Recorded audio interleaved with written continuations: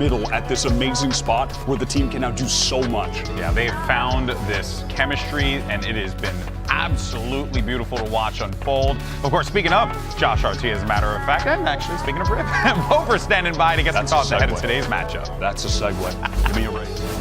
I'm joined by Josh RT before the big match today. Continued consistency from the team. You guys always seem dominant. What is it about the mentality, the approach? Has anything changed this year? Why is it so successful? Well, there's a lot of reasons why we were successful. As a matter of fact, and actually speaking of Rip, Bo5 standing by to get some thoughts ahead. Shift, I think this year I've been preaching a lot more something I call like a fighter's mentality as opposed to a victim one, and I think that's just a healthy mindset in approaching any type of competition like this. There's always things that can go wrong, and I anticipate things to go wrong against Sentinels. They are always strong, play firepower-wise. Bo5 standing by to get some thoughts You just got to ahead. absorb this year, expect adversity, and take on that challenge. All right, thank you for the insight. Good luck in the finals. Some good insight there from Josh RT. I wanted to talk about some of the little things that G2 is doing really well. Because for a team that didn't look that amazing in the offseason, who haven't had a crazy amount of practice since adding Jojima, it seems like they're at the point where they're still getting every detail right. And this is just one little example I want to show. It's in the game SEN versus G2. They've just won the bonus round, and the round, I mean, it's already over. They have 5 players left. SEN's in a position trying to save, but crucially, you have Trent one off his ultimate. And what G2's really good at is maximizing their orbs, prioritizing getting those ultimates online, and using that to snowball games. This match, they went up 10-2, so let's take a look at what Trent does. He knows these players are saving towards spawn. The round win banner's gonna block it off. He doesn't get that kill, but look at him! He immediately hurls himself off the map upon realizing he doesn't have time to get that kill. Really good at and because he's won their orbs, and he's already taken damage from another player, using that normally you don't get an orb when you hurl yourself off the map, but because he took what Trent does, he's gonna get one and earn himself the snowball from taking this little flight off the side of a bit.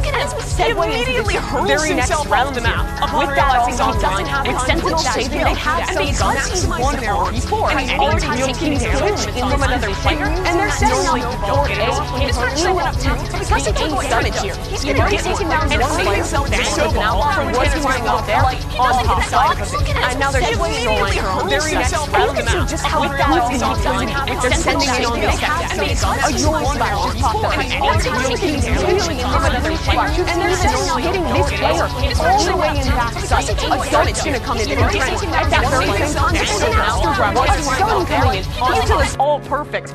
And you see, the way that Sentinels is forced to play this is completely vacating the site. Omen is still rotating in. Jets had to fall all the way back. And they're going to be playing a full 4 versus 4 retake.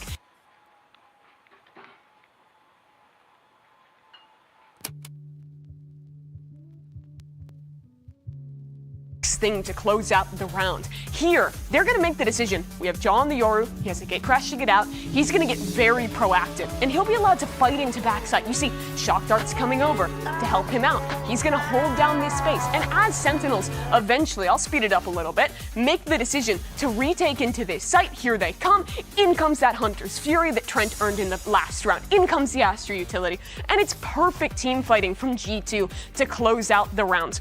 That wasn't a crazy cool round, you know, it was just an honest hit onto the A site. But what they're doing is having the little things right so consistently. Always maximizing their ultimate economy, always thinking about the next thing to close out a round. And those are those details that you haven't really seen from other teams in Americas just yet, and that normally take a long time of practice to get right. It's only been a couple months with Jog, and they're already there. Yeah, that's scary. I mean, absolutely. That's also the benefit of just keeping the core for so long and then inserting that extra element. Yeah, I couldn't agree more. It's going to be a difficult task for their opponents today, and that brings us over to the Sentinels, who are, of course, no strangers to the position that they find themselves in here, because last year they managed to get their revenge on Loud in this very grand final and win kickoff, and then went on to win Masters Madrid, as you can see here. So kickoff ended up being a massive push for Sentinels, and Wyatt, I think it's safe to say that Sentinels, they're looking like they want to try and make history repeat itself. Definitely, and that's where they got the aforementioned valuable champions points, where we also saw in there. They came in 4th place. They made a deep run at the end of the year in that crucial international event as well. They claimed another trophy for the Sentinels trophy cabinet that they've got in the office, continuing the legacy of this org in Valorant as always retaining a top spot. Sentinels were really molded by the lower bracket, both in their kickoff run and going back into Masters Madrid.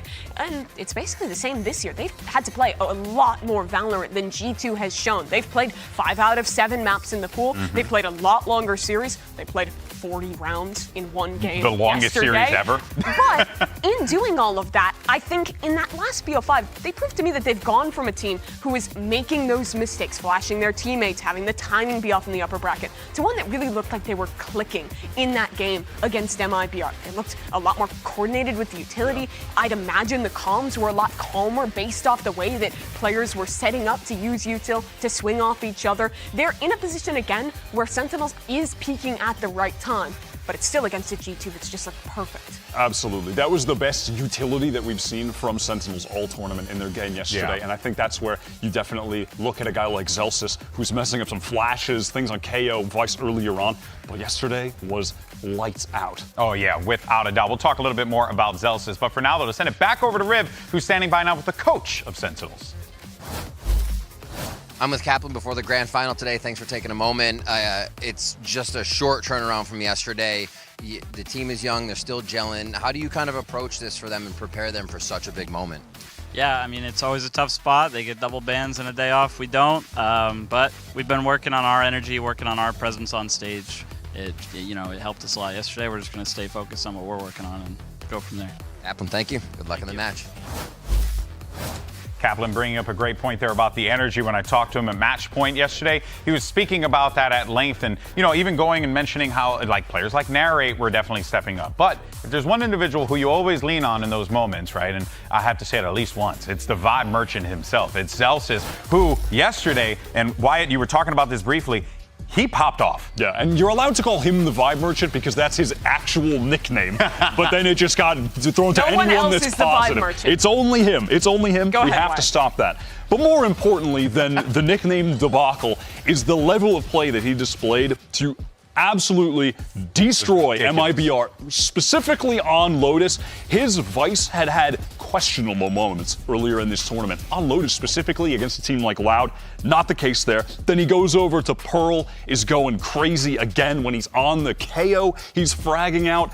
Really tightened up his utility game. And then when you have the aim on point on a day like that too, and the energy he's bringing to the squad, easy MVP of yesterday to get them into this final. Yeah. For sure. Josh was talking about it yesterday, how it looked like in previous matches, Zelsis was getting overwhelmed with some of his utility, making mistakes in these high-pressure situations. He absolutely cleaned that up. And I think the thing that stood out to me the most is the way he was varying where he played on sites while anchoring on Vice, both on B on Pearl in that overtime, where they won pretty much every defense round, and on the C site on Lotus. He did a great job of having a variety of setups and knowing exactly how to play around his utility to isolate the critical fights onto the MIBR entry players, even against a double duelist comp. And his performance was one of the biggest reasons that Sentinels is here today. And it's an elevating feeling to be like the emotional leader of the team, but then you also are popping off in the server as well. It's like, at that point, you're like Super Saiyan 3, Goku, the hair's coming out, the eyebrows are going away. It's time to power up.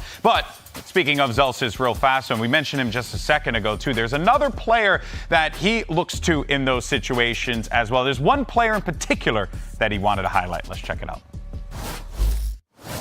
I would have to give my special shout out to Narrate, to be honest. Okay. He has been a phenomenal teammate, especially in the roles he's playing and giving his all. So Narrate's my MVP for the vibes today. Awesome, awesome.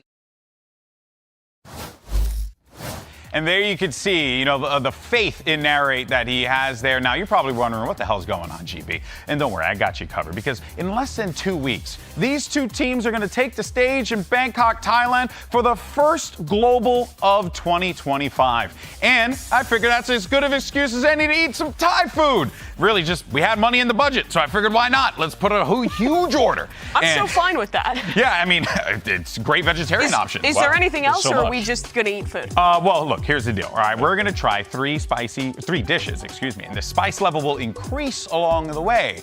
And you know what?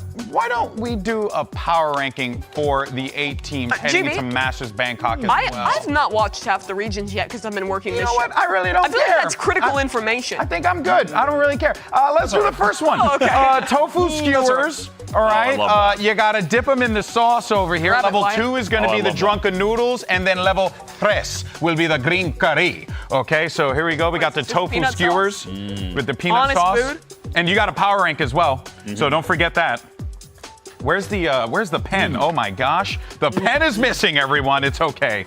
Next time. That's honest, good, take simple. over, GB? G2, 1. G2 1? Okay, Yep. so G2 number Really? 1.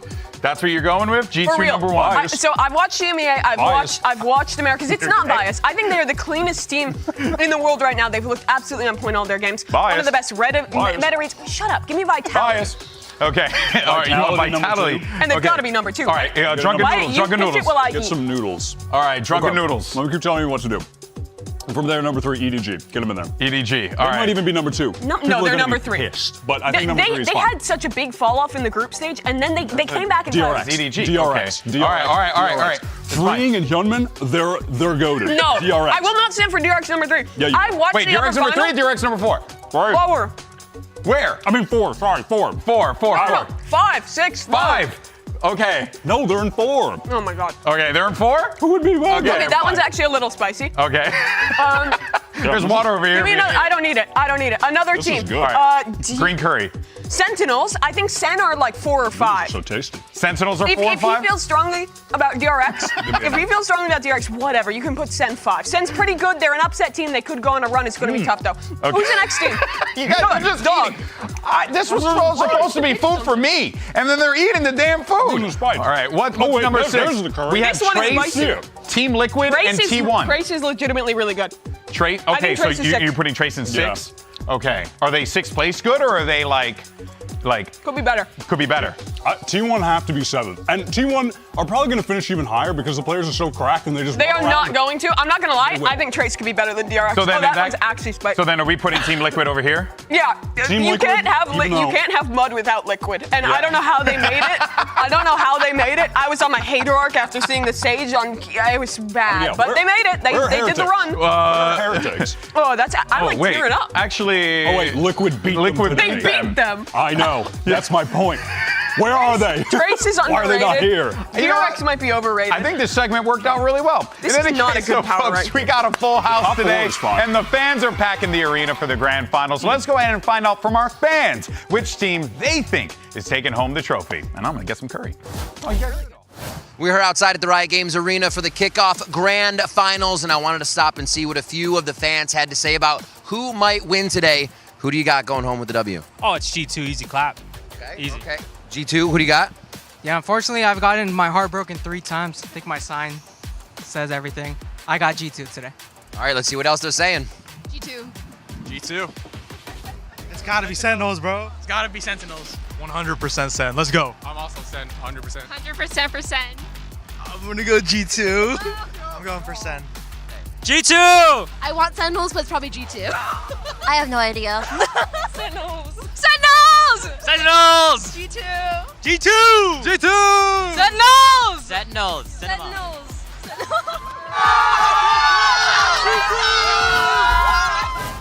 Our fans are loving it. We're eating some Thai food GB, here. It's a good time. I'm not gonna lie, the EPA was registering a dangerous amount of copium in that parking lot. Sentinels, the fandom. Let's throw up our predictions here and see what we thought heading into our grand If this is not finals. a guarantee, I will be flabbergasted. Yeah, this is a VCT Americas guarantee. Rivington, what are you doing? Rivington, the Oh, no. outlier. Holy moly. He Rivington also... Bislin the 4th would have never gone for that. The third, right. diabolical. It's time to get this show started. It's G2 versus Sentinels. It's a Bo5 for the crown. VCT Americas kickoff grand finals starts right now.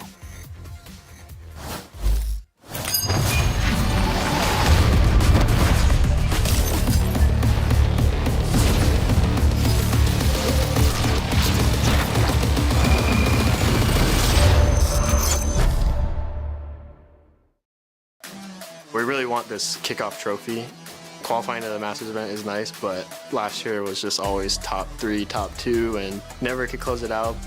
But this year is going to be completely different. Last time against G2, they beat us 2-0 pretty cleanly. I'm hoping to get revenge, and I'm just really excited for it. We definitely exposed SEN, but I would say a lot of teams before us already exposed them. SEN were able to come out with those wins, but it was very close, 2-1s, close like games, a lot of heroic plays in Zekin. We know what the numbers say about the round they win with that ultimate up, and he's going to emerge with the Bucky, and Artazine will be caught. Zekin will end the round here. So rematching a team pretty soon after you play the first time is always tough. Like, I think historically the chances of the team losing first and then rematching and them winning is very high. So we just need to focus on us and make sure we're prepared for anything. Gets a rifle instead. Here's an Commander going to try and fight out together, but Jonah P! Oh, that's dirty! And G2 is more than just a statement. G2-0, it's a lifestyle, baby. Their team play and their utility is pretty close to perfect. We definitely have to bring our A game if we want to beat them. We're honestly looking like the best team. I didn't want to say it until we actually, got over well, I wouldn't say we're not over the finish line yet, but we got to the first step, which was qualifying to the Masters event, and now it's just closing it out with a kickoff trophy.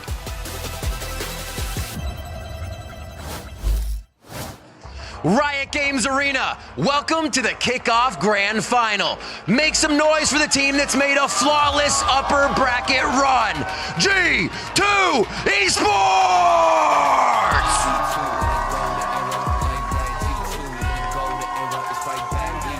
G2 Esports coming through, and look, this is a squad that has had so much hype coming into the season because of that man right there. Once they picked up Jogamo, it was like the complexion of the team changed entirely, and now here they are, Wyatt, and they are absolute juggernauts. What was crazy as well is that in the first 2 matches, Jaw was kind of chilling. He didn't need to be the star for the team. They're so well-rounded. Leaf is just effortlessly, getting 20-plus kills, map after map.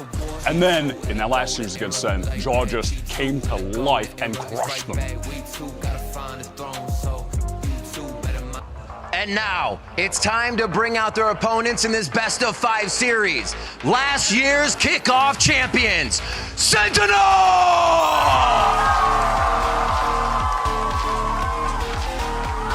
And you heard Riv say it, last year's kickoff champions looking to defend their crown here at the kickoff grand finals again. And I gotta say, quite impressive of Sentinels to be able to make 2 grand finals in a row for the kickoff. G2, they had such a dominant run to get here, not losing a map, finding themselves from the beginning. Said it took some time, but in that lower bracket game against MIBR, it was the best we've seen from Sen thus far this year. Zels has stepped up big time. Narrate coming alive back on the Fade as well, and they're in a position now to try and upset G2 and get their revenge. It is an uphill battle going up against the team that hasn't lost a map yet, hasn't had to reveal their entire map pool. Yeah, and you already got crushed by them, dismantled. Ooh, okay, well, we got Split, Pearl, Abyss, and if necessary, we'll finally see some Fracture, and then Haven to close it out. So we're starting off with something new for G2. They've not shown their split yet. Sen have shown it 3 times, most recently beating MIBR. So clearly seeing some gap there and having the opportunity to put Sen into this game absolutely blind. If we do go the distance to all 5 maps, we're going to see everything that G2 hasn't played yet, which is pretty cool. Bold choice to pick that split first. They have the tape on Sen, and Sen have literally no idea what they're going to be running. Maybe they bring in the chamber like we saw EG have with Ye on this map. Yeah. Maybe Leaf continues to play that role. So many options. Or he's on the Viper. They have options, like you said. Yeah, the flexibility of the players, Leaf especially, is huge. But also, I think G2 have been the defining team in the meta. And when we talked to Valen, he said he felt like other teams were behind them, taking their ideas, stealing it in scrims, and implementing it. They've truly been the innovators in VCT Americas this year. Yeah, these are the 2 teams that by far have been the most experimental, pushing the meta forward, trying to be ahead of the rest of the pack. Yeah. Correlation doesn't equal causation, but it's interesting that they're both in the finals, and that's a common theme for the two of them. There were such big changes coming into kickoff. 2 new maps in the pool. Tejo being released, honestly, just a few weeks before we even started. Teams had very little time to put it all together. Which was why I was shocked when John QT wanted to just go full investment on the But Tejo. I loved that idea from Sentinels and G2 as well. They don't want to be stuck in the past, playing the same stuff they have been before. They want to find the read on the meta that is going to put them ahead of other teams. And I think that's the kind of stuff that's going to win you games at international events. Americas has been the most Tejo-pilled region. We've been playing so much Tejo, so much Vise, and I think that'll be a big upgrade going into Bangkok. And in the case of these two squads, so much Yoru. They have relied on that duelist to make a lot of space to nullify the Tejo on the opposite side by drawing out util, being able to teleport away. Jaw on that again, no surprise.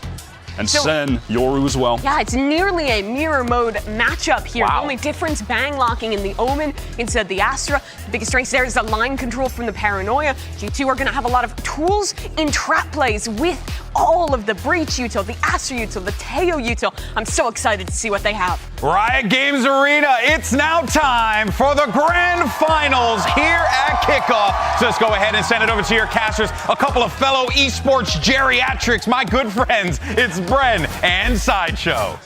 Thank you very much. Yeah, I mean, feeling like it at this point, honestly. Just aged and jaded with time is what apparently happens to you at esports. It's the grand finals of the Americas kickoffs. We've got Sentinels and G2. And for one team, they are looking for that title that's constantly eluded them. It's been 2 chances for G2 last year, and this is another 3rd chance now. And for Sentinels, revenge is on the cards. It's there for the taking, but they have a hell of an uphill battle if they want to grab it. Everything is stacked against them. They have to go up against G2 without any idea of how they're going to play this mirror composition on split, although probably there's some level of knowledge from scrims. So it's time for the Samsung match start. You can load up fast with those Samsung SSDs, and we are into it with our grand final, a trophy on the line. And as you said, that is going to mean so much to G2. Early start, that's a rapid approach. Fault line, salvos, all going to be combined, and it gets Jorgo that space deep up mid. Pushed them up in that forward spot, but it's slow going for now. And we haven't seen this composition have a mirror match.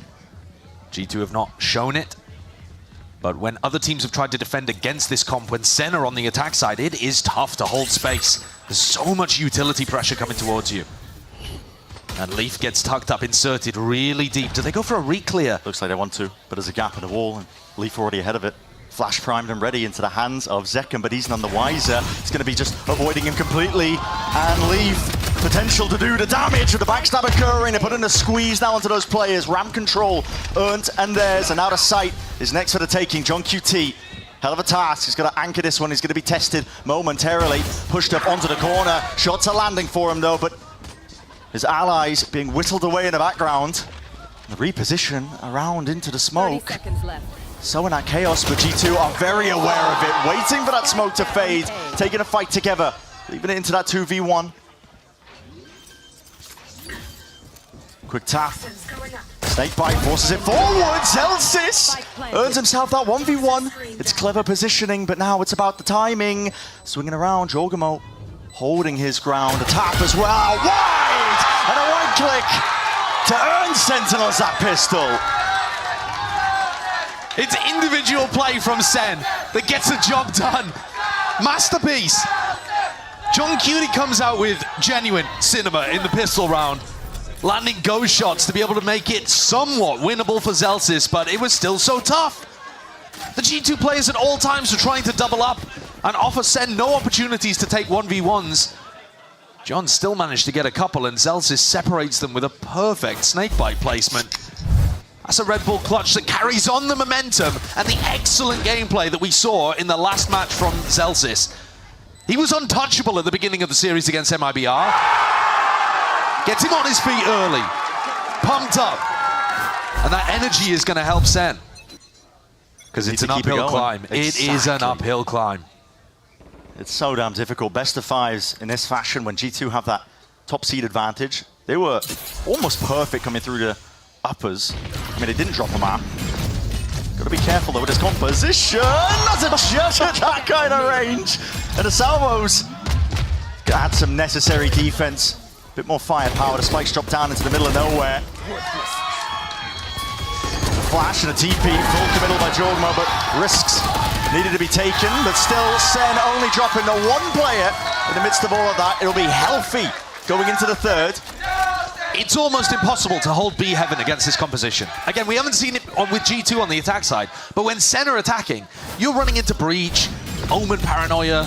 I mean, it's going to be Astra Stuns on the other side here, but you see how Zelsis had, what, like one tiny area that he could play and he still got stunned? It looked so uncomfortable.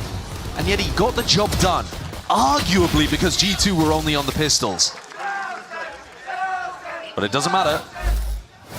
It'll get the job done. He's up to 5-0.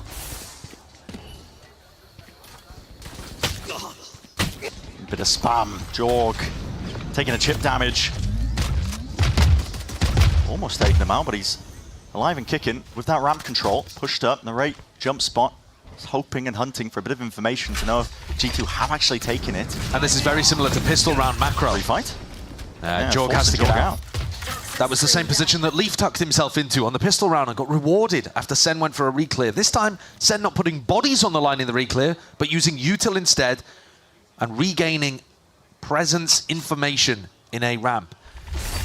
This is a spot where G2 often like to move to the opposite side, whereas instead here, they're grouping up for a hit onto A.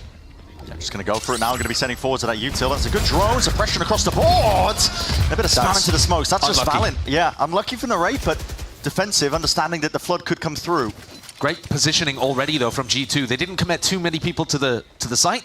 They realized because of the Tejo drone from Trent that it was completely empty, playing for the retake, and now they have Jonah P with Leaf ready to stop this ramp retake.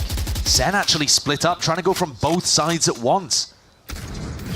Makes it awkward. Splash that's about to occur. Zetkin was opening himself up wide there, but a beautiful one to win out. Clone's going to be tagging and taking a couple of the bullets here. G2 just trying to force and fight their way out of this tricky spot.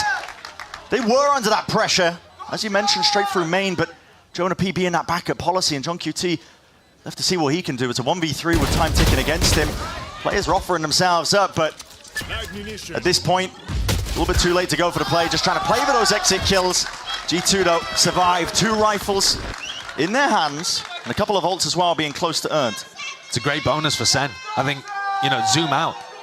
Yeah, G2 take the round and get on the board, but Sentinels are still in a great spot here.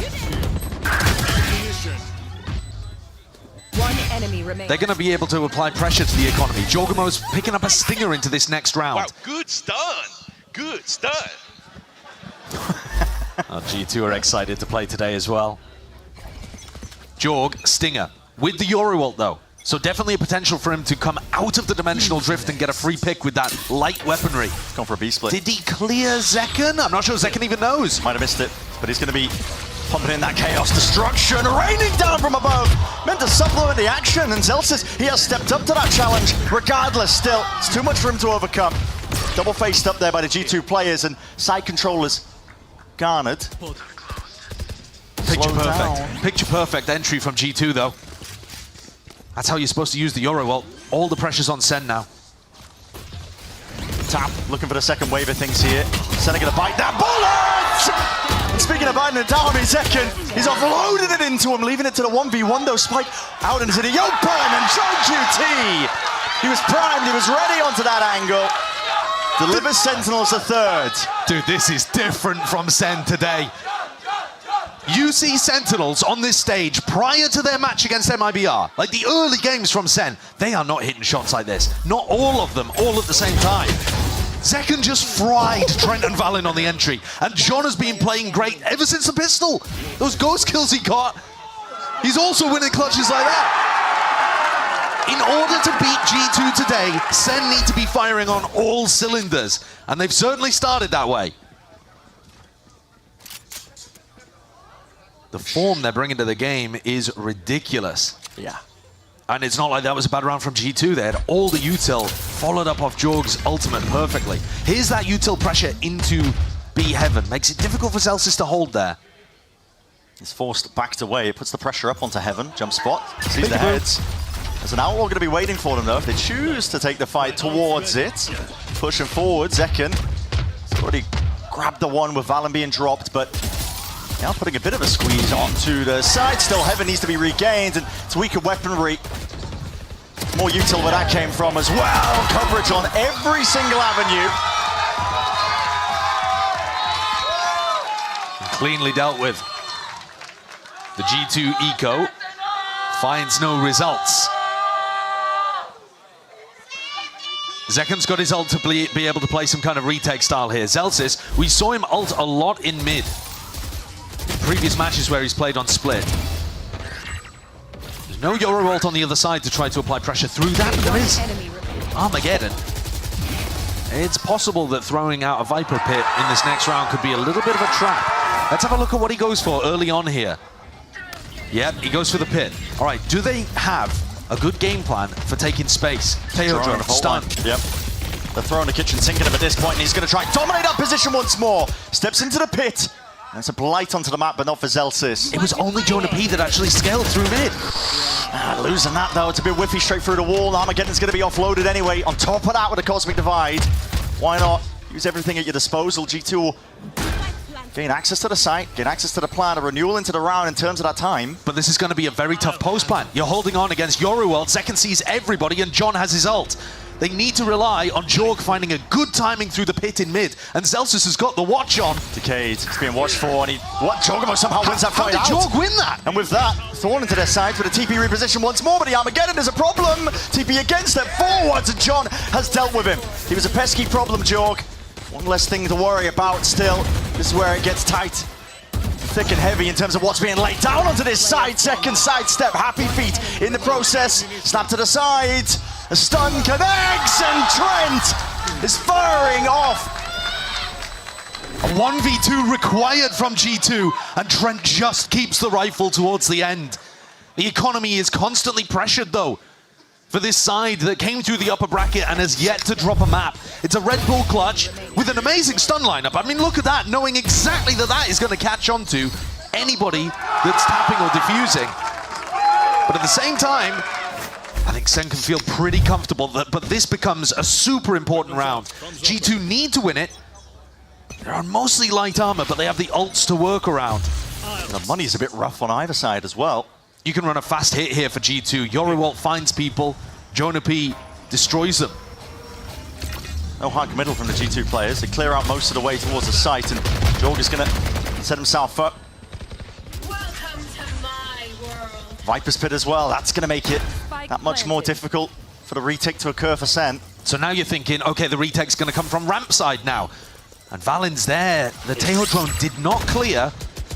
Missed him. And if you run this retake, you're going to land into the Rolling Thunder. And Sen's economy is not amazing. This is very much all in. It's a back-breaking round for either of these teams. Rolling Thunder this time committed over to the left side of the site. A lot of players going to be collected, stunned up in the process. Second in and through towards the back. Masterful shot, returning with the fire once more, but Narrator's dropped down to help them out. Reinforcements are arriving rapid at that. What is that from Jorgamo? Snaps to the side. Still alive. The pit causes chaos, causes confusion. Having to defuse, and it all comes down to Valen. Safe pair of hands. Waiting on the sidelines, but knows exactly when to strike. That's what G2 needed to be able to get back into this game. The money's flipped. Sen and Al, the brokies on the defense side. What was this? What? That's okay. So is that how he won a trophy, was it? He's just been cheating all these years. Oh, that's crazy. But it was the ults that ended up winning it there for G2, and a great awareness of Valen's positioning. So now Sen, bad weaponry. They are going into Bang though, as the Guardian, and John's gonna be baiting for it. Holding it up and holding it down. Bang Guardian, straight through the wall. Bullet's not gonna be caring about that business. Trent took damage from that. Actually, Trent and Valen both took damage from that. It's a nice little trap play. Sen are cooking. It's the opening that they were hoping for, especially when their money has been battered to this degree, because there's guns all across the board here for G2. I mean, you could easily classic right-click Valen or Trent to death at this point. So the damage is super important. Sen don't know it's happened, though, necessarily, because it was off the back of util damage, so they might not realize these players are as vulnerable as they are. Valen's calling a re-hit onto B, and Sen are still here, lurking, waiting. This looks really bad for G2. The util being held for both of these teams. It's going to be a clash. The danger mainly here for G2. They can hear it starts being propped down. Fault line salvos clearing the way, but it's going to be used pound for pound. You can see it.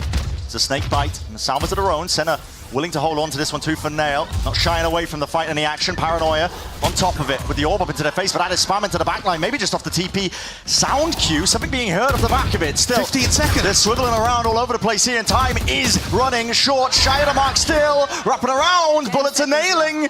And head's not quite popped, but players are weak enough that the slightest of breeze is going to be bringing them down to their knees. A 2v2. Or back up. Popped up. And then he saw the positioning, and he saw these shots. John has just ripped it off the heads, and Zelf sits alongside him. The composure from G2 almost sailed them through those stormy waters, but Sen come out on top. Once more, the individual form has got to be praised. It's a 2v2 where the players, they've got 60 health between them. Yeah, it's a different Sentinels that have shown up to this game. And G2 had just got themselves into a better spot. We were just talking about the fact that with that huge ult round that they got onto A, they've broken the Sentinels' economy. What matters that if you lose then to the eco? Zelsis, by the way, utterly continuing that momentum from yesterday. 11-4. There was no world in which you could have convinced me a week ago that Zelsis would be out here diffing Leaf. Leaf looked like the best player in Americas, and kind of has been looking like that for longer than Zelsis has been having big impact games. We think of Zelsis as the glue guy that keeps Sentinels together. Yeah. The emotional element that's going to be lifting the team out of tough times, but this is purely in the server in terms of his impact. I mean, he stepped up massively, and honestly, this time out, first time we've had to breathe. Yeah. As these compositions, I mean, listen, you look at these, I'm thinking, okay, it's going to be a slow game, two teams testing, poking, prodding at each other. But there's been no wasted moments from either of them. Anytime there's a Yoru ult online, the attacking team is sending it. And then, even when they don't have the Yoru ult online, they have so much attacking initiator power that they can take space really quickly. Maybe that means that G2 should be slowing things down a little, trying to bait out the Sen reclears. But Sen have also had great reads. Like, for example, in that prior round, they kept the 4 players stacked over towards B with only Zekken watching A Heaven. John has not just been firing, he's been reading the game very well.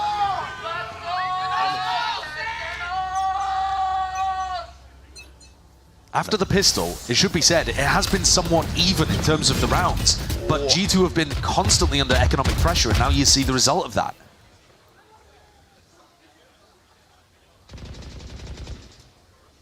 Jorgenmo was the one to take that contact up towards ramp, so he pulled out a lot of that util prize. Elsis, this spot, not clear by drone. It's a slight pocket though. The presence of mind just not quite there for G2. Still vulnerable tap.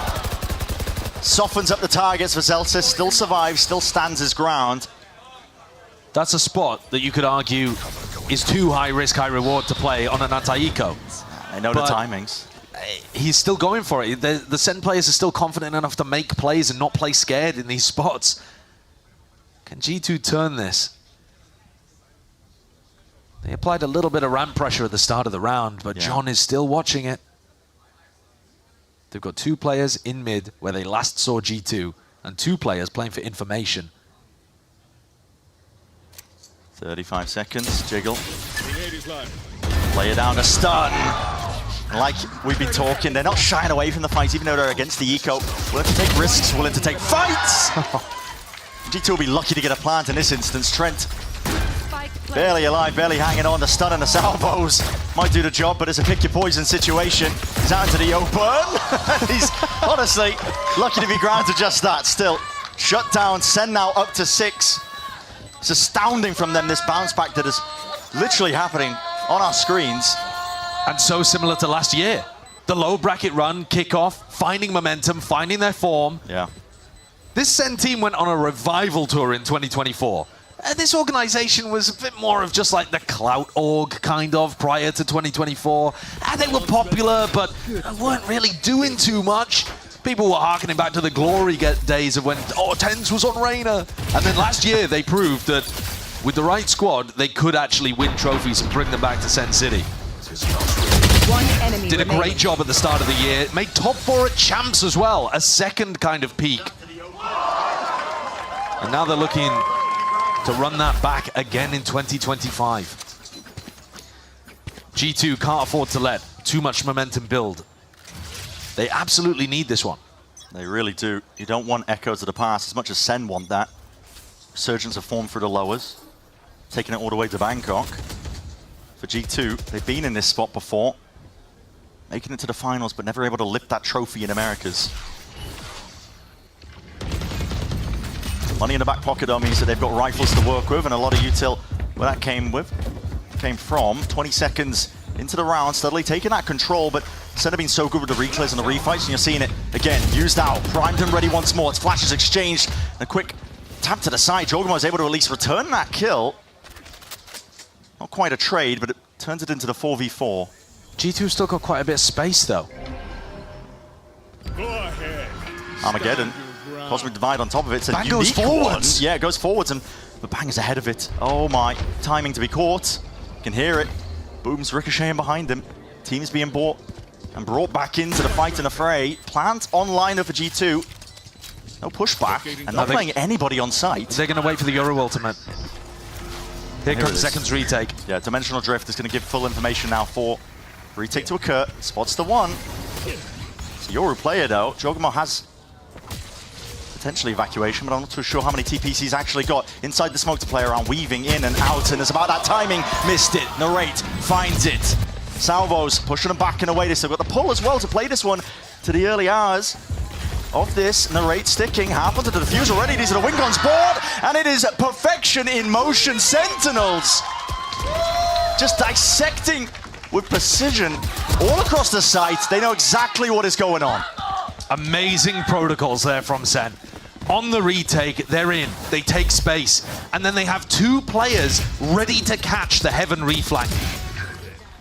Bang goes with them. Bang is part of this retake and then teleports back up to Heaven to be able to play with Zelsis. So you don't just put everything on Zelsis to stop the Heaven reflank. Valen was holding pull for way too long, but it wouldn't have mattered anyway. That's 3 retakes in a row. Sen are running away with this map. That is echoes of their old split gameplays. One of the things they did so well was that A retake protocols. It was missing at the beginning of this year, to be honest. It's so similar to last year, isn't it? Yeah. They have changed a lot. You know, John has changed his role completely.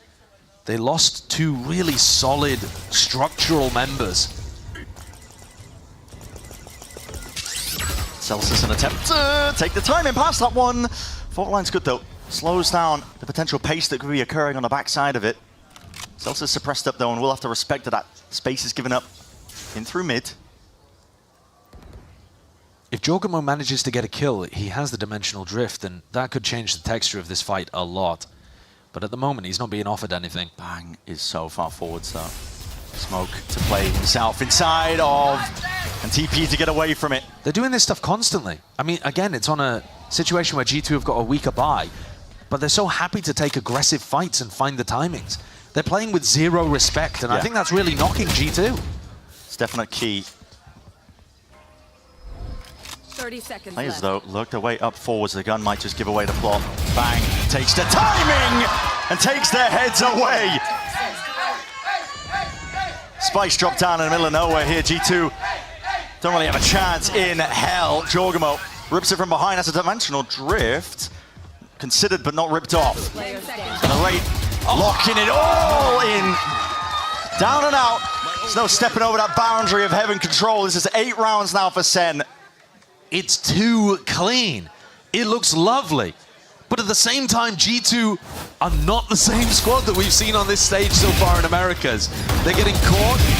They're not double clearing smokes together. They're not aware of certain angles. And they're not anticipating these reclears, which, to Sen's credit, are wonderfully timed. I know that G2 had talked a lot, joked kind of painfully in the past about them choking when it came to the finish line in certain Americas tournaments before. They're going to have to turn this around. Once more, no time to catch your breath. Jogan was all the way in with a dimensional drift, then again back with the disrespect! Dominating the smoke positions. Out through the back as well as an Armageddon. Lay it down on top. Flash in your face, you are blinded up. And very little chance, very little opportunity for Jonah P to pave the way to victory. It's a 9-3 start to split. Utter domination.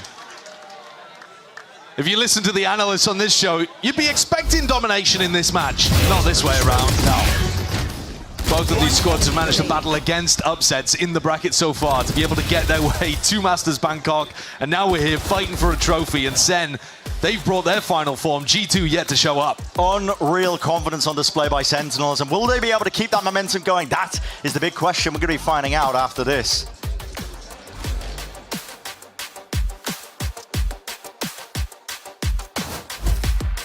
Oof, stuck paying for that old phone? Don't be. You know, at Verizon, we'll pay off your phone. And you'll get iPhone 16 on us. That's a value of up to $1,600, only on Verizon.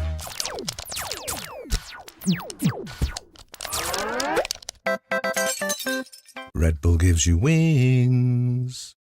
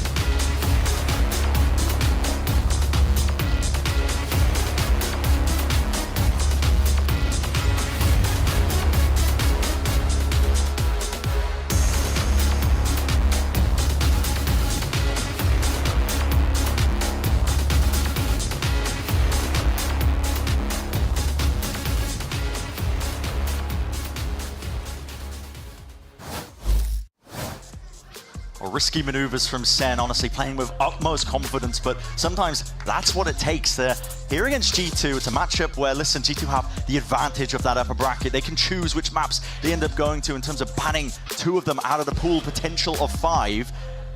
And this is just against, I think, a lot of our expectations. G2 didn't even show this map before. Another advantage they've got going for them as well. They can prep more time in that department. On top of it, SEN have just come off the back of playing a best of 5. At the same time, it feels like SEN knew exactly what to expect in this game because they play almost exactly a mirror comp. Yeah. They had such amazing reads in the first half. Heavy stack players from the G2 side. Salvos clearing out towards Ven. That's a fault line up on top of the angle. He's trying to play and defend his teammate. Stuns are going to be fading, but flash into the face when the clone goes down. Still off to the round. Poor. Okay, push forwards all the way. JunQT, leader not just in name, he's taking space and taking fight straight to them. They are cleaning up every possible angle where a player could be hiding, tucked to the corner. Leaves it down to Trent in that 1v4, and he's not anticipating the hell position. John with 3. John's been amazing in this match so far. Both of the pistols, he looked fabulous with a ghost in hand. 13 and 5. And he's not at the top of the scoreboard. Like, it's just, SEN have turned up today. Some spots where you'd expect G2, from what we've seen so far, to be getting big value, big individual moments. And they're not here. 10-3. A pure eco for G2. Time to jump. SEN with a chance to charge up ults. They've been actually really heavily focused on maximizing orb value. Understanding the importance as well. Get your ult online, it just allows you to disrespect defensive util.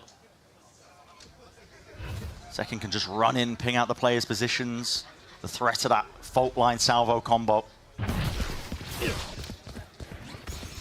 Zekken can take liberties here, just trying to fight for this space. He's not going to give up a gun if he does go down. He's only got the Ghost in hand. The rest of his team going to be trying to split this one up and through, so he will fall. It's a refight by G2, doubled up together. And as I said, it only handed over to Ghost. And that is just unaware of the space that could be taken. Valen with incredibly wrong read there on what was going on. Timing from Jorg, slips his way right through the back. And those Elsis falls on the flank. This is going to be Sentinels for sure taking this up to 11. It's a question of who they want to prioritize the ult orb onto at this point, I think, and John's going to want to fight for it. Armageddon, more useful, closer. Certainly so. Don't want to give up the gun, though, as well. It was actually quite a nice strat from Sen in this round as well. They send, as you were talking about, Zekken alone through B main. And there's John getting the kill. But the rest of them, they smoked B heaven to make it feel like it was a full B main hit. And then they actually flashed up through mid into B heaven. So hoping to try to catch some of the G2 players stood around in that spot looking towards B main. That's why Valen had no idea that B heaven was taken. That smoke that was thrown from back disguised that play completely. Holy shit, I'm... He is. Cut the end of that off, but he is frying. Yeah, he is frying. That's probably what he meant to say. That's not the word that I think that anyone has a problem with. No, I can fill in the gaps. A quick play from Sen again. Well, not Sen, I should say G2. That's going to be that util expended and an orb reclaimed. Poor position by Trent, just jiggling. Almost receiving a few bullets as well for the trouble, but Drone sets it forwards, an attempt to spam as well from Jonah. He's trying to be brave, and you have to be at this point. It's 11-3, but Sentinels are ones in full control of the situation. Time to jump. A 3v4, and John just causing a bit of a, or calling, sorry, a bit of a pause in the round. Bang took pressure in mid, and there takes a fight. Okay. Head taken, Valen wins the smokes battle, takes out the lurker, and now they can focus heavily on A. Sen without any space at all in the map right now. So things not looking great here. But a reminder that this is also pretty much a bonus. There's only Zekken that ended up full buying into this one. I think he's fairly confident he can get his Euro online and go into the next with, what, like a Bucky or something. And he'll be fine. G2 need this, and they need it cleanly, and Valen's going to have to come up with more than just the kill on Bang in mid. One hell of a trial awaiting him, and Salva's going to make it that much more difficult. Spraying them down is the only chance he had. At least it takes one down to the grave. Heaven watch for onto the angle. Again, the util is just perfect. Buys that time and that space. Dimensional Drift is going to be committed. That's second. He's using it, getting the info. Double drop down. Backs to the possible position, but now they should know where these players might be still out in the open. It was Trent on an island, and Jorg left to do it all. 1v2! Great! 3-piece overall. Spray down into the body for just a bit of extra spice. It's Sentinels up to that 12th. Every player on Sen is alive and playing some of their best Valorant that we've seen from them this year. Zekken's entries have been fabulous. Narrate, who we've seen struggle with his own individual performance, and the emotional ramifications of that is electric. 15-7, and Zelsis, occasionally a weak point for Sen in kickoff so far, carries on that momentum, top of the scoreboard. This version of Sen is going to be almost impossible to stop. Looks like they got the perfect read. It's a deep mid push by G2, but no players waiting for them towards that B site. G2 are going to be having to play this in a full 5v5 retake. Safe plant. Tuck to the corner, a bit of spam. Aftershock committed. Flank. Vital kill. Narrate drops. Very exposed position for Narrate to be playing now. Zelsis cleared as well. Half clearance! Should have been. Punishing. Zelsis brought down at the end of the day. G2 finding these players and finding a couple of heads for their troubles. Zekken, too much to overcome into that spot. G2 get the 4th. But this would have to be the first of 9 rounds in a row to bring things to overtime. And I mean, if we're thinking back to Sen's ridiculous 19-21 game that we saw in the match against MIBR, they went up 9-3 in that one, and they did kind of toss a bit of a lead, but it wasn't a 12-3 lead. A some point, doesn't matter how well G2 are playing, they need Sen to unplug their monitors, I think, to lose this. There's just no room for errors there from G2, despite winning it. Boys. Maybe call it that silver lining, but okay, still smiles on their faces, keeping cheery demeanor. Now, ult offloaded nice and early. This is Jorgamo just tracking down these players. He sees the one. Celtics just running for his life. Line the coverage. And right there to help him out over the shoulder. Oh, that's desperate play, I think. It is. Hoping against hope that Zelsis wouldn't get any help. I'd love to hear the comms in that moment too. They're 12-4 up. I'm sure they're getting a little silly, getting a bit excited. Maybe screaming for help. Here's the triple push. And this is what's needed from G2, honestly. Triple push from them. No kills found. Backs himself up.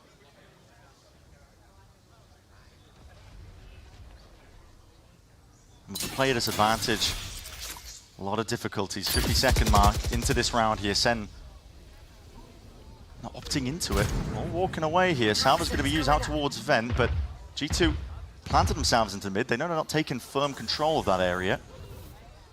Little bit of info gathered towards mid, so they're not going to commit that Rolling Thunder. Going to have it for a retake. 30 seconds left. Lot on Valen. Still Armageddon. Forced to respect it. TP forward. Zekken cuts up the angles, cuts up the gap, and a perfect flash at that. So good. Spam gives him that timing, and Sentinels, they can feel it. It's blood in the water, and they are hunting it down. Trent, slightly ajar there. Leaf tucks himself down to hell. Wait a second. Spoke too soon, but Zekken might be able to salvage this operation. And with it, an early finish to the map. Fake TP trips him out. And that's a 13-4 start in this best-of-5 grand finals. Not the way most of us expected this to begin, but my God, Sen look awesome. Every player had their moments. Bang, somebody that I didn't talk about too much, but the way that he's playing around those heaven spots and the timings that he's taking between teleporting up onto rafters and playing in outside of the smokes, it's just all working. Yeah. Every timing hit, and all proactive from Sen. They took control of the game. They got the reads on what G2 were doing. They were finding the timings, taking the risks, and reaping the rewards. G2 have squandered opportunities at trophies before because they haven't brought their A-game in the biggest moment. Yeah. They've played amazing at various points, but not when it mattered, and today it matters right now. They're going to need a stern talking to as well, because that thought is going to be just rippling into the back of their minds over and over again. They cannot drop this opportunity in the finals once more, but Sen are just on top of the world right now with the way that they are playing. We're going to be finding out more on the other side of this.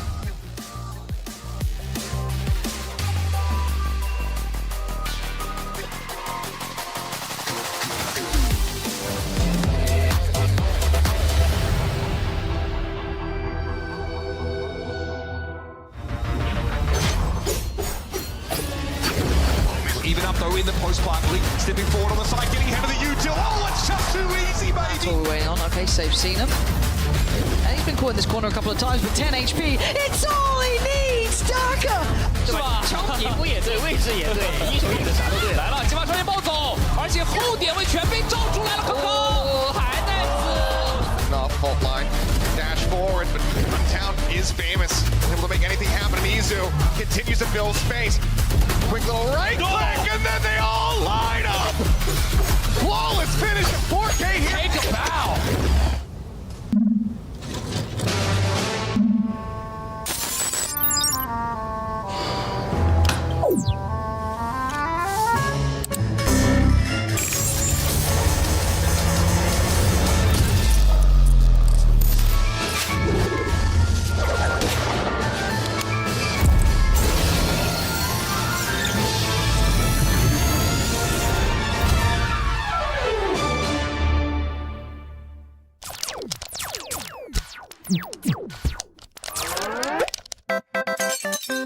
Red Bull gives you wings.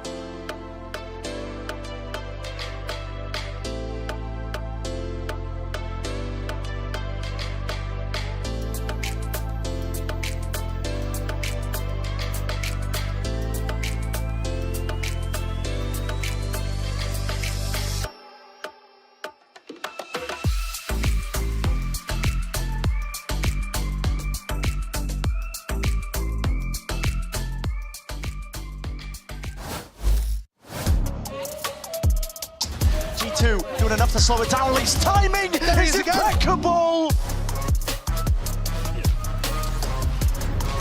Silent all over, and second swings backside, gets 3.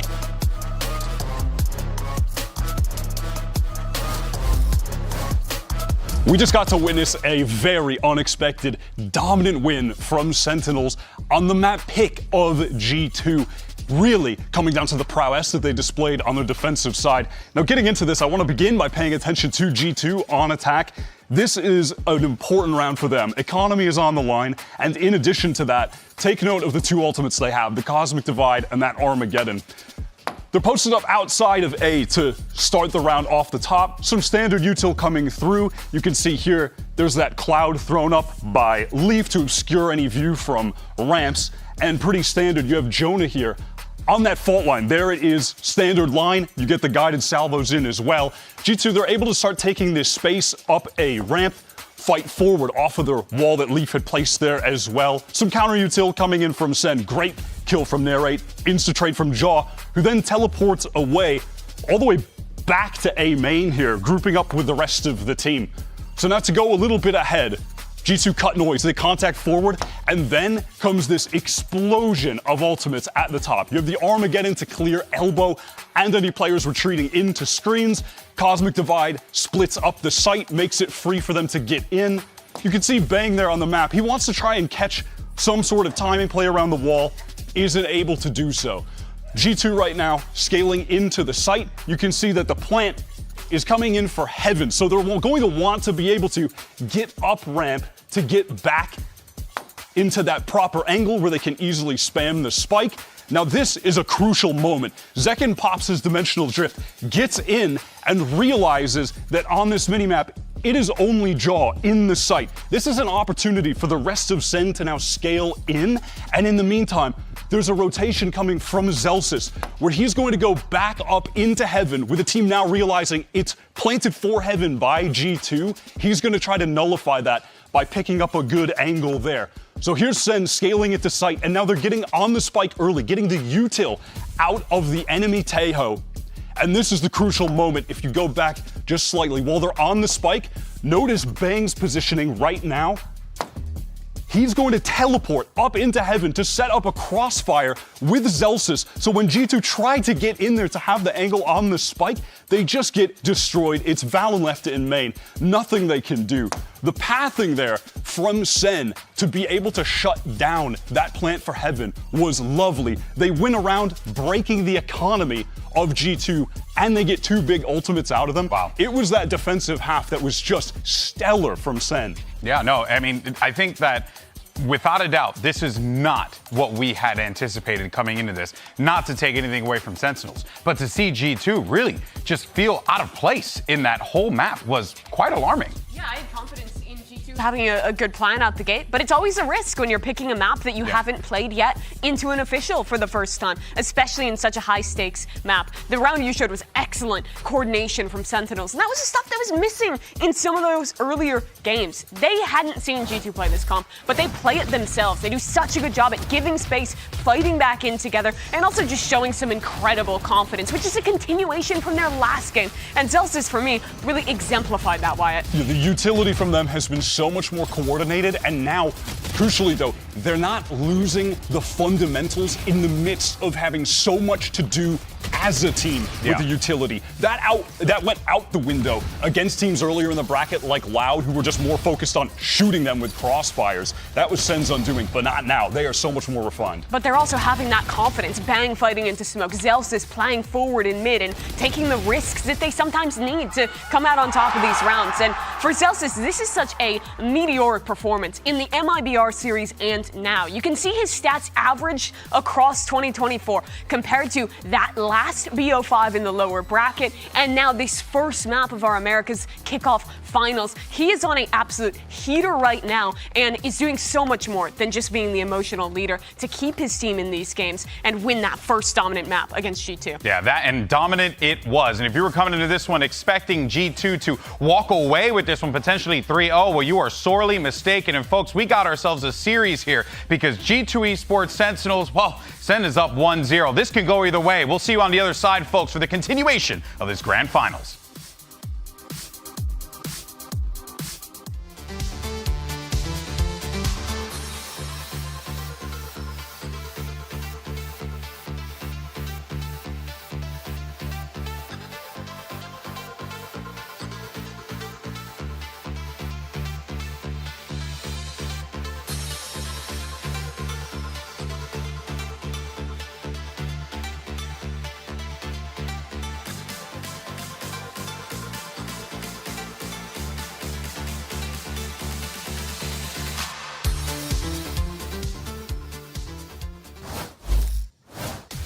Part 2 is coming up here in our grand finals of America's Kickoff, and honestly, a chance as well for G2 to kind of shed as well that map 1 off their backs. It's they've had time to talk it through, they've had time to think about what exactly went wrong in that first map, a lot of it being just not quite hitting, confidence-driven, but the proactivity from Sentinels is off the charts. It's a different team that we're seeing here today. It is, but G2 need to be anticipating those kind of plays. There were plenty of moments where Sen were going for something, and G2 should have anticipated it. They are clever enough, they understand the meta well enough to be able to know Sen are going to re-clear it this time. Sen are going to stop us from trying to take Evan control. These kind of elements.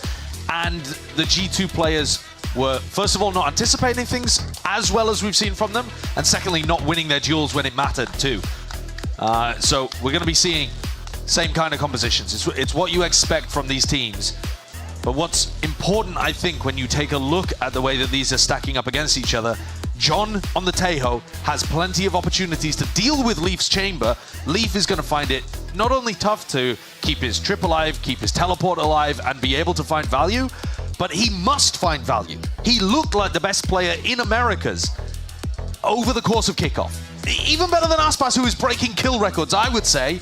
Leaf was still having more impact, reading the game perfectly, dominating opponents, and he needs it here. Yeah. If they want that trophy. It's got to rear its head. It's all well and good, listen, but nobody's quite hitting for G2. We need to see that step up, not just across the bad at split, but we have seen them play Pearl, and we know that while both of these squads are good, Sen at times have found it quite difficult to hold on, although admittedly, I would say mostly on their defense side. The wall spotted out early just from that drone. Seconds up close. Clone to lead the charge. He's up and over as well on top of it. There's going to be Thorns. Salvo, stuns offloaded. Everything collapsing and colliding into these players. And there's a full separation onto the site. There's just Sentinels left to look in dismay as they were dismantled.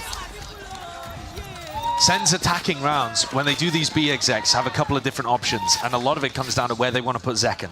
Do they want to flash through the smoke in case there's somebody playing a tight crossfire right next to the smoke? Do you want to try to send Zekken with a teleport into back halls and take a fight against someone like Valen, who's going to be anchoring there? You will see Sen rotate between these options based on what they think G2 are doing. In this round, G2 went for a refight off the back of Jonah P's flash. Worked magnificently. No plan down for Sen either, so full control on the eco for them over towards A main. As we mentioned prior on Split, a lot of priority being placed in just trying to earn up these ults, especially at Dimensional Drift. You're going up against Double Sentinel, it's going to be one of the only ways you can break through and try and increase the tempo, play a bit faster.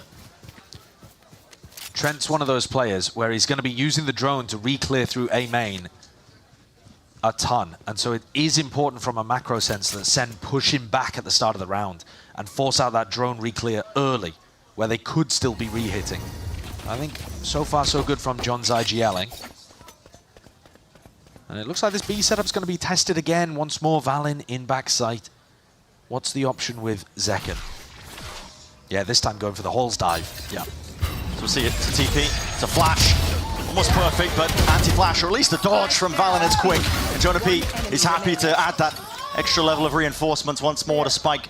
Drop down to the middle of nowhere. It's an impossibility for John at this point.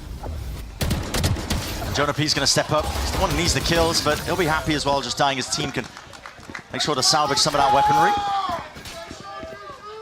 So far, Jonah P and Valen have held onto the B site admirably. And 6 kills for Jonah. As you said, puts him 1 away from that Steel Garden. Bonus round for G2 coming up. And Valen did a great job of being able to hold on to this. Is he going to be able to do the same when Zekken has a rifle in hand? Spike down B. 1. John's calling for some A-main control at the start of this as we get back into the 3rd round here. This is the anti-bonus for Sentinels, looking to try to push Trent back. And the Vice setup has swapped. It's a hell of a amount of damage early off the rip. As you said, the Vice setup has swapped around. We'll see if that expectation is in the back of the minds of these SEN players. What a wall. So they're going to be full speed ahead. Second TP'd all the way in that default spot. And there's slipping his way in through the back. This is a nice play indeed. Still dropped down almost single digits. Going to be regenning back up and alive. G2 trying to opt into the retake, making sure that they hold on to control towards the back and Art.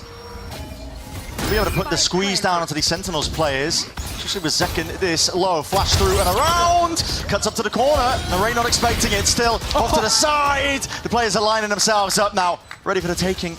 It's a 2v2 at that, slipping around to the corners, 1v1. Bang versus Leaf. Sees his players, the position's noted.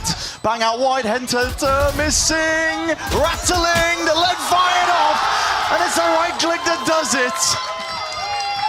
Leaf on the board, and G2 with the round win. It's not pretty at the end there, but Leaf is using his movement quite well to bait out shots from Bang and secure the damage. Not necessarily the clean headhunter one tap that we've seen from him earlier on, but he got the job done. This was G2 thriving in the chaos. Jorg finding his timing, just wandering into backside, willing to take a risk in that spot. You doctor? Oh my.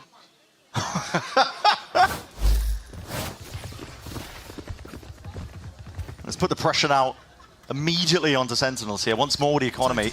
Yeah, I actually thought that was a bonus round from... sorry, of course, it's a bonus round from G2. It's broken the SEN economy, though, completely, hasn't it? It's going to be flourishing in terms of that money, but so that ult earned up all that prior work that was being put down by Sentinels. So Zekken cleared away, earned a bit of a path potentially for a win and a threat there. Oh, and he's going for it, man. I mean, that's just a clone into the face as well. Leaf was knife out there. I think Zekken just expected that he could potentially get that timing with the Bucky, but... It's one of those awkward situations where you turn around a corner and bump into somebody and he's thrown their handbag all over the floor. He wasn't expecting to see someone. I respect the play. I really do. At that, hold on. Jorgamo's gone down. Where was he going? He was all the way into their spawn. 1 second, excuse me, but... Yeah, I mean, well, same for Jorg. Yeah. Just looking at, I'm looking at the crosses on the map and I'm like, wait a second. The Yorus have swapped positions and died in enemy spawns. I've got X-ray and my brain's being turned into a pretzel. It's like, well, how do these players feel? Well, we're going to end up seeing Sentinels group up to try to make something happen on B. Thorns popped. John was loving calling these splits through B-Link before, sending 3-4 players in. What? My goodness! Completely catching Trent. Trent not normally going to go for that mid-rotate. That was dangerous. And the deep wall as well, critically. Peace of mind in terms of no one stepping over the line, but Jonah P goes up and over the top of it because time was really getting quite short. Zelta's doing his job and doing it well. Full defense across the board, making sure that every position is accounted for and the gun's being picked up as well. Inside the smoke, there's no stepping forwards into that. The domain of Bang. A thrifty win, exactly what the doctor ordered. G2 got completely flummoxed there, and I've got to admit, so did I. I mean, look at... This is how we open the round. Then Jorgamo throws his life away in a 5v4 advantage situation. What happened with Jorg? And G2 getting caught on the rotate. Boys. Good job. Maybe trying to deny info away from the Vice wall. They just got completely caught out by giving the whole middle of the map to SEN. And you'd think that, you know, wouldn't really be as much of a problem for G2 running this double Sentinel comp. A lot of mid-round information that they can have to work with here, but this thing is in the hands of a few of these G2 players. They've got a lot to try and push back now. There's a ton of util waiting, but an Armageddon at the back feet. Time being taken, knives out, just trying to evacuate and clears the way. Sent variety of thorns as well. Prickly. Wow. Slows down the approach. This is a big investment from Jorgamo. He's committing it. Dimensional drift, despite the weaponry not being too good, cuts it up into the corner to Rico Star. And our players ready to meet their match. Up close here is Jonah P.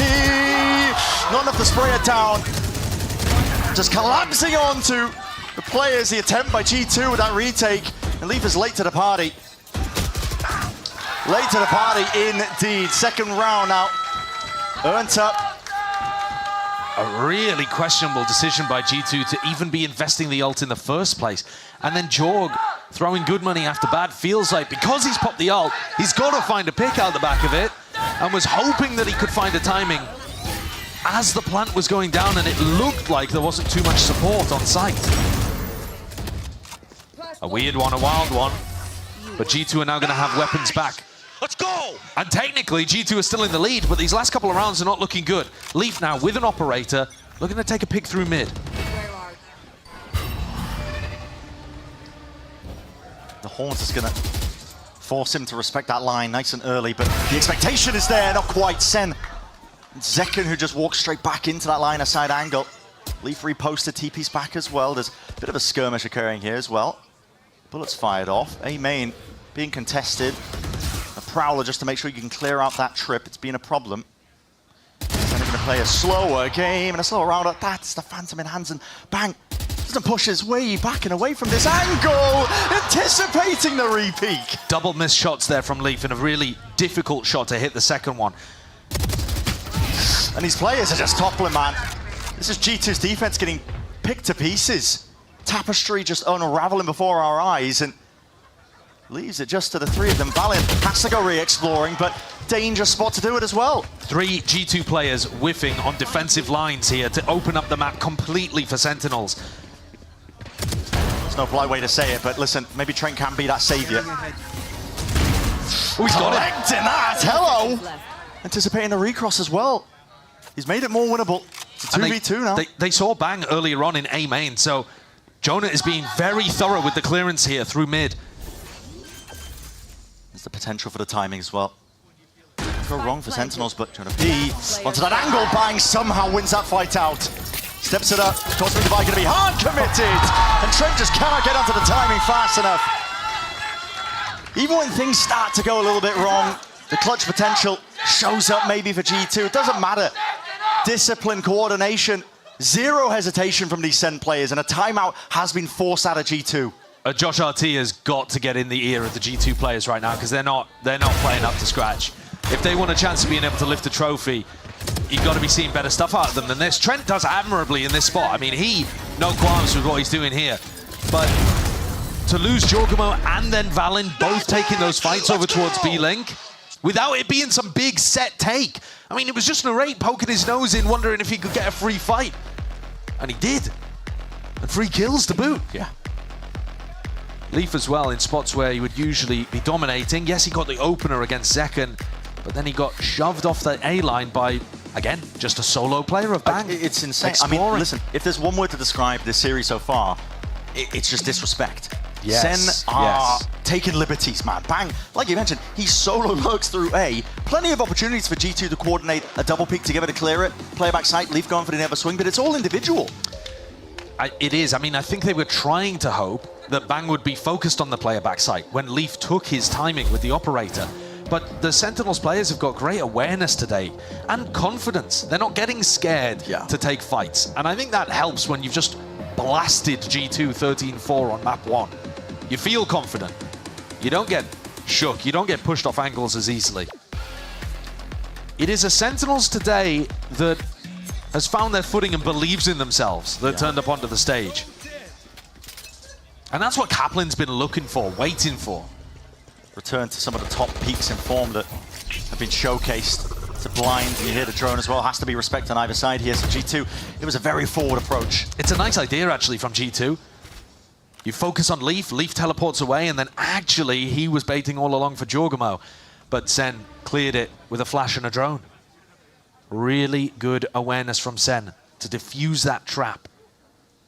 And now you look at the A side, it is theirs for the taking. Yeah. Well, that heavy emphasis with bodies of G2, making sure that they can hold down B long. They've got very little in terms of the way of information. In theory, coming into this game, G2 more time to prep, VODs to watch. You're thinking that G2 should be the ones coming out with the ante, but Sen have had such great awareness of what G2's tricks are. Look at this from Sentinels, man. You're up against Stingers, and yet you're still opting in to the close quarters fight as well. Just ripping them to shreds! It's relentless. They're not stepping back. Not giving G2 even a chance for a weakness that they can potentially capitalize off, and an ace. Possibilities opened up. Second could go for it, flash into the face. They know that Leaf's up onto the site, and he's lurking, creeping, crawling behind. There's a Prowler to deal with every single angle. They're giving it a slowly closing in. Staring at each other. The way that this round has ended and the way that it played out, I think showcased the difference in mentality between these two teams today as well. Sen are confident, loose. In fact, arguably a bit overconfident in these spots. Every time they've been up against a G2 eco, they actually push forwards, take the aggro, take the risk. That can be dangerous. It can cause you to get eco'd and lose your momentum, but it is consistently catching G2 off guard because it's not what they're expecting. No, the expected play is what G2 live and breathe. And the high-risk, high-reward plays are just working out over and over and over again. And Sen are hitting like this. Tejo drone completely cleared B long. I mean, utterly cleared B long.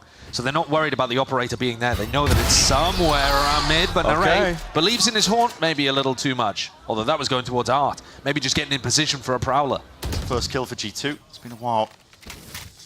So they potentially had that first kill advantage. It's a 5v4 now that they're not going to want to let slip when the momentum has been on the side of Sentinels the last few rounds. Here, Dimensional Drift now committed. Zekken turns himself his way towards it. He's going to be picking out these players' positions, and he knows exactly where they are. Flash, just to make it awkward, just to make it tricky. Salvos, and again, push forwards. It's out of the frying pan into the fire. And Trem will attempt to return it. Does drop Zekken. Bang Flash, is very alone. Quite dodge. Bang is super alone right now. Sidestep towards it. Backup arriving. G2 doing damage, weakened it up. John QT, he's having to sidestep this with a Hunter's Fury up in his face. Cosmic Divide. And John QT ahead of it. Thorns buying that space, buying that timing. Dart broken and dealt with. Cuts it up close here. It's going to come down to the gunfights.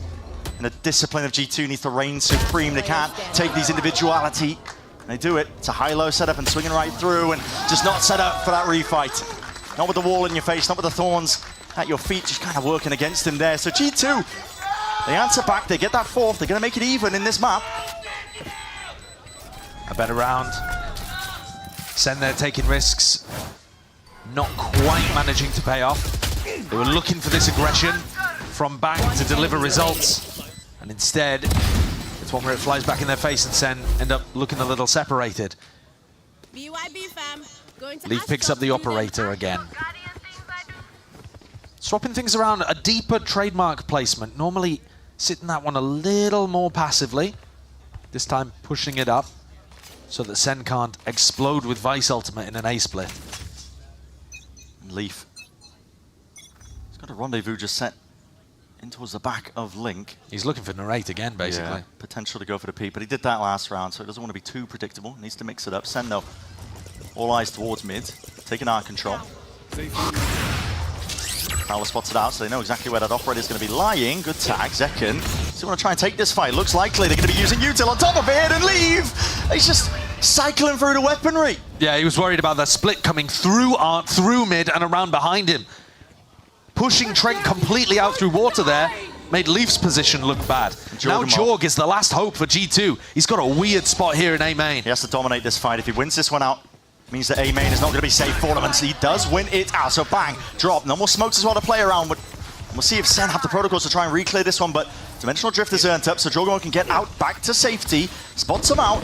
2 through main. Doesn't know where the last is, but Zelsis is a common position to play indeed.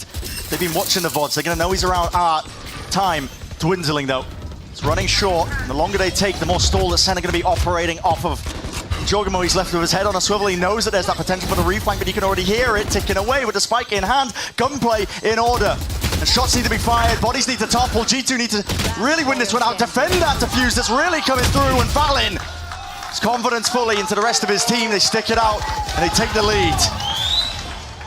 G2 are starting to find their rhythm here. These rounds resemble much more what was happening in G2 Sen the first time we saw these two teams play. On Pearl as well. Jorgemon dominating A main. Sen struggling with it a little. For example, with Bang getting caught. And the positioning in the post plan is very predictable. As you said, Zelsis is always going to be over towards Art. Bro, these kids are playing so scrimmy, bro. That's actually such a great comment, though, from Leaf, because it shows what we're talking about. They are taking risks where you wouldn't normally expect them to. But that point of view from Leaf might be one of the reasons, and listen, no disrespect to Leaf, he's been amazing, but he has been on a lot of teams that have choked their opportunities before in the past. Not just with G2, but also in the past with his Cloud9 teams. They've been known to drop out of playoff moments. And I think maybe some of that is not necessarily because G2 freeze up in important games, but because they're not willing to go for the play, to take the risk, to make the big moment in the spot where it matters most. Yeah, expecting almost like a gentleman's agreement. Going to play a fair, honest game of Valorant. Or maybe no just funny business. Expecting the opponent to be scared of losing. Right. Because that's what makes the difference between a match and a scrim. In a scrim, who cares if you lose it? Oh. People are running it down. If you're losing, you're learning. Right, but in a match, it actually does have weight. It has importance, and so people don't normally take risks that are going to devastate you if they don't work. And SEN here today are throwing caution to the wind, realizing they gotta go and make the play and play together.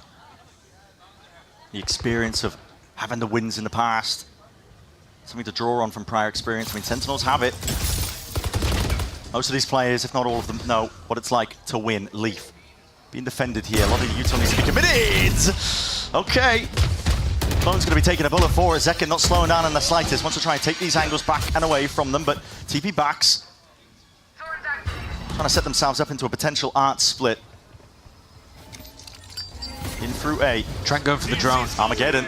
It's going to clear out most of the way into pit, but it pours and it pushes the players in forwards into it. That's a deep flash. Jorgamo wanted to take to fight straight to them, but players are ready for it. Even that or the flash was just slightly off. I think it got caught in the smoke. Yeah.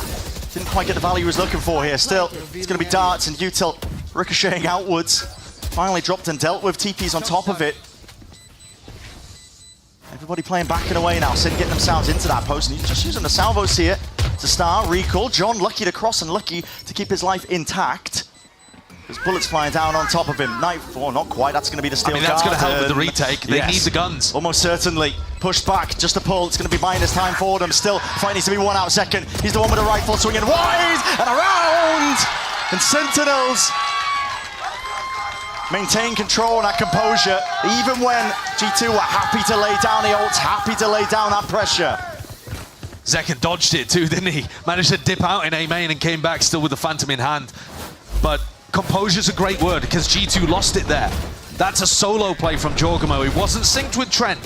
Whether that's a comms issue, whether that's Jorg being too aggro, Trent being too passive, hard to say from the outside. But the flash didn't catch properly and it wasn't coordinated. G2 on another eco. 5-5, but SEN very likely to be the winners of this half. Money just rolling for them. It's an eco push from G2 out towards mid. They're not shying away, making it known that they've taken that control, just rattling off the bullets, which the rate's going to be able to hit. Haven't really seen any classic huge impact from Leaf pushing out on defense. Out towards the B site. Got a dimensional drift forward as well. Double step up over towards the wall. Not sure if that was just not comms in order, but still SEN are going to get easy and open access to this B site. There's no one holding to try and anchor. It's a retake flash that's planted up onto the high ground by Jonah P, but they don't have the weaponry even to try and go for it. Full off-site play from SEN. Relying on their util, relying on the better spam. Not caring about the smokes that are available from Valen. It's fast from G2. Regain control towards backside back halls. They know that there's going to be players. Corral pushed up into the corner. Leaf's going to be spotting at least a few of them. And oh no, revealed and spammed down. Box, not a sufficient defense. And the rifles, as we said, happy to play into it here for Sentinels. They know they've got the util. And with that firepower advantage, it's just inevitability. That B execute is one that was allowing G2 a couple of rounds at the beginning of this half. We saw them run it in round 1 and round 3, I believe. Or maybe round 1 and 2. And G2 easily held it with Valen and Jonah P. This time SEN choose an anti-eco round to run it, where G2 are more likely to be stacked over towards A, over towards mid. John using that conditioning to find a bit of a free round. G2 would need to win this one just to tie things up here.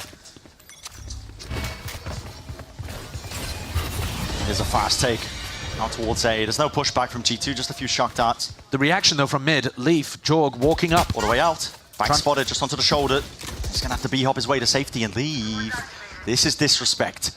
Fighting fire with fire. It's Been the thorn in the sides for G2 consistently, but look at the awareness! Yeah, they got the read. I was just saying we hadn't seen Leaf pushing on defense very much. And there, the one round he does it, hearing both Bang and Zelsis run towards the rest of the team in A main, gets caught. At the same time, though, G2 have full knowledge that everyone on SEN is in that position. So now you see John, Bang, very cautious, extremely diligent reclear through mid, through spawn. Wondering if there could be another nipping at their heels. And Jonah, he's thinking about it, but at the moment he's just playing to contain and playing for sound, hoping he can hear them if they rotate back to B. Yeah. And it's allowing G2 to keep this triple stack on the A site. Danger not fully averted here through John's calling. SEN going to be setting themselves up. There's no time for a pivot either. We're down to 30 seconds, roughly, when his hit might come through, but they're calling for contact. It's quiet. All for Sentinels, and they're hoping that somebody just opens themselves up, but that's going to be the call made. Forwards pressing the advantage that potentially they've got, but it is chaos all across the site. And Jorgamo, make sure to step into that smoke. Fight on the flank. Yeah, and this is going to be still with 12 seconds remaining. Jonah P, he's taking out Bang. 10 seconds left. Zelsis left in that impossible scenario. He's jumping around, he's leaping around. Util out into his hands, wins out the fight, but no time. Yeah, it's just ran short. And so 6-6. Ending the half with a bit of a whimper, but G2 will be so much happier about their performance there. It's still not what we've seen from them thus far in kickoff, but more resistance shown. More rounds in this half than they got in the whole of SEN, the whole of Split, sorry. SEN is still looking sharp, though. That was a better half than we had last time. Yeah, exactly what I'm saying. Exactly what I'm saying. Smiles on their faces, and G2 has got to be the long con when you're looking at the best of fives. Now, Riv is standing by currently with two struggling streamers in desperate need of some subs. Can we get any tier 3, potentially some primes? We are back here in the streamer booth, and I'm joined again by Tarek, and this time Masayoshi. A little bit better of a game here. Masa, I'm going to come to you first. Yeah. How are you feeling about the game? How's SEN looking so far? What do you think the outcome's going to be? Dude, they're looking collective. They're like one unit right now. Honestly, I think we're going to have a great BO5 on our hands. Yeah. All right, Tarek, talk to me about what Zelsis is kind of making you feel right now. This guy is just popping off. Oh, he's giving me feelings that I haven't felt in a long time. Honestly, I'm proud of him more than anything. I don't know what he's changed up in his game or his routine, but he's just really sharp right now, and it's impressive because he always shows up when the pressure's on. So big shout out to Zelsis. He's that guy, so round of applause for him. And Masa, maybe your first time, I'm not sure, I can't remember, but are you enjoying it? How's the venue been? What's it been like? Dude, it's been amazing. The energy's great from both sides of the team. Loving it. Yeah, it's a great time. Heck yeah. Tarek, yesterday I talked to Rob for a moment, and I just want to kind of get some clearance on this. You also said you may not come today, but you still came today, and things seem to be going all right. You know, is that aura not there? Are the planets aligning for you now? What's going on? Yeah, I don't think I'm a jinx. That's the problem, and that might be the problem, actually. No, but it's the grand finals, and we've already qualified for Bangkok, and I wanted to be here to support the team, so that's why I came out. But I'm praying that they can keep up this form, so let's see it. Are you going to be going to Bangkok? I will be at Bangkok. I will be. Yeah, so he's going to be. Yeah. All right. Thank you so much, Masayoshi. Any last words? Go SEN. There it is. Go SEN. Let's go right back to the casters and see what they have to say about the game. It's so tragic what we're going to be doing to Masayoshi after this. Any last words? Caught on camera there. Yeah. Rib's about to execute him off camera. All right, 6-6 going into it here. I'm really glad that Tarek's brought up Zelsis as a focal point, because in the previous game that we were watching of G2 playing against SEN on Pearl, Zelsis was that weak point. He was actually getting abused playing this B-Link position. But yeah, I don't know if he ate his Weetabix or if he's been taking the cold showers or whatever it is to get ready for this game, but we'll let Tarek do the investigative journalism on that, and for us, just witness the difference. They're stepping forwards, hold on. Only the one reveal. Shock darts to try and push these players back, but they are caught into the corner, G2. That's an emergency evacuation with the Thorns to try and help it. The reaction over towards B, though. Realizing that A main is pushed, B should be weak. Last catches, that's information. Zelsis deading that one off, but still the committal into the site, G2. You can hear it now, the rumble of the footsteps. John QT, get the salvos primed, but it's not something you can really use off of just the sound cue to try and deny the plan. They're a bit too slow for that. Activity in the post plan, good to see from G2. They got red last time by Sentinels on split. It's all about catching that player right there, so Zelsis taking out this lane position. A lot of control for G2, and the flashes are beautiful on that. They're meeting them pound for pound with these pistols in hand. Shark Dart's rebounding. Cacophony of util. And John is left to pick up those pieces, see if he can forge a path to victory into this pistol, but he knows he's got a lot to do. And a lot to account for. Leaf making sure that he holds down, lays claim to that angle. And G2 with a pistol, so up to 7. It's a narrow lead at that, but they're going to want to keep it going. The early pressure from Sen through A main almost got a kill, I want to say. But Valen made the right call to try to react into B, and then that post-plant aggression. It's all about anticipating it. On split, Nice, boys. Sen had exactly the read on where G2 were going to go. They knew every time, okay, if they're going A, they're going to plant for heaven. We need to be stopping them from doing that. This time it looked like Zelsis got caught out a little bit in that spot.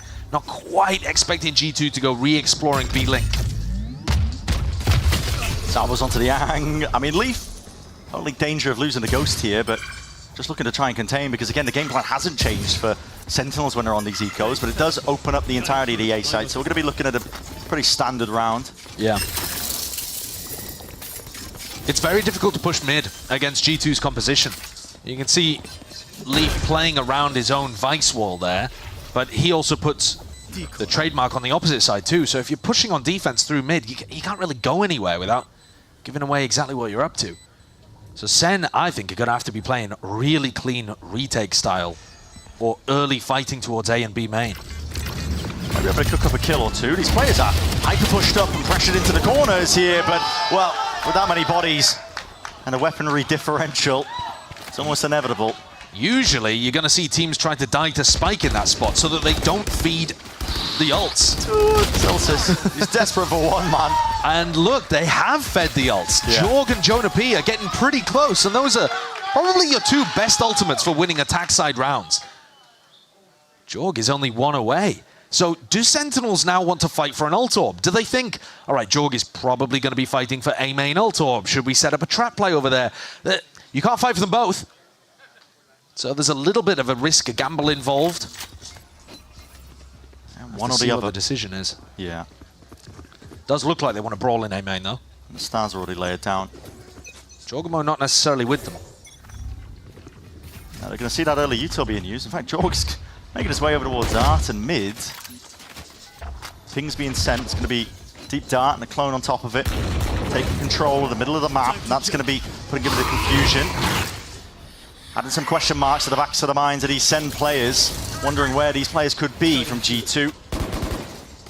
It's a deep TP. It's going straight into the side as well, and Jorgamo might be looking for a cheeky kill, so John is quite aware of it, but ran down in the end.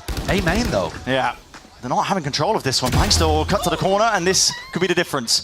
The playmaker, he's got to worry about being pressured on multiple fronts, but just backs himself, and if he plays his life, the longer and the more winnable it gets for Sentinels. G2 got to be really worried about this one, just missing these timings. 2 outlaw bullets, no fruition. And getting a move on, a tap and a plant, and they're backing away straight to mid, but Bang knows all at this point.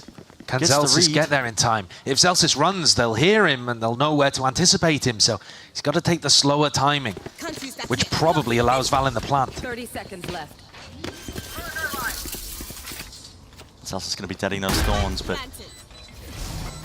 all deaded. G2 not giving up the site though, everybody grouped up towards it, and that flash drops down, but G2, it's not quite made for the retake there. Bang's forced to just save, scurry away the rifle for a rainy day, which is going to be next round. G2 baited out the wall in that position, and it kind of makes it think like G2 are trying to play off-site, and some of them might have been split up, and instead all 3 of them are just crouched in front of the wall, waiting to punish Zelsis. This round definitely got tricky. G2 are leaving it completely up to Trent with his drone and with his recon to try to clear A main alone, which means he has to play so safe. And this round, they actually ended up clearing A main by going through the site and then back into A main, backwards on themselves. Yeah. So, awkward, and it might give Sen the idea that fighting for A main actually is the right choice. Not get much easier though for Sentinels at this point, because bonus round conversion of G2. Yeah, G2 are fully back into this.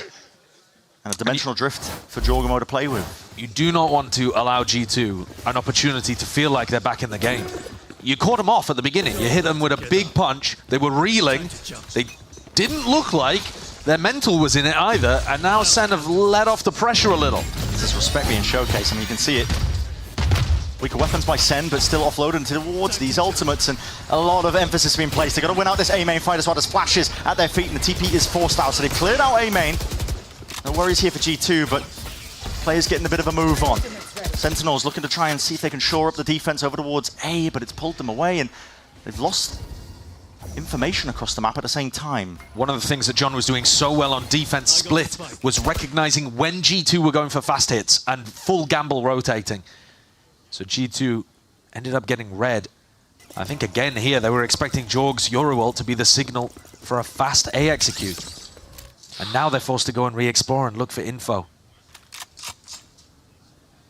I do like these moves being made. Drone even just spotted as well, Valen, so they're still stacking players over towards A. They've got a nice timing though. Narrate, he just used a haunt to clear B long. G2 have heard that, seen that, now they can just walk up, knowing that SEN are pretty much relying on util to get info here rather than bodies and guns. Celsius did hear footsteps though, so now they can start the mass migration. Jorg almost the one with the plan. Place down, Salvos, oh my goodness, he is in a very tight spot. Between a rock and a hard place. Some might say, still his team is willing to bail him out. Making sure they've got that gunplay happening, working. There's only 12 seconds left, and you've got to try and stick this at some point here. to seize, hard committed, and the gun's quite, they're just not there for SEN.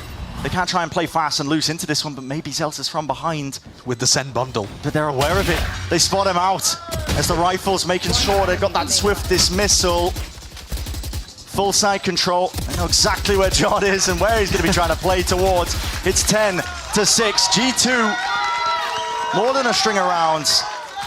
If there were guns online in this round, I think SEN would have made that very dangerous if not been able to take it. But G2 were allowed the opportunity to play slow, play scrappy, because any of these long-range fights are just destined to go the way of G2 with their rifles. Kaplan's called a tactical timeout. He wants to reassess what's going on. They've lost 4 rounds at the beginning here of Pearl. It's actually quite early to go for a tac timeout. I know it's 10-6, and if G2 start getting more and more rounds on the board, it could almost be game over, but you haven't even really seen a rifle round here. So there's not too much tactically to discuss. There's a little bit, though. One of the things might be to focus pretty heavy on A main control. You could try to tuck Zekken into that spot. One of the things might be to avoid areas where Jonah P can get value out of the Vice ultimate, because that's something G2 are surely going to be using in round 17 here. And I think as well, all the more likely as well, and it's just the fact that SEN need to win this. They are scraping the bottom of the barrel with their buy. Their money and economy is going to be plummeting if they end up losing this one, despite the loser's advantage or loser's bonus that they have just from losing the rounds. 4 in a row so far. G2, if they win this one, they're going to be punching SEN down. And for SEN, it is that must win. Like you said, there's not too much in terms of tactics, because it's only been just really the one rifle round being played, but Cap could call a little bit of a set play, maybe see if they can get an early advantage. It's one thing you can do on the backside of this. I mean, I think the adjustment, just looking at the minimap here for Sentinels, is going to be to have Zekken set up early with Astra and Teho utility to lock down B long. Look here, he's got 30 seconds off the back of this gate crash to play aggressive B long, and then he's got another one, so a minute on the clock where he can lock down B alone. G2 are making moves. He's going to be under pressure here, because this is a B split. It is. No one's really going to try and watch his back in. Forced to go back into a defensive position. He's postured away from the angle. G2 have lane control through main. Steel Gardner's going to be getting a ton of useful, not just information. I mean, Zekken's just pushed out into the open. Perfect timing with the peek from Leaf. They knew it left a little gap there, and he covered it with the op. It's so good from G2. Plant down on top of it. Halls is about to get annihilated with Teho util. And here it is, salvos. You pushed G2 forwards, but they're backing away. They're saving. They're saving! 4v5 on B, allowing G2 to get up to 11 in that spot. I mean, we very rarely see big saves like this. Yeah. The strat worked perfectly for G2 coming out of this. We've got enough time with the save to watch it all in slow-mo. G2 are not even thinking about going hunting for guns yet. They're like, all right, no, surely the retake's coming through at some point, right?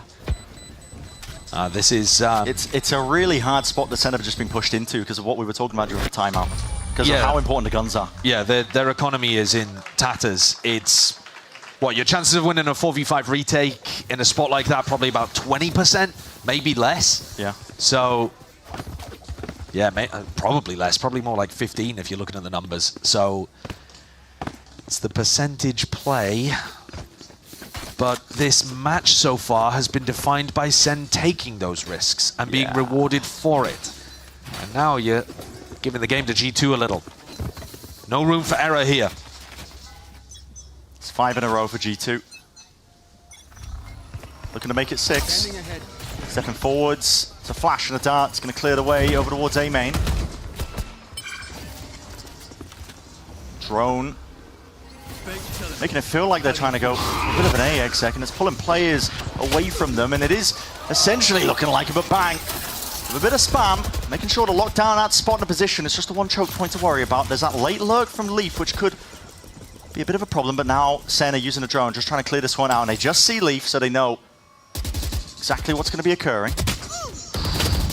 Potential to catch these players. Valen's just spraying down, committing into the rifle play. Jonah P hard committing. He's going to be stepping up onto the site now. Wincon's needed for G2 here. Sees at the feed. He's going to be locking it down. On top of it, there's going to be smokes in the face. A Cosmic Divide. Pure chaos. And not a lot to play with. Trent still sticking. Nothing from Sentinels to push this one back, but they're happy to wait it out. Zekken, he's got a dimensional drift for this retake. He's going to be joining his team momentarily as soon as this Cosmic Divide dissipates. This is going to be a late retake attempt because Zekken was so far away. Time to turn up the tempo. Jonah P, did he make a sound cue here? He has to be potentially that knife in the back, but no. Reveals it early, just gets the one before the trade comes through. Leaf watching up and over the angle. Flash is not doing too much at all. Zekken, Shorty knocks him down. 4 bullets left. Unbelievable! Superstar performance from Zekken. Hits the Red Bull clutch in a spot that you should never see somebody win. They had to wait for him to go all the way. Marching from B to A, rips the dimensional drift and somehow takes it. What was this? He used 3 different weapons for the 3 different kills. But the shot on Leaf is spectacular. It's a pre-fire, anticipating that peek through. What a hero. What a hero when Sen needed it. They would have been out of the game. Truly. They truly would have. Put the op into Zekken's hands. Adds a bit of extra bite to the defense. Got to deal with that util though. That's going to be spotting it out. Flash up and over the top. Jorgamo, do you dare step over this? Sees, don't think that connected. Does not indeed. He's going to be spamming around to the corners, into the common positions in case there are some Sentinel players lurking around. John with the reclear now, getting the drone in, but this Zekken fighting Trent over towards A main. Yeah. Fluidity from Sentinels, trying to make a go of it. Just barely a shoulder to the jiggle. But a shot missed, nevertheless. Thorns at the feet of the G2 players. They're just going for a bit of a peek. Bold, very bold. Leaves it to the 4v4. No util, no double swing. Is Zelsis going to go for a jump up here? 40 seconds left. Here. Zelsis could be that playmaker, tucked to the corner into this spot. He's in a tough position because they've given up the whole of B-Link. The wall's going to give him a gap to play in, though. If they trigger this, put it up, and it's going towards his side. Starts it down, dodges the flash. Shocks are flying forwards, but the Thorn's still dead anyway. That dart is inside the smoke. They are unaware of this, and here's that corner! And the collapse from Sentinels. Put him in the vice grip. Jorgamo left to do a lot from this spot. It's only 9 seconds remaining. The tap, but it's discipline now in from Sen, and they realize that they've won it. That was just bang securing the round. There was a couple milliseconds there, honestly, where Jorg might have been able to get the spike down, but chooses to play for the attack side op instead. 11-8. G2 take a tactical timeout here. And Sen, they've got themselves back into it. It was looking absolutely dire, but with 2 big rounds. I mean, especially from Zekken, the one prior that we watched, 1v3. They've managed to cut the gap. In that round as well, so one of the big adjustments coming out of the tactical timeout that Kaplan took, going into round 17, was that they wanted Zekken to fight for extremities more. They had 2 rounds where Zekken pushed up deep on B and had to teleport away to halls. And in this last one, Zekken was part of like the skirmish, let's say, over towards Art, and then went on a re-clear to try to fight Trent. And that means it's not so much that people are dying in A main for G2, but G2 are not controlling A main at any point, and that makes A splits really difficult. It almost takes them off the table. Good luck running an A split if you're going to be running into Zekken in that area. So that's one of the things that I think Josh RT will be assessing. Is it worth it to be trying to invest more resources over towards A, or should we just assume that Sen are leaving B quite weak and start trying to find Zelsis? It's a lot to think about. G2 trying to play this attack now. As you mentioned, just trying to piece together a way to work around what Zekken has been doing as his adjustments himself. He's still got the operator in hand. He's probably not going to be meeting too many players, but you never know. Bit of presence from mid, but for G2 here and now, it's drone sent out, flying forwards towards B. The goal might be to try and spot the operator. Does clear it out close. This to me looks like they're going to try to push back Zekken if he is over towards B, and then go for an A re-clear. I don't know if we're going to see them go straight into a B split though, perhaps. Valen and Jonah are drifting back towards the middle of the map. But it's a B-leaning default anyway, whereas usually they've been going towards Art or B-Link. Yeah. So Josh has adjusted something, and yeah, it is going to be that late round, mid-round kind of re-clear towards A main. And I think they'll be expecting to meet Zekken here. It would be most standard, but Narrate's just given away that it's the Fade covering this spot now. It just needed the mid-round info with that Prowler. He can't fight it as well as Zekken would be able to. Fade doesn't have the ability to teleport out. Looks like he's still going to square up though. Just jiggling. A few bullets laid off, and he does have the knife full as well to try and help him out. Decay kicking in, but not enough to stop those bullets. Trent, full speed ahead. Now he's getting a move on. A quick tap, seeing if there is that response in terms of the util, and with the smokes in the face of Zekken. Can't quite make a play. Holding down some of this ground.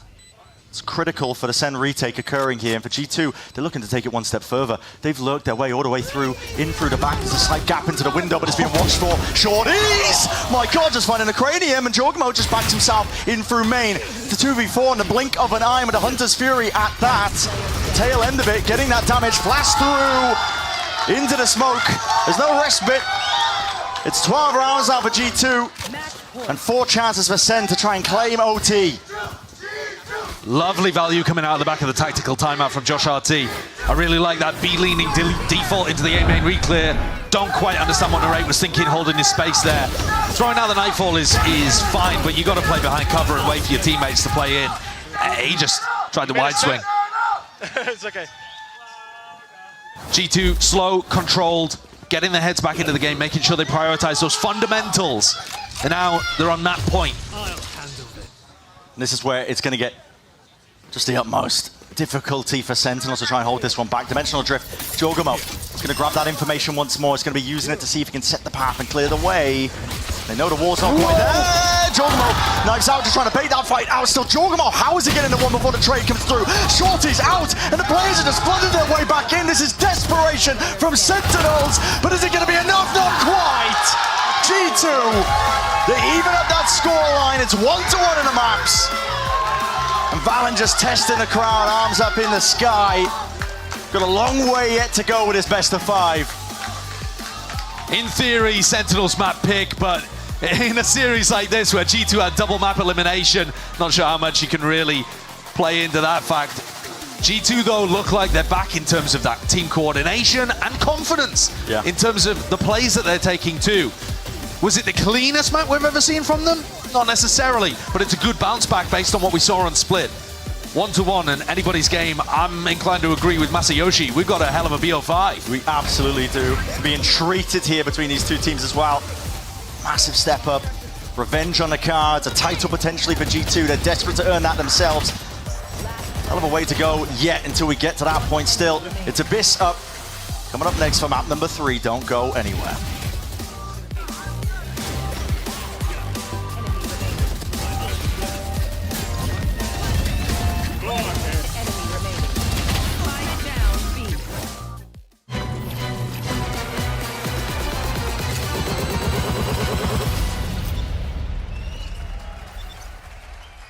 I've got a bunch of different mice. When you find the one, you know it's the one. 저는 이게 제일 좋은 것 같아요. Look at this. Isn't this perfect? 누가 만들었는지 알려주는 것도 같이 들어있고. This mouse is ready for a fashion show. It's Pulsar by me. It's by me. It's Pulsar by you.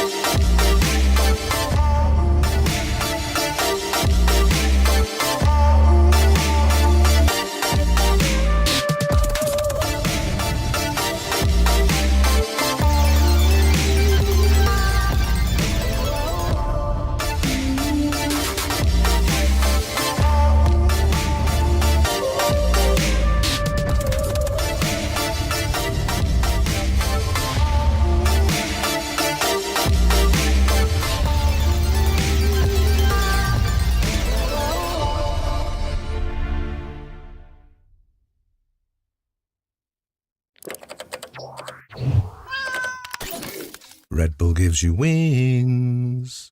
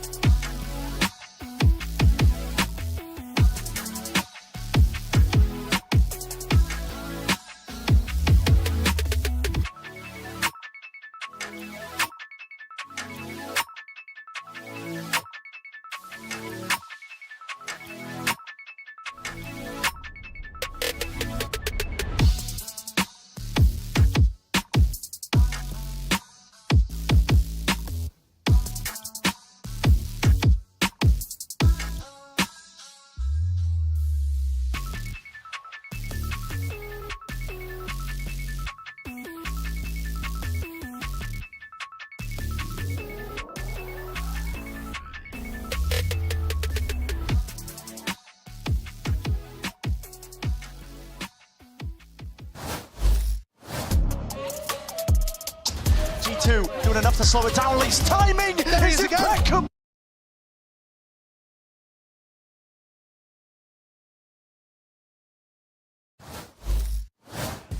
I am here with Josh RT before map number 3, really able to regroup there after split. Talk to me about what you were chatting with the team before the game.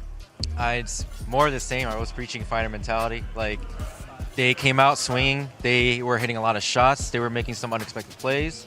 I just told them to, like, let's mentally regroup. Let's just realize, like, hey, it's better to take this loss right now. And then we go into our comfort maps. Let's just go into the plays that we know. Do not hesitate and just keep playing. Read the game as it is, and we'll come back. Well, that comeback definitely happened. Best of luck in the rest of the series.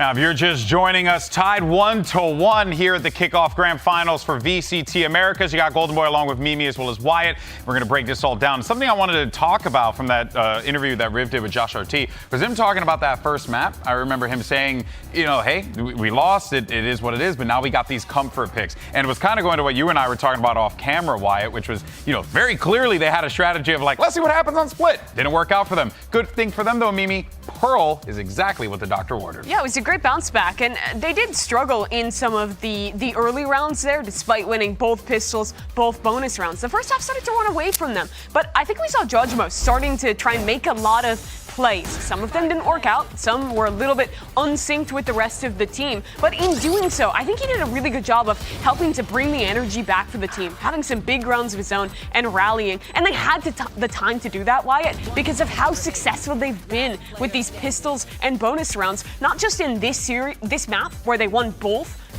but also throughout this whole tournament. Yeah, that is the catalyst for this map.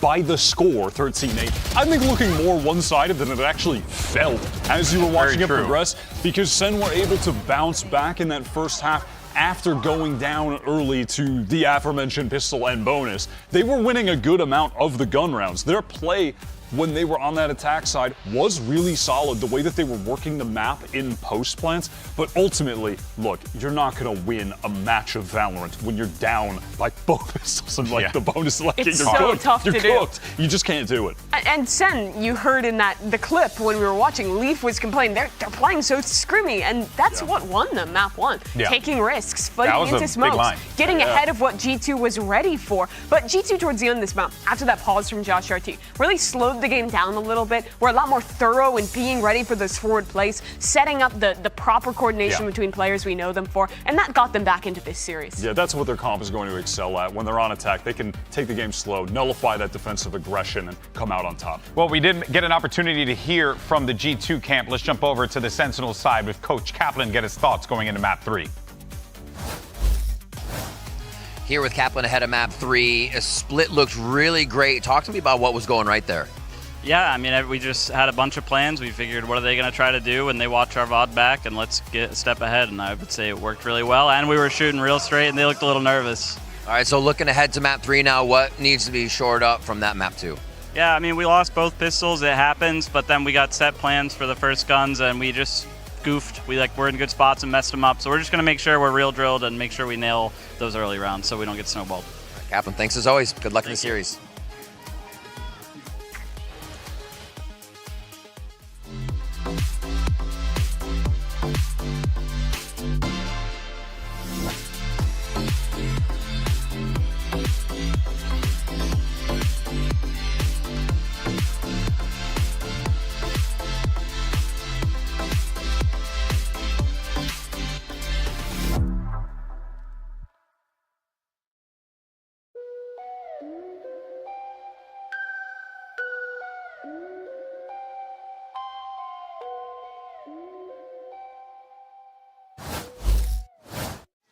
Well, we're getting back into it here. It's map number 3 in our best of 5 grand finals between Sentinels and G2. G2 are Upper's team. They've had that advantage with the map pick bans, and they can essentially decide which way this is going to be going and which direction on top of it.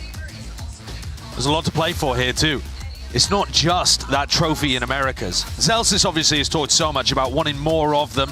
Valen has been craving one after they got second place in stage 1, stage 2. But there's also champs points on the line, and I think that's super important. I mean, that was the whole reason that Sen made it to champions last year, was because of that early season success. I mean, they were tied with 100 Thieves and they won the head-to-head. Yeah. But they had to have the points to even get to that point of being tied. So champ points are important. At this point, it's hard to kind of like scale your mind to that kind of fashion. Okay. Think about it. There's a difference. Okay, John, up onto the Tejo. Potential counterplay for maybe some of the stuff that Leaf likes to get up to, you know, when he's trying to take that deep control by bunny hopping around the corner. He's got his TP in predictable locations. I think it must be. We often see G2 on the defense side tucking, actually they can play it with Leaf or Jorgamo, but tucking somebody into that little bookshelf that you see in mid. And I got to imagine that either John is going to be looking to break the very predictable placement of the rendezvous, or he's looking to just do damage and clear out that spot. Have to keep an eye on that one. Certainly was something that they could have gone for pretty heavily over towards Pearl as well. But there was even more util on that map to clear out, because they also had to deal with the Vice util. G2 not opting for the mid defense here as we get started in an important pistol. G2 are clearing out B with 4 players. Deep push. And no one to hear this. No. All relatively unknown. The SEN side of things. Not that it's going to slow them down at all here. Leaf is primed and ready, at least onto their position. High ground, but postured away, back. And now, Ray ended up flying forwards to the Paranoia. It's an open site, so full heaven into this post plant. Yeah. Full heaven control, but unaccounted for. It's only Bang watching it. Zelsis goes back as well to try to help with this. And Salvo's just now primed and ready. Leaf dodges it, but here it is. Tapping to the foots, and the rifle, not quite, as the pistols in hand. Jorg is doing enough for them. Overwhelming the presence that SEN are trying to get going over towards their defense, and that is just phenomenal work. Exactly as they drew it up.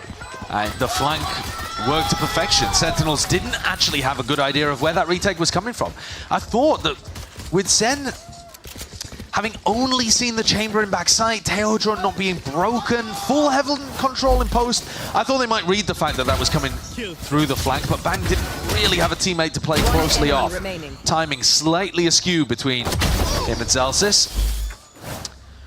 And it's another pistol. You just heard it from the coaches, especially from Kaplan. It is very tough to win on a map if you're losing pistol and bonus rounds regularly. In the rifles, they were keeping it very competitive on Pearl.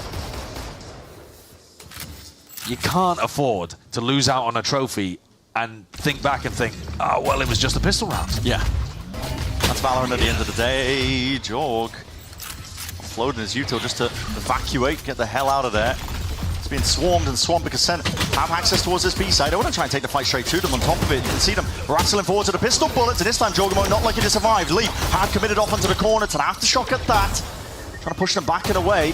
All being used here, and he just sees the shoulders peeking through on the sides of the smokes, and last-ditch effort and play by Sentinels. See if they can do that damage, maybe claim a couple of guns in the process, but it's all contained by G2. I do like what Sentinels are throwing out on their attack side after pistol eco rounds. We saw a really good one against MIBR as well. They're coming in here with ideas. They're trying to disrupt G2 and apply pressure to them, but as yet, unshaken. Here's this important rifle run. And this is the one that Kaplan was just talking about in the coach's interview, that I think the word he said was goofed. So SEN have got to make sure that they're playing with a bit of discipline here. And watching out for G2 to make the play, because normally initiative is going to be with the team that has the lower weaponry. Yeah. Deep trademark in mid, giving them passive information. And Jorg is set up to go for a flash peek off Leaf's contact on B. Now this looks really similar to the pistol round setup for Sentinel. Paranoias and the A split. Ray not committing towards it though. He's going to regroup with the rest of the team. Send the drone forwards, just seeing Valen. Dash committal. Seconds in on the site. Retake is the name of the game for G2. John takes the orb and now he takes the plant, and he's got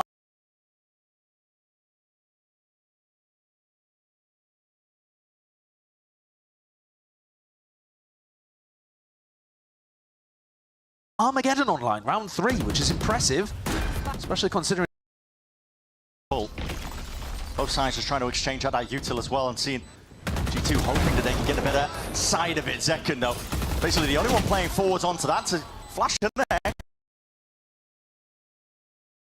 at that. Narrate forwards and put in a bit of a pinch. The Armageddon has to be offloaded here. Means that nobody's going to be able to stick this one, but they're overlapping. A lot of their util still ticking. Leaf's been knocked off the map at some point in the end. A pull is a savior at the end of the day. If the guns didn't rain it, it's going to be that. That's the trouble when you take the time trying to get into these retakes. And I had a questioning tone in my voice when I was saying that John used the salvo early. But actually, with the salvo and with Zekken fighting on site, it made G2 pretty confident they were running an on-site post-plant setup. Yeah. And so G2 ended up investing a lot of utility to try to get through this smoke here that we're watching. Whereas instead, G2 are a good enough team if they realize you're playing full off-site, they're holding onto all of that util and then chucking it at you in A main. And getting a much earlier tap on the spike, it must be said as well. So nice awareness from Sen. Playing things in a pretty advanced way.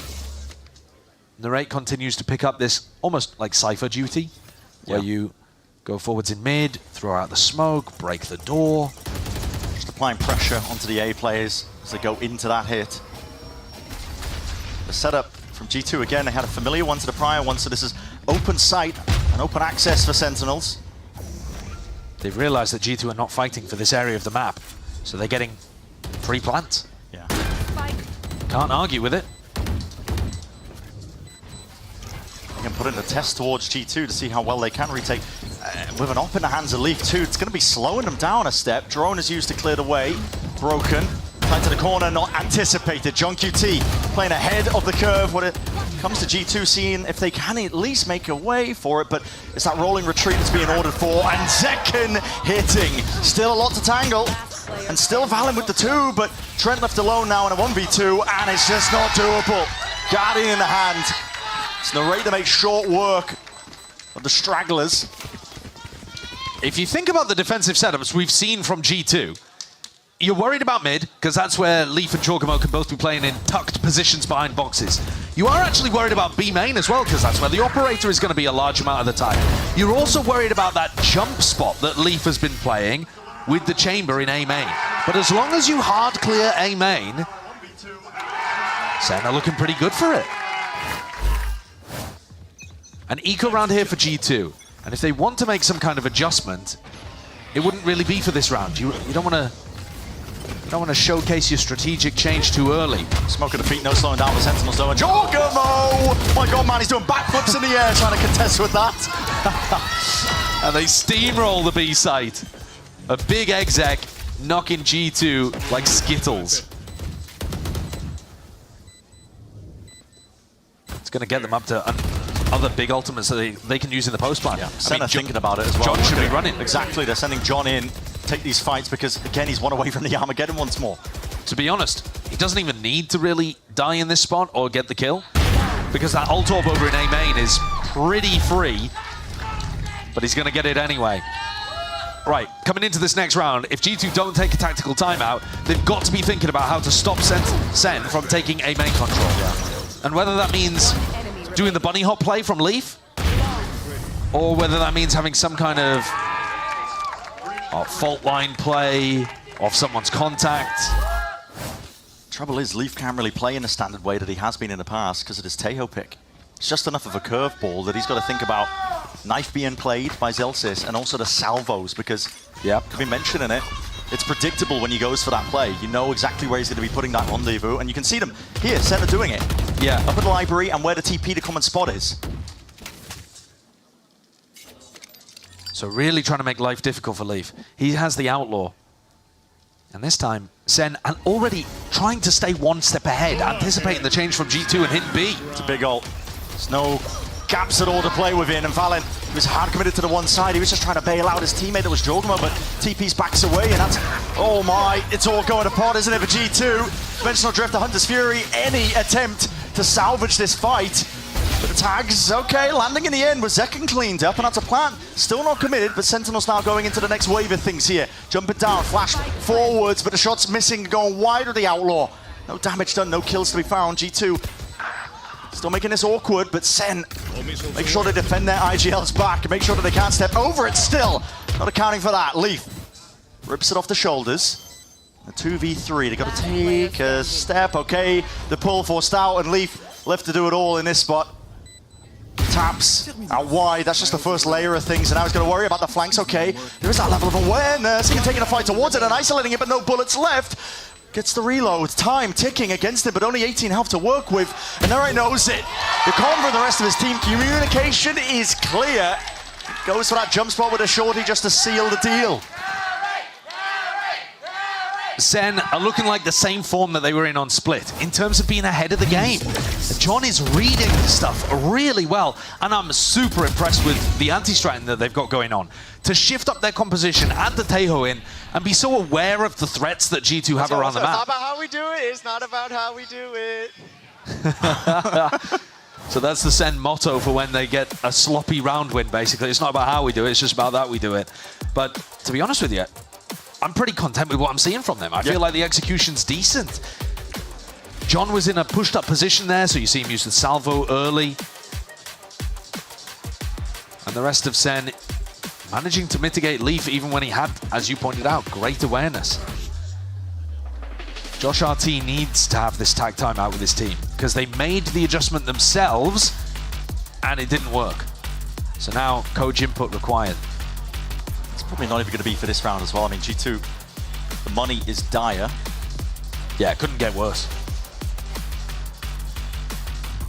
They might cook up a little bit of an eco play. I mean, I've got the preview. I can see the minimap of where G2 are currently collected. Looks like they want to try and take a peek down mid to see if they can get some kills. It's been their playbook when G2 are on ecos.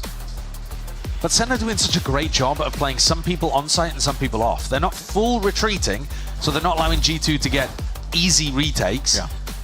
It's just enough where G2 have to respect it and use util, but not enough that they can just kind of waltz in, run, not clear the corners. And one thing that also means is that if G2 commit super heavy to this mid push, there will be multiple players waiting for them, playing passive off-site post-plant positions. Although, got to say, the timing they've taken here is so early. Yeah, it's just bang left to contain this mid push that's occurring as well. Oh my, he's in Astral form. They've slowed it down. Look, he doesn't even think about it. Already passed, but I think he spotted them anyway! It's too late! That slightest of timings, and bang left to pick up the pieces. And these players off onto the flank. The dart is going to be dealt with, and now it's Trent who's been put under a bit of a squeeze. Has to offload that util just to see if he can buy some space and time, and even with that discipline trying to slow down a shot to the Sheriff, it's bang that still contains the pace. Leaf's got a potential to win this one if he was in position to take any fights with the tour de force, but instead it's going to be on Jorg, I think, hitting something absurd if G2 want a chance. Just jump peek through the wall, he needs information to roll with first. Off, and, well, okay. Leaf there. And the TP back behind, he's not going to anticipate this. It was all obfuscated. Wait a minute! Speak too soon. And now, hold on, he's going to be able to get half of this. The star was late to be placed. He's sticking it all the way. He's sticking it all the way. Bang thinks it's a fake tap! Bang thinks it's a fake tap! What a clutch! Even Al just not expecting it, and the kills are rounded out. Leaf has just stolen a round away from them. Was he in Astral form? Could he not hear that he was sticking that? I think it must have been.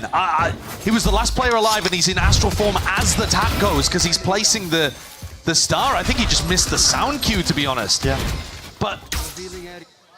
Ooh! That's my chamber. That's my chamber. And that's the first time that these last couple of rounds, because Leaf almost pulled off a bit of a clutch previously, this is where you're really seeing the Leaf from kickoff 2025 so far. Yeah, it's rearing its head. Despite the Teo pick that they're using to try and punish the common positions that Leaf wants to play in, pushed up towards Library, where his TP might be laying. They hit a jump spot. Zekken peeking through into the smoke. It's going to be fading. No danger though, no players to receive him just yet. Dash is going to be fading away on top of it. Might be incentivized to try and get some value done. Just going to be removing the drone. Still steps up to the challenge. G2 only just picking up these timings. It feels like Zekken was good. Oh, possibly for a couple. Like, what is this from G2? As the smoke drops down so Zekken can recross. I mean, it's just instinctual. Yeah, just reading the timing play there so well. It looked like Zekken had almost caught it.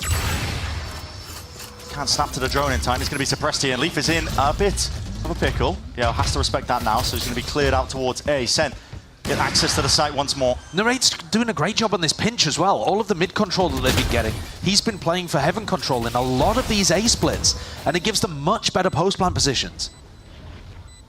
He's going to be that real difficult player out towards the link. No command. Waves coming outwards. Senna holding this one. 2 for Nail playing ahead of the Cosmic Divide. They know they have to play up onto the side, but G2 have got all their plays towards the backside of it. John needs 1 and potentially even more! Calls for the collapse and calls for the help of the rest of his team to put an end to what G2 were aiming for. Beautiful round from Sentinels. Even despite Zekin getting timinged and spun through that smoke, they take full mid control. John Cuty's Tejo, insane value, insane impact. Pushing back Leaf and stopping him from taking early positions, and then drones into A and pushes Leaf away again. And Narrate is getting set up for these cross-map paranoias to also push the chamber further and further. Takes Heaven control, and then is the backstab against the retake. Every game plan here from Sen is working. It feels very similar to Split. Yeah. Their ante is, or not even just ante, the ante plus the game plans that they've specifically come in with today to mix things up. They look brilliant. Yeah, and it's forced the second time out of G2. This is just the first half. We're only into, round 9 coming up, but you can feel the pressure on G2 now. It's a scenario as well in this best of 5 where G2 should have the advantages. They can, push the map pool into any direction they want without fail. And yet, still, it's Sentinels coming in with just these little twists and turns that are adding to their composition. They're thinking about ways to disrupt the game plan from G2. Josh RT is looking to try to make the adjustment, get his team back into the game. I think G2 are getting, having a real struggle when they don't have the ability to threaten Leaf or Jorg playing mid. It removes so much information. It's not even the threat of just getting a pick, it's also that they then have rotates cut off. They lose vent control. They have to worry so much about mid, so it weakens the sites. Everyone grouped up from Sen. This is going up against the eco for G2. Round where they would love a miracle, but unlikely to happen. Drone heard for Joe's just trying to break this one as well, deny that information, but go button's going to be called. Zekin, he's got that dash active. Got to wait for the util load to try and make a go of things, and there's a dart up and overhead on either side as well. It's trying to be counteracted by G2. They definitely play towards the sound cues, but they are just lining up for him. Up and above onto Heaven. Maybe there's a timing to be taken, but the flashes are picture perfect. Everybody blinded up. One away from the ace. Leaf is miles away.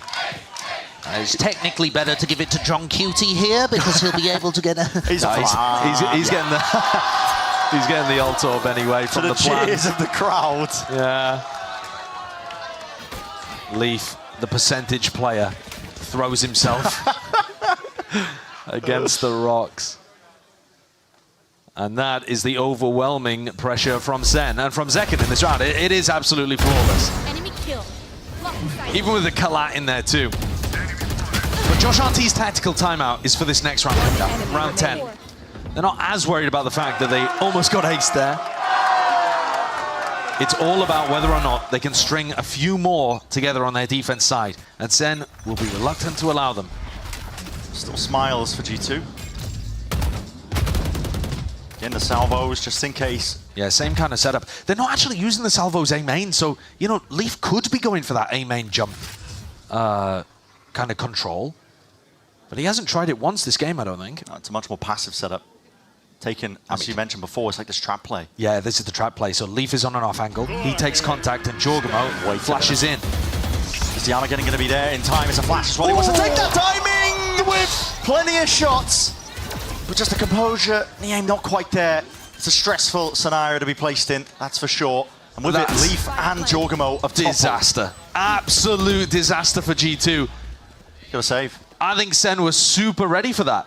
That's something that G2 have run before, a trap play that they've relied on a couple of times in this map already. Yeah. And you see the positioning of the Armageddon. I mean, if we get to watch it on the replay, it may have been that Jorgamo was actually forced to take that timing because the Armageddon was on top of him over towards Danger at Cliff. It's a little bit hard to see.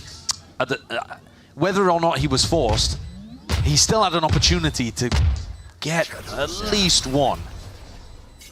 He just couldn't quite land the bullet. Sentinels, one of the best teams that I think we've watched at making sure that they know the small gaps and windows of opportunity that Tejo gives you to take those fights as well. Not necessarily the threat of the ult, like the Armageddon, you can't really stand your ground against it, but look at this. They deal with this handedly. Didn't catch the kill onto Leaf, but he's trying to evacuate into heaven, and they're just spamming it. Yeah. They have extremely good awareness of how that's going to affect Leaf. And Jorg, though he wasn't completely forced. Look at this Gooner, bro, just playing exits. That's a first on broadcast. Look at that Arsenal fan. Yes, yeah. Look at that fan of the soccer team, Arsenal. Of course, Arsenal mentioned. Goodness me. That's what he was referring to. Wow, that's a bold one. That's taken me out. That's funny. Okay. That is funny. Familiar scenes from Leaf. This time suppressed though. That was a knife towards the back, and he is caught into the angle. It's good with the ult, but he's got so much util at the back feet and a flash into his face as well. It's purely full uncomfortability. But Leaf survives. Enough time board as well for him to just reposition with the rendezvous. Yeah, but they've got them completely contained on B. I mean, look at these positions from Valen and from Jorg. Yeah. No exit plan for Sentinels. You're going to have to batter your way through this one. Square up, take the fight straight to them. Everyone really quite close and personal up onto the site. No one playing off to a degree, and that's back open wide. Zelsis now going to be commenting the fight's occurring, and decisions need to be made. Sentinels, they have to carve out a path. There's only 2 of them remaining. A 2v3, there's timing still. Clone dealt with, and Leaf, by this time, wait for his team to slowly collapse onto him. He is low though, brings it that 2v2. It's still uncomfortable for Sentinels, but it's definitely winnable, and it comes down to that fight! Bang wins it, 1v1! Unable to capitalize, Valen has been there for his team today. He's had them, guiding them through some difficult rounds, but they are needing it. You see him after he wins this one, staring up towards the ceiling, praying for another one to come his way. Or maybe just taking a breath after how frantic these moments are. It feels Herculean for G2 to get rounds today, which is such the opposite of what we've seen from them in kickoff. Everything has looked too easy up until this point. Yeah. This is the first time they've been tested, and my God, what a test it is. G2 need another to make this look competitive. And Sen going back to the well of these A splits by the look of things. Big presence from G2 up through mid. Look at this. So on the ropes. Salvo saved this round, Brent, so not used in the same spots. And at this point, you've already conditioned Leaf. He's not going to start the round in those kind of areas. Yeah, and feels a bit impromptu. But the Tail drone is so fast at being able to clear out both A main and the site. Trent is hyper committed. Needs to make a play. His back just opens up wide. He somehow gets 2, and he's still alive. Alive and kicking and ripping Sentinels to shreds.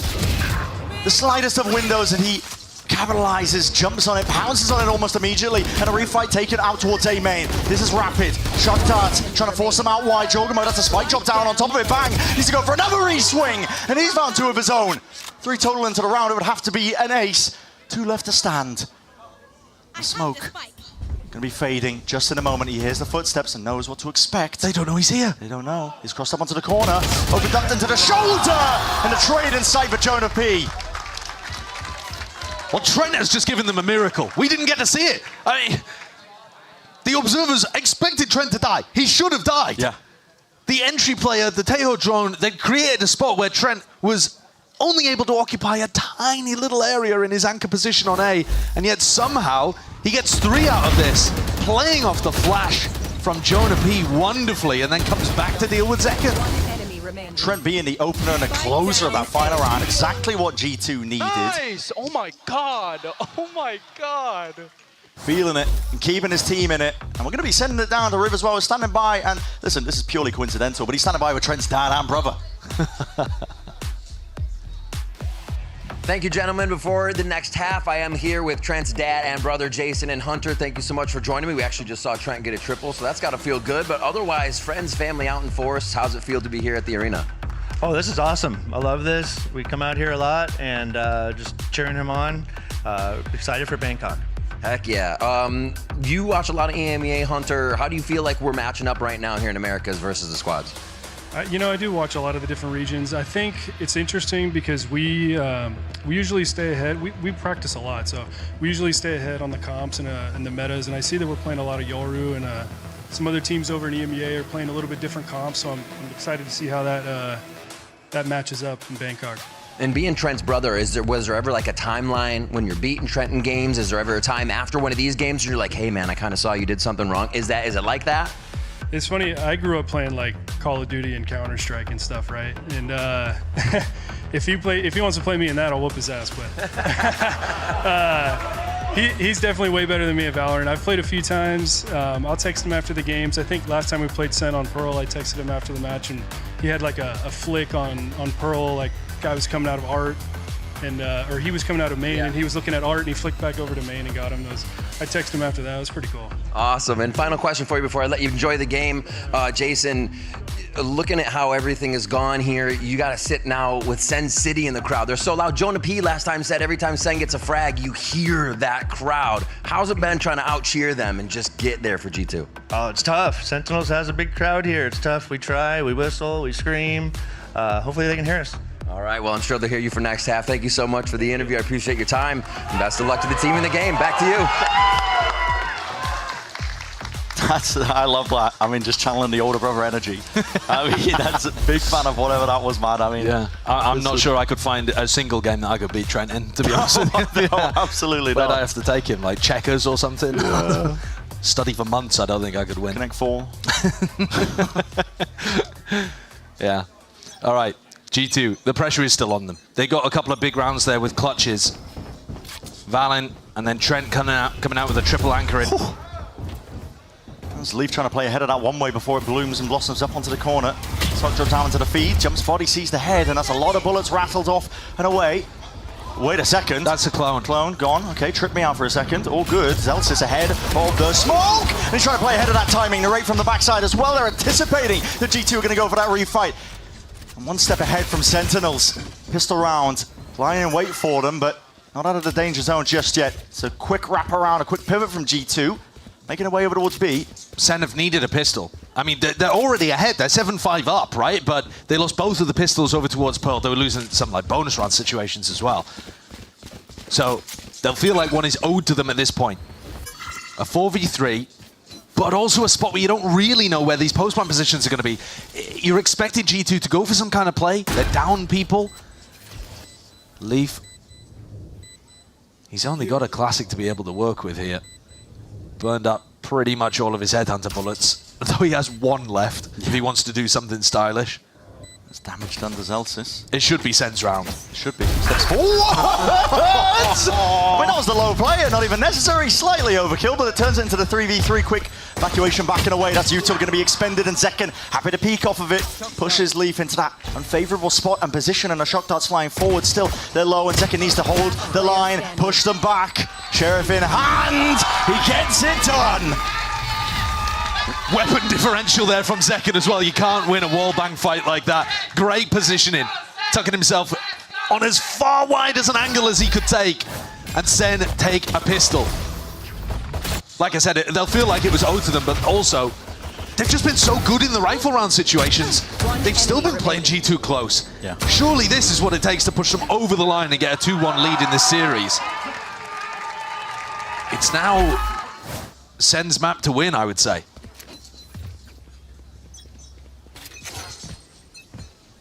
The 8 players from Sentinels, though. Celsius going to be feeling tested and pressured, but not quite when Zekken's off by his side. Stun's still going to be connecting on for the... Oh my goodness, going for the flash peek around the side. It's going to be a nade knockdown, and they want to fight this one too, Van Nail. I was going to say it could be overzealous, but these guys are just winning it out regardless. The ping-pong play from Zekken and Zelsis is so good.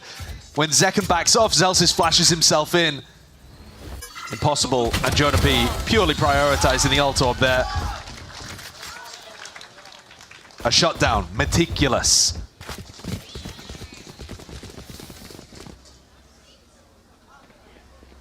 Keeping this money nice and good for the Sentinels bonus round, just taking a peek at it. Doubles the danger to it, but just holding it down towards A main in this one. Not dropping anybody, so there's the danger here. And Zach.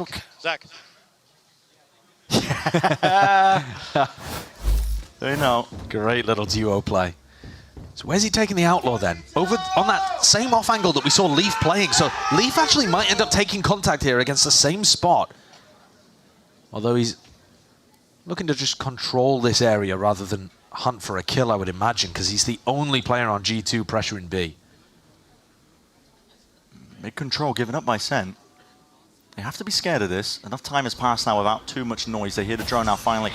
That through main. Knife's not going to be catching on to Trent, so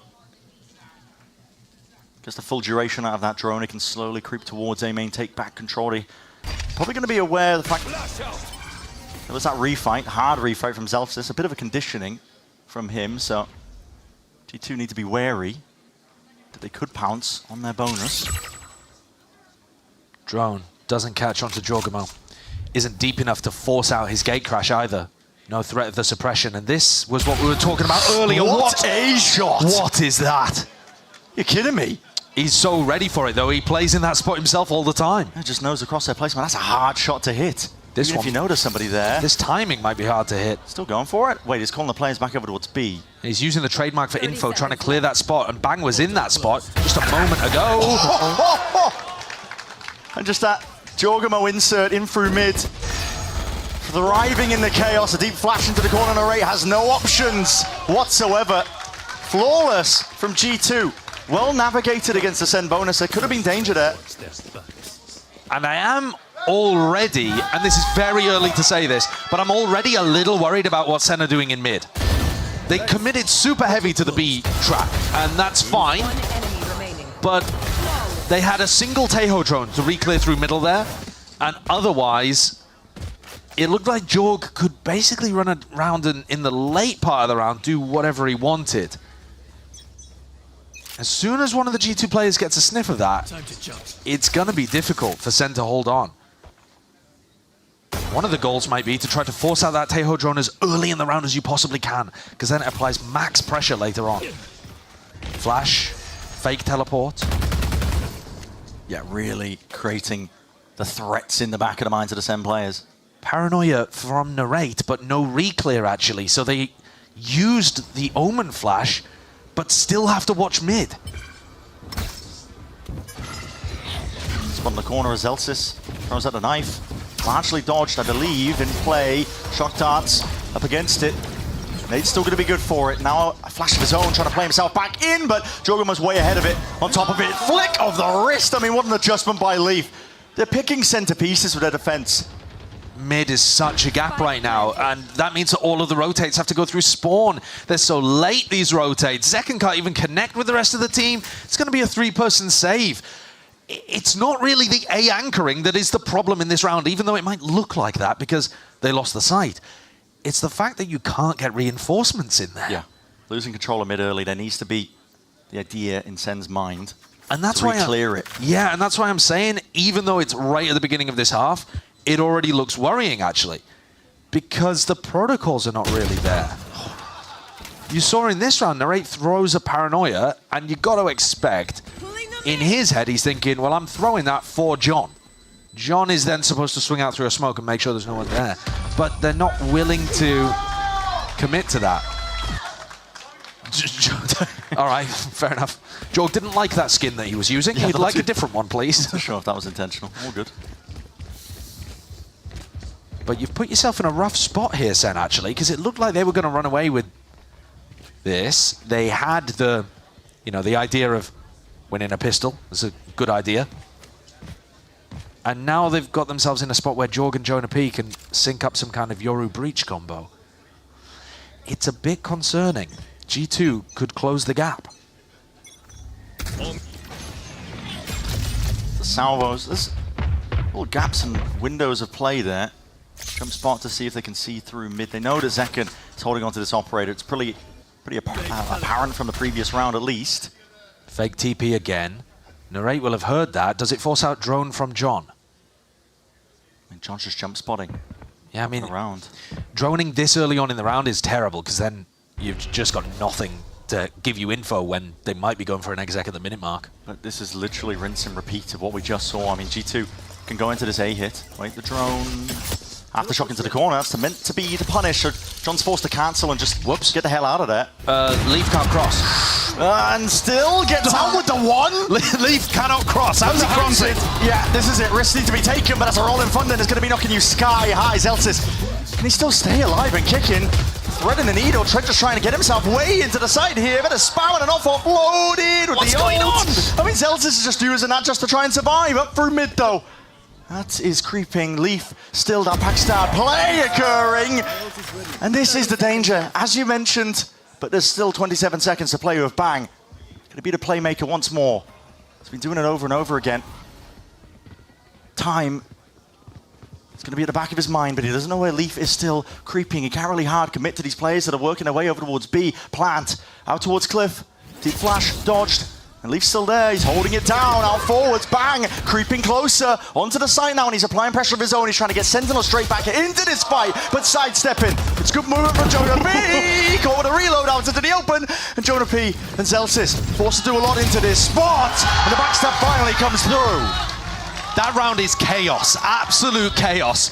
Both teams had lost control on that. There was an attempt from G2 to try to commit into A once Zelsis went for the flash. Only Trent ran in. Really rare to see that level of discoordination from G2. And Sen again had that gap through mid where Leaf found a pick. It was anyone's round to take. But Sen had come out with the goods. I mean, this is mad. You do not see G2 make that kind of mistake very often.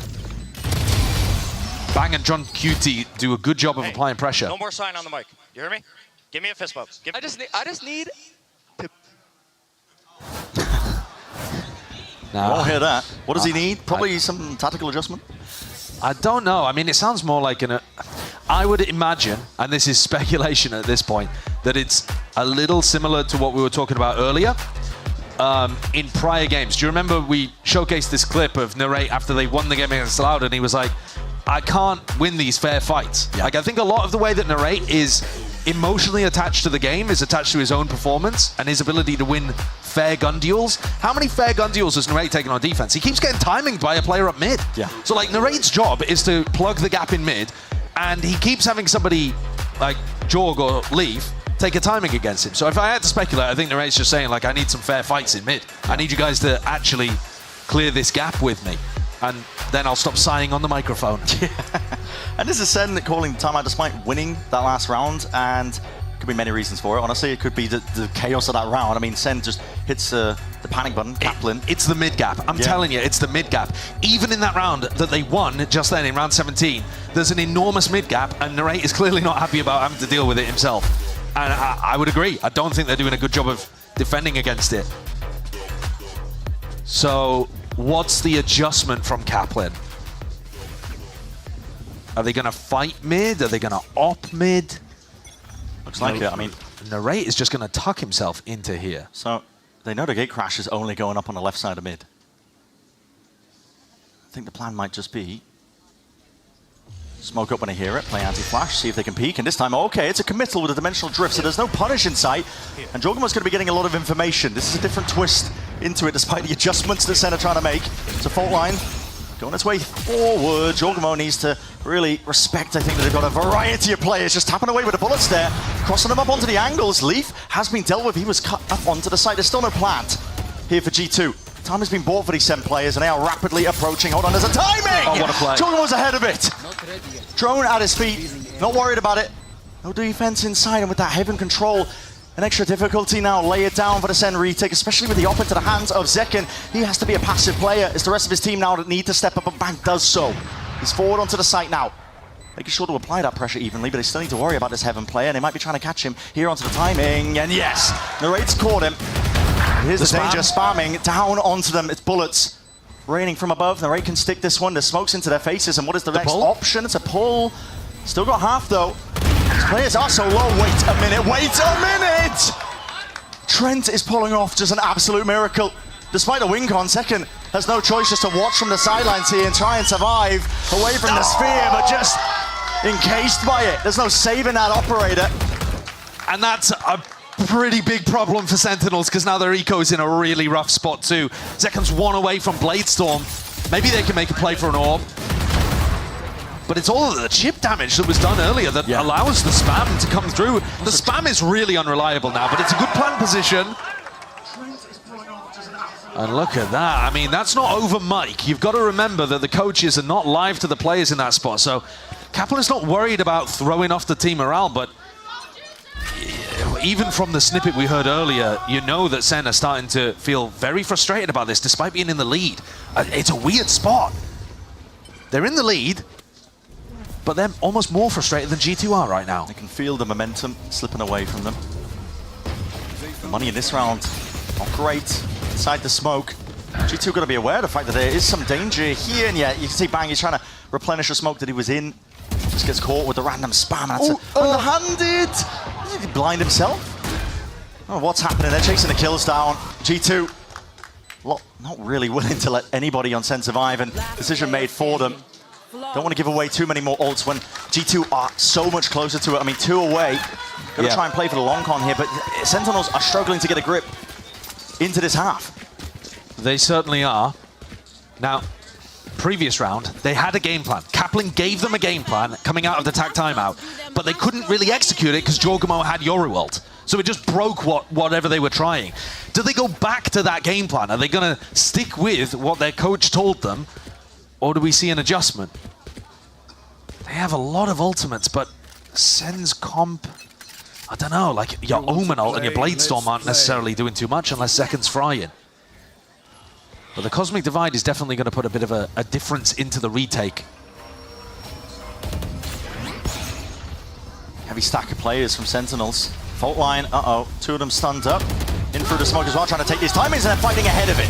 This is a difference. Sen trying to take it, a bit of argy-bargy onto the side. Jonah P just spots the top of the cranium, but not expecting the backstab. Narrate was there, ready with open arms.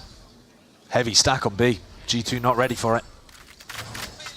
They were expecting, I've got to imagine, Sen to be more worried about mid, based on the conditioning prior.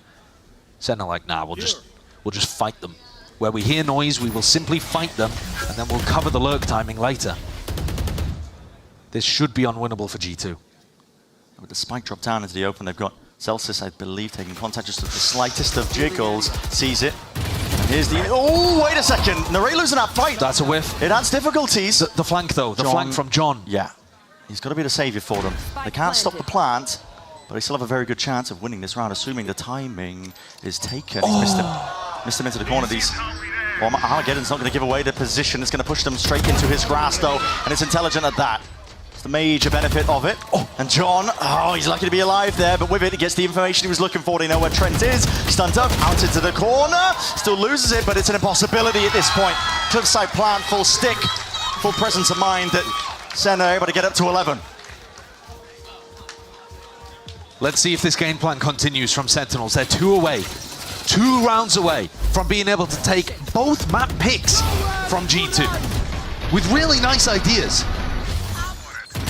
But most of the preset ideas came in the first half, and now they're kind of scrambling. It's a lot of improv stuff, audible calls, trying to figure out and adapt on the fly. So far, though, the adjustment in that round that worked was heavy fight the site. Tried to flood in, tried to anchor, stack the site that G2 are going for, and worry about the mid lurk later. If Leaf realizes that, he might be able to find a quicker lurk time, and there's always a counter. But it just comes down to identifying what your opponents are going to be doing. That is not where he wanted the trademark. He was trying to clear out a potential push-up. Yeah, that timing's been missed for him, so... Still going to be taking it. He's lurking his way up through mid. Like you said, Sen are just willing to give up the entirety of that middle section. Trust that they can flood defend in time if the hit does start to come in. I mean, it's a slow going for G2. Early drone. Early drone. And now they don't have much to reclear mid. They're going to have to do it with bodies. Drone forwards. Race cut to the side. That's a rolling thunder that will be connecting. Still survives, still stays. Tethered onto the corner. He's going to be TPing. Repositions. In through the smoke as well. He's cut up the ankles. They don't know where this guy is playing from. It's a pivot. And Jorgamo's still trying to play this one forwards, but Lee finally takes that timing.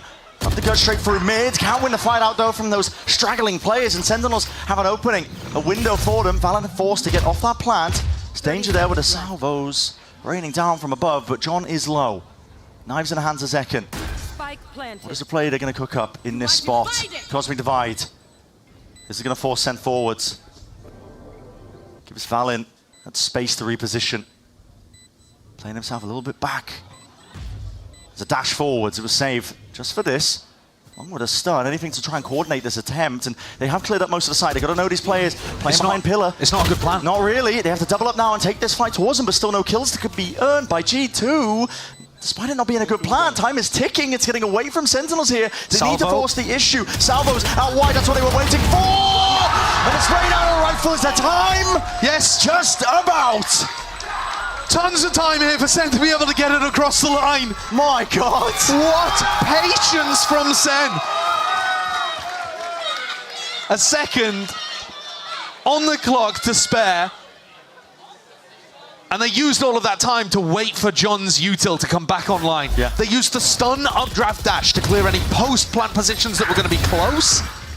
And then the salvo pushes everybody into both of the Sen players on the retake. Insane levels of discipline required to wait that out when the time is ticking at that degree. Yeah, and the difference of a second, you're waiting for the cooldown to come back on. I mean, an incredible spray transfer too from John, who's been amazing in this series. He has looked so good. Sen up to 12. One more step is all they need to take the lead in this best-of-5 Grand Finals. Jorgamo going for the Euroworld up mid again. He's looking for that information. Hasn't found Narrate. Yeah, spots the one. Clear out most of the way towards Heaven as well. Full retake. Now you're playing this against a Cosmic Divide from Bang, so on-site post-plant positions are probably going to be required. They're pinging it out like they are somewhat aware, but G2, a couple of players off onto the side as a Cosmic Divide to split them up, and that's why Trent is playing up and close and personal. The full line, just a slight whiffage, but still the kills are raining down upon them. Jorgamo ETP back into the spawn angle, I believe. Tried to cut it up behind them. They dealt with it, at least partially. The salvos now drop down onto the cliffside. Slide down away! Drop down! And Trent has no choice but to just fire a last-ditch effort, anything to survive this. John's found the kill. Second under the fuse, the slightest to Tavis and Jonah B is nowhere near. It's inevitable, and with him falling, Sentinels take the lead. That's an unreal map. So much scrambling on the fly, and you heard it from inside Sen's comms themselves, so they themselves didn't believe the full way. I mean, they're like trying to make sure that everybody's mental is on track, and rebounding, calling, getting input from the coaches, and yet they find those hidden reserves to push it across the line towards the end. The pistol desperately needed too, to set them on the right track.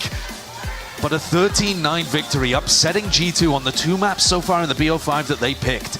Sen have got their eyes firmly on that trophy, and Zelsis, from what we've heard in the comms, guiding the ship beautifully. Yeah. Just an emotional anchor for the team when it's needed as well, keeping everybody's mental resilience in check, because that's the big test in best of 5s. Sometimes it doesn't come down to the strategy, and it did to some degree, but you have to keep the mentals intact. You have to understand you can win in those moments, even when you're knocked down. Sentinels have proved that so far, and now it's up to G2 to see if they can answer back.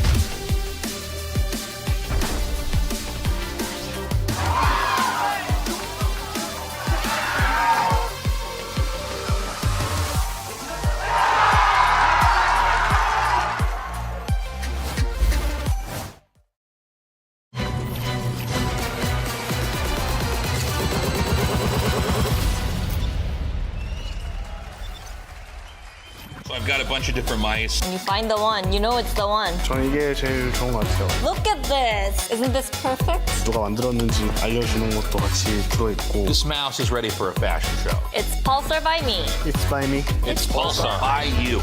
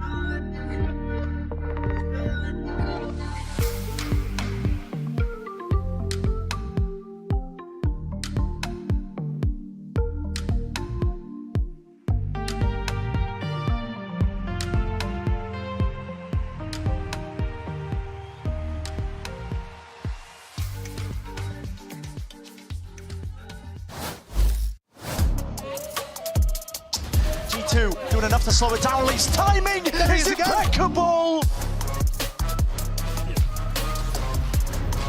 Silent all over, and second swings backside, gets 3.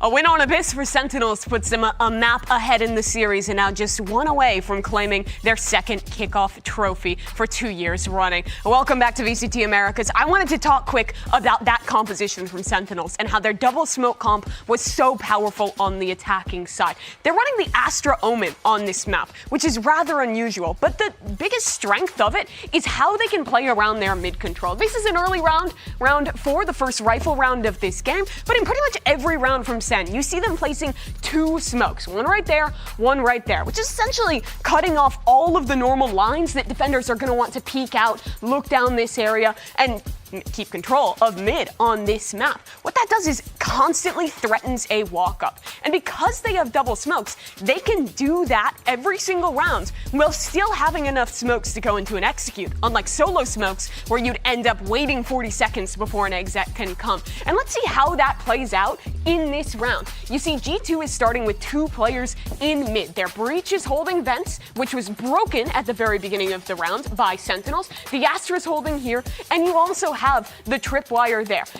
Because of the pressure, there's only actually 1 player on this A site. And as I speed this up a little bit, there's going to be a fast hit into A from Sen. Because the players are preoccupied with mid, it's a free site. G2 are playing the retake. But the problems don't end there, because the spike is about to come down. And look at the positioning. You still have a player anchoring back B. You still have 2 players checking on mid. Someone is worried about that push into vents. And all of these players are having to rotate all the way back through, re-clear that space. And by the time they've re-cleared that space, Sen is already into the site with a winning post plant. They'll close this round out, and they did that consistently on their attacking side to get up and now be a map away. Let's check in now with Wyatt and GB, who are standing by in the crowd. Thank you so much for that, Mimi. Yes, we decided to come amongst the people in the arena. Yeah. Now, of course, you have Sentinels. They're currently up in this series 2-1, and they're 1 step away from winning kickoff. Wyatt, we heard in the piece earlier, Leaf was talking about how this Sentinels team really relied on heroics, but it truly was the heroics and some damn good game plan that brought them over the line in Map 3. Definitely. Leaf was talking about that before these 2 teams matched up the first time. Those heroics did not come to fruition. Certainly not on Abyss, where they got torched by G2. Starting on the attack side with that comp, as Mimi illustrated, really important. And then over on defense, clutching out those post plants, 2v2s where John is stepping up with great utility, gets them over the finish line.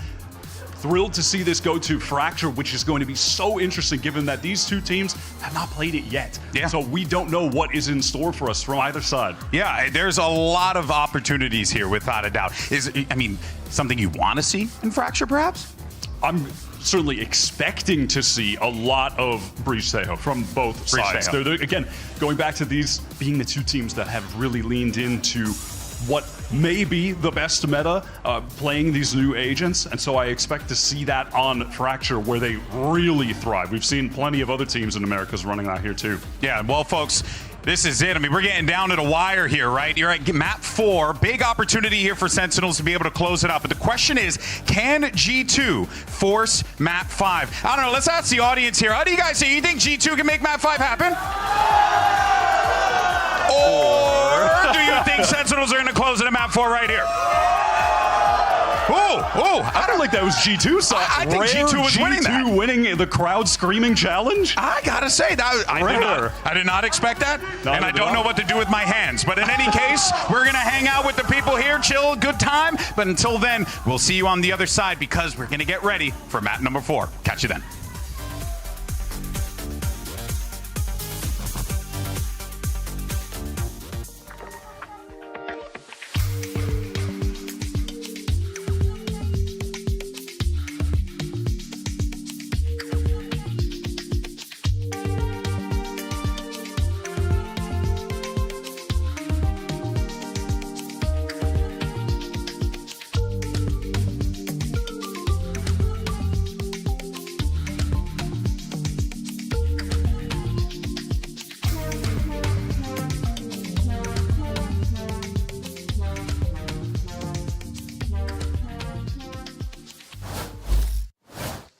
Welcome back, everybody. Yeah, might have food in my teeth as well, just catching a quick break and a snack as well. Got to fuel up for this one because we could be going a distance. That's what I mean. It's a best of 5, and Sentinels, they are one map away from being crowned our kickoff champions here in 2025. That is as well. Another title to add to their, another kickoff cabinet case that's going crazy, and potentially leading into Bangkok with the same energy they had in 2024. It's also G2, a team that we haven't seen lose a single map on this stage.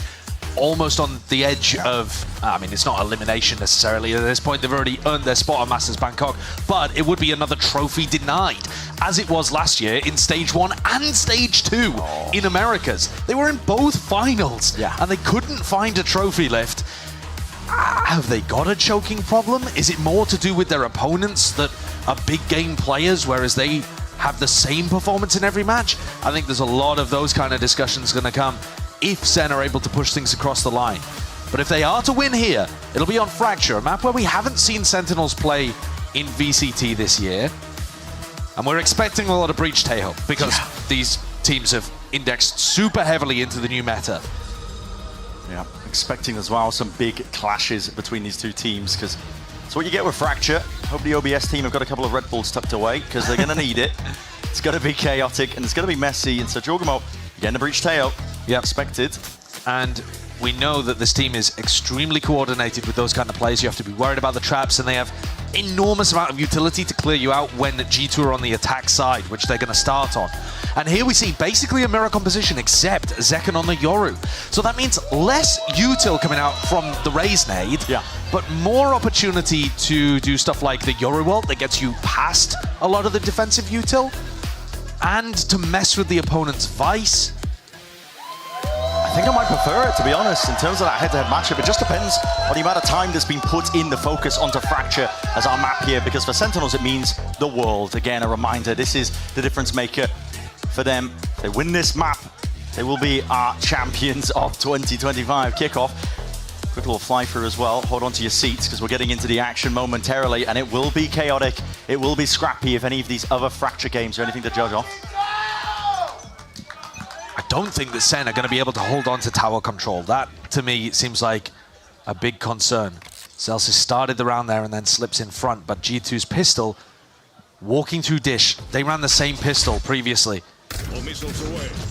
Realizing it's the potential opener. Hello, suppression to Zekken. He actually can't evacuate away from this play. The Salva's pushing him back, but this is a call by Sentinels. They want to fight this one forwards into the spawn, see if they can catch Trent unaware. He's got to hear these rumble of the footsteps, and he's playing the slightest of off angles right by the ropes as well. He has an exit strategy, but he might just want to take the fights to them.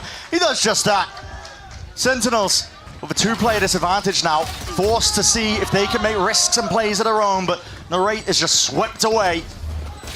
G2 fully in control.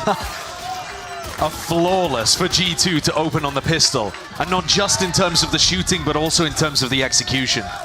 Jorg blast packs out into sight. They get the plant, and the positioning could not be better from Trent.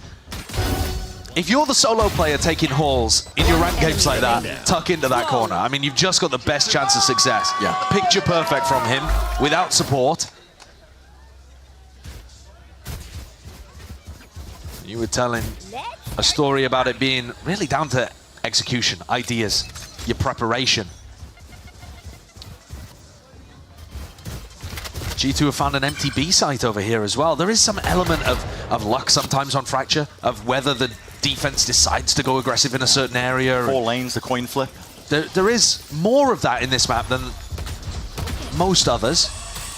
Celsius. Oh, he just peeks his gun out, tracking the boombot in case he needed to swiftly get rid of it, but this is going to be a plan down for G2. Everybody up and ready to take this one. Not just that, I mean, the post-plan positions are pretty impeccable. Tower control, main control. It's going to be hard for SEN to get anything done. Another big thing that the Yoru doesn't give you, if we want to talk about comp analysis just for a moment as well, is the Raze nade for plant denial. You still have salvos, you still have aftershock. SEN are not going to be too worried about that kind of stuff, but they don't have as much utility. See how that kind of stuff plays out. And the hunt begins for a couple of kills. See if he can string together the ults, get them online nice and early. Nobody too close though. Jorg not given as many orbs as perhaps he was hunting for, hungry for. But there's yet to be a kill from the side of Sentinels. Double flawless. Yeah, just spotting it. Betrayed by the bundle, it's unfortunate. The Sen bundle giveth and the Sen bundle taketh away. But this is their chance for Sentinels to get back into things. A bit more even footing. In fact, it's largely on the side of Sentinels when it comes to that economy. It's the pistol round setup again. Trent, the only player towards Hall's side. His job to wait for a push, to drone, to get information, and then potentially have Jorgamo blast back through and crunch a player like Zekken. Bit of noise being made. Seems to be an awareness from the Sentinels players, but smokes are going to be dividing up the site now. It's all up onto G2. Jorgamo will make an attempt to conquer, and speaking of that, I mean, Sentinels just overwhelmed Trent from that spot, putting him into a really uncomfortable position. With him gone, they don't have to worry about the A-main flank too much, and G2 don't really have the weaponry to be taking straight up duels here. They're pushing spawn. Yeah, risk to their own. Zelsays just layering down and raining them down with lead on top of it, man. Still from the back, Leaf, a lot to contest with there. Sound cues all around him, and so pretty good answer back by Sentinels. It's a bit strange to run a bonus round that's exactly the same as your pistol round, because you've already given them a chance to learn the lessons from that first loss. And here the lesson was, we need to be earlier onto Trent. We can't allow him to just get back into that passive position already. And they caught him with a wave of flashes. I mean, Breach flash, Yoru flash. Let's go! And then they could turn around and deal with the pack from G2. Critically as well, I mean, G2 haven't been able to keep the ball rolling in terms of ultimates gained. No. It's 4 orbs to choose from on Fracture. If you take it slow and steady, you might be able to make your way towards it. It's part of the danger on this map. Last time we saw G2 play, they were fast tempo, which is a little bit unusual. You expect them to be more of that slower defaulting team.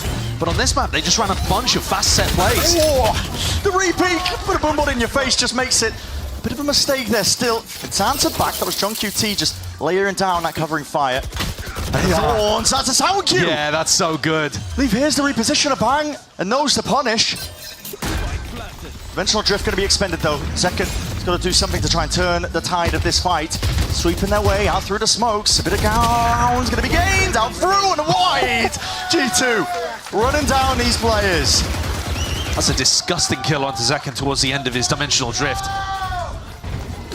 Like I was saying, G2, they've got a decent playbook on this map. A lot of it, though, was quick, well-coordinated executes, splits, trying to use overwhelming utility advantages. This is very nice, as you pointed out. The audio cue given there. The other thing, though, that G2 was super ready for was any kind of flood attempt. It's not just the Thorns, they were also, you know, eyes on those smokes, waiting for Bang to run through with a flash. And the silver lining around G2 not getting early ults online is that they're about to access a immediate, enormous arsenal. Senna playing a bit more loose onto the other side of things, just trying to earn up ults of their own. They grabbed an orb for Zelsis. He has the sealed garden if they get into position. So Zekken has really got to hold on to spawn control. His team are here. Nades, push them back in case there is that flood attempt. A bit of spam. Oh, Leaf. Gotta be careful. Gotta be really careful like that. Here's that ult. I just talked about it. Be playing a bit of a difference. Leap goes down, though. That's an aftershock. Meant to deal with this one. Shorty in hand. He's up on high ground. Just laying down death from above. Still, it's Sentinels but managed to regain control of the side. It comes down to the spam straight down main. These players are toppling Sentinels. It looked like they had an advantage, but just like that, turn of a dime, it's all gone the wrong way. A tap, they've earned half, but guns out wide. Now Valin has ult. Got the ult, orbital strike. Your outs are dwindling. Your options are out. And what can Zekken do? Salvos to work against. The rapid spike approaching. He's forced to save it away. Zekken had a decent opportunity, actually, of being able to get a kill on Sand that could maybe have turned something. G2 in odd post-plant spots there, scramble away with a victory. That's a Jorgamo play if I've ever seen one. But they're relying on spam here to be able to get the job done. And then just got the ult online. Yeah. Like I'm talking about, though, this bank of ultimates is up now for G2. And this is very concerning for Sen. G2 weren't forced to use them early in the half. And now, assuming they can navigate an anti-eco, it's going to be really difficult for Sen to win any of these eco swing rounds. It's going for heaven? What is that? Oh, just, okay. All right, so attempt to nav it, yeah. Yeah, stopping any kind of flood. Bang is feeling the heat. My God, what a shot to hit. But they know where he is now with only 2 bullets left to work with. It's a quick cleanup indeed by Jonah P. The Thorns popped off as the flood attempt is occurring. Sentinels just trapped up in the brambles. No chance in hell to see if they can turn the tide of that fight. I think G2 have got really solid awareness of how to stop these flood attempts from coming through. It'd have to be a 1v4. Zekken has done crazy stuff in the past, but he doesn't know where the Sam player is. Flashback, perfect timing. Jonah P just spams it down even though he was blinded up. 5-1. And still big ultimates available for G2, right? Oh, I mean, my. enormous ultimates available. They're huge. In fact, though, Sen have caught up a little bit. But this round is going to mean everything for the first half. Sen down 5-1. And if they lose this, they'll have invested a bunch of ultimates. Their guns are going to be mostly disappearing.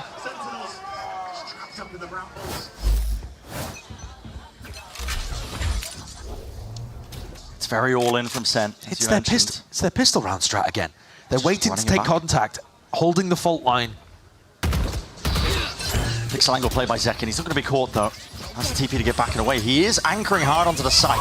Not sure if they heard that one as a Rolling Thunder clears his way through. Oh my, the clone on top to try and fake and obfuscate where he could be hiding, but he cannot escape from that Jorgamo sightline. Bang! Makes an attempt of it, putting a squeeze onto the site players, but G2 are just overwhelming it, man. Holding it down, they know what to expect. And so much good utility to stop the flood from coming through. Jorg deliberately got breach ulted there, by the way. He got catapulted in by his own breach. He's got Blast Pack and Rolling Thunder sending him in. That's a hell of a lot of momentum. And that's what I'm talking about. Sen, they gotta save this, and they might be able to pull together a buy. They got 1,000 credits in the bank on a few of their players. John and Zelsis don't need to rebuy armor. You know, they'll be able to get something going, but they've used big ultimates. Yeah. And now G2 still have Visal, Armageddon.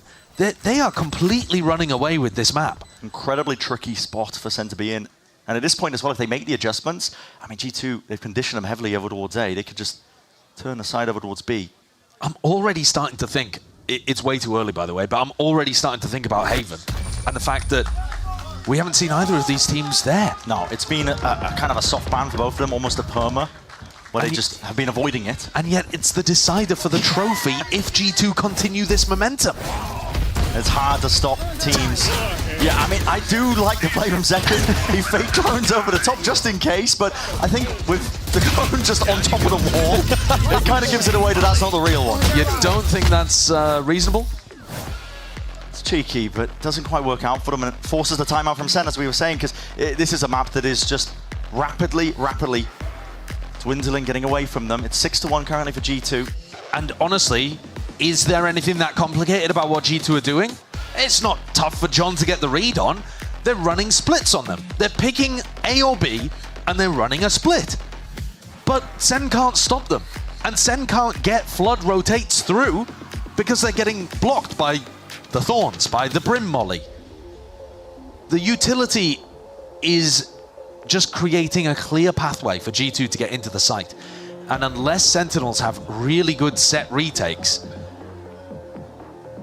and maybe that could be the answer, focusing on set retakes and focusing on early round aggression in a certain area, so that if you realize it's an A split early on, you can go and take tree, go take arcade, and at least have a flank going in the retake, so that you're not all stuck.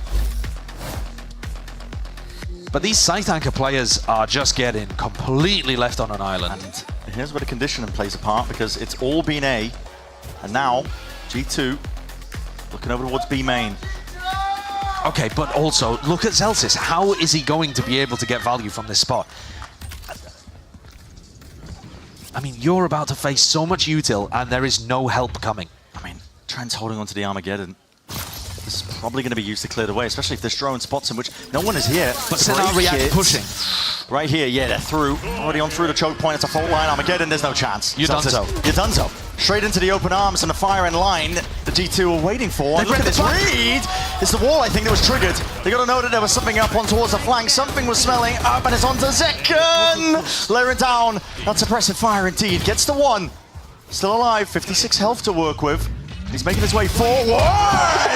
John QT stops him at the front door. Sorely needed here for Sentinels. And Zekken relocates, takes the rope. Oh, and John is too good for it. Nice. What a day for John QT. Captain IGL of Sentinels guides them to their second round. So it was that adjustment I was talking about, trying to push out the opposite side of the map so that you have a flank going on. And G2, they actually did read it, as you were saying. The Vice Wall gave them the cue. They just couldn't win the fight at tree. Oh. And they couldn't get past John. I took care of it. Is that going to work as a tactical adjustment, a strategic adjustment for the rest of the half? There's 4 rounds left to be played. Does it force G2 to slow down? Very spread out. This is an awkward smoke to try and get past. They actually are defaulting for the first time here, G2. Yeah. They've not just picked a strat from the playbook.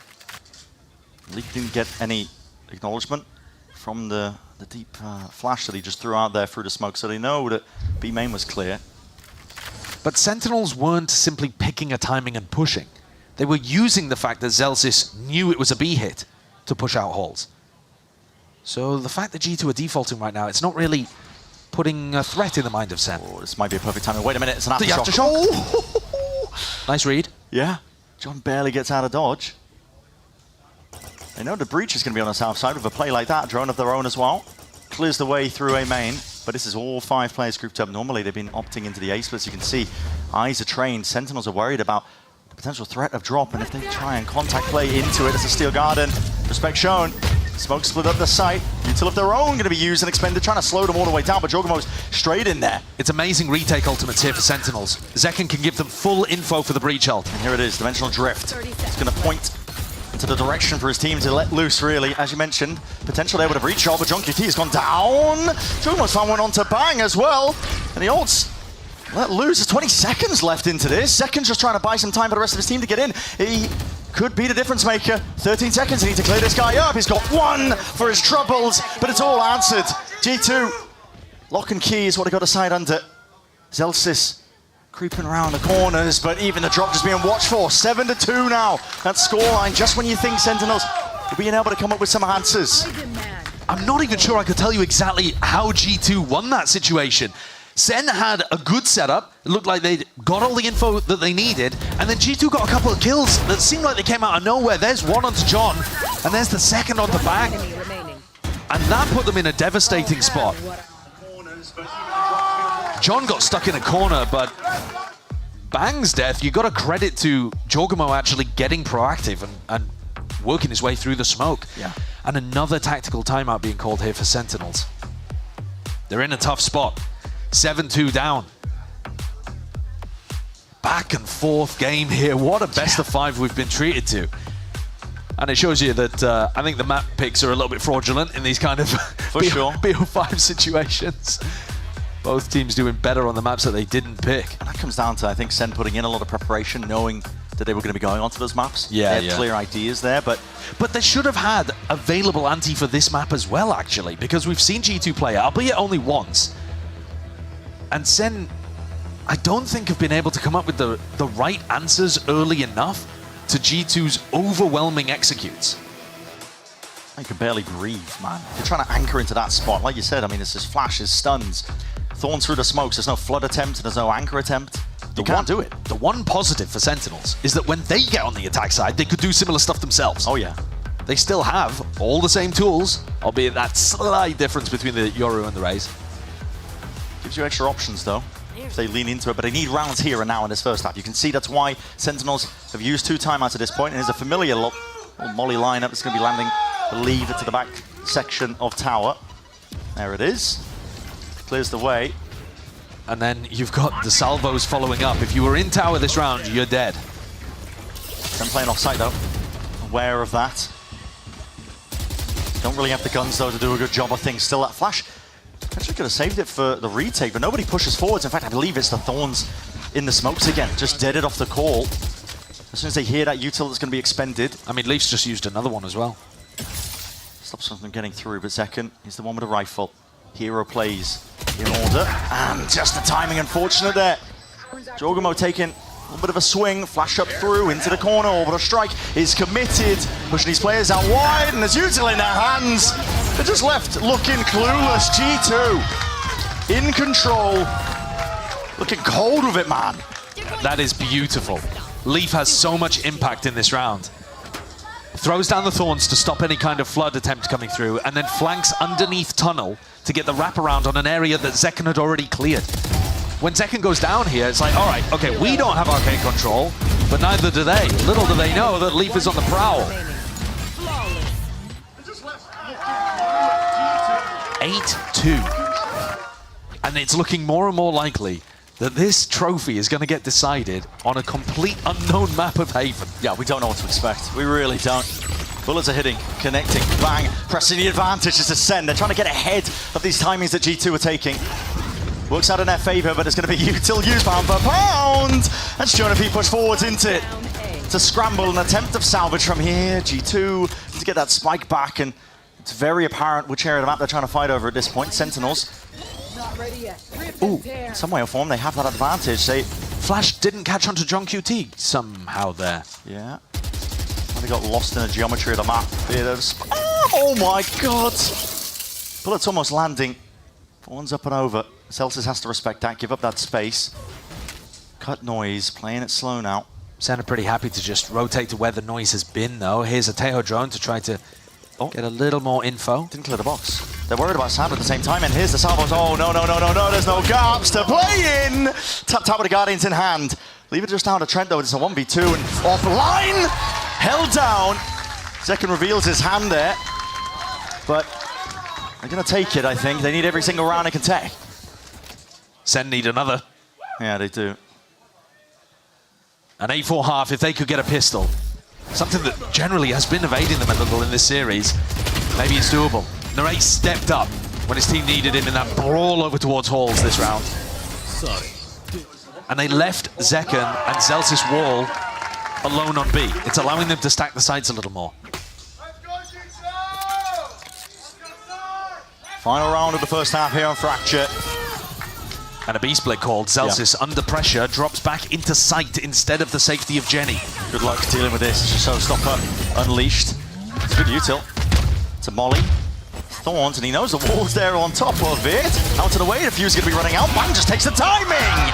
Pushes straight past it. The initiative seized there by Sen. Spike dropped down into no man's land. Now Trent has earned himself an ult, but it's a 2v5. And with these players topple the ult, can't take that one into the next half. Sentinels done enough here. 4 rounds.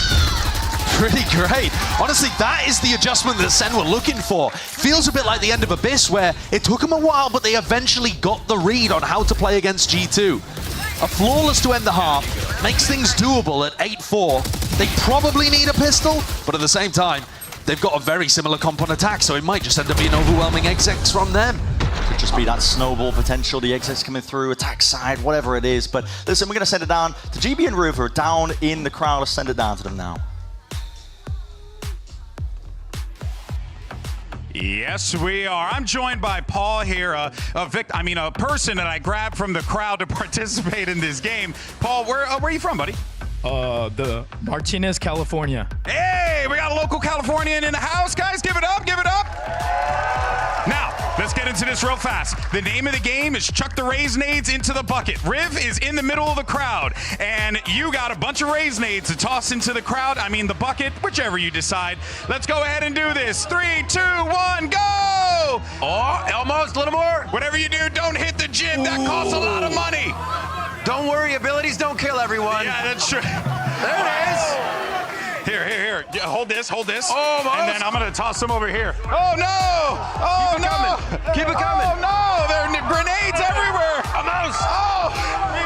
Oh man, it's almost as if I'm doing this intentionally. He's launching. All right, he cares about the community.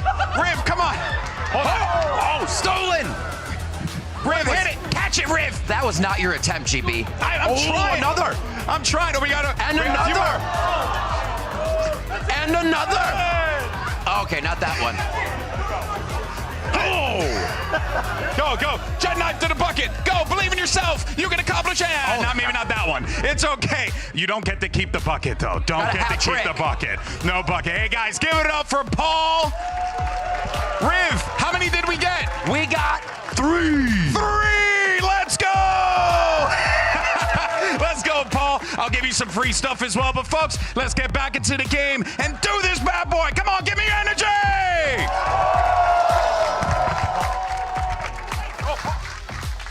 And there's a lot on the line here for Sentinels. The pistol round, it's all he needed. Currently 8-4 with G2 versus Sen.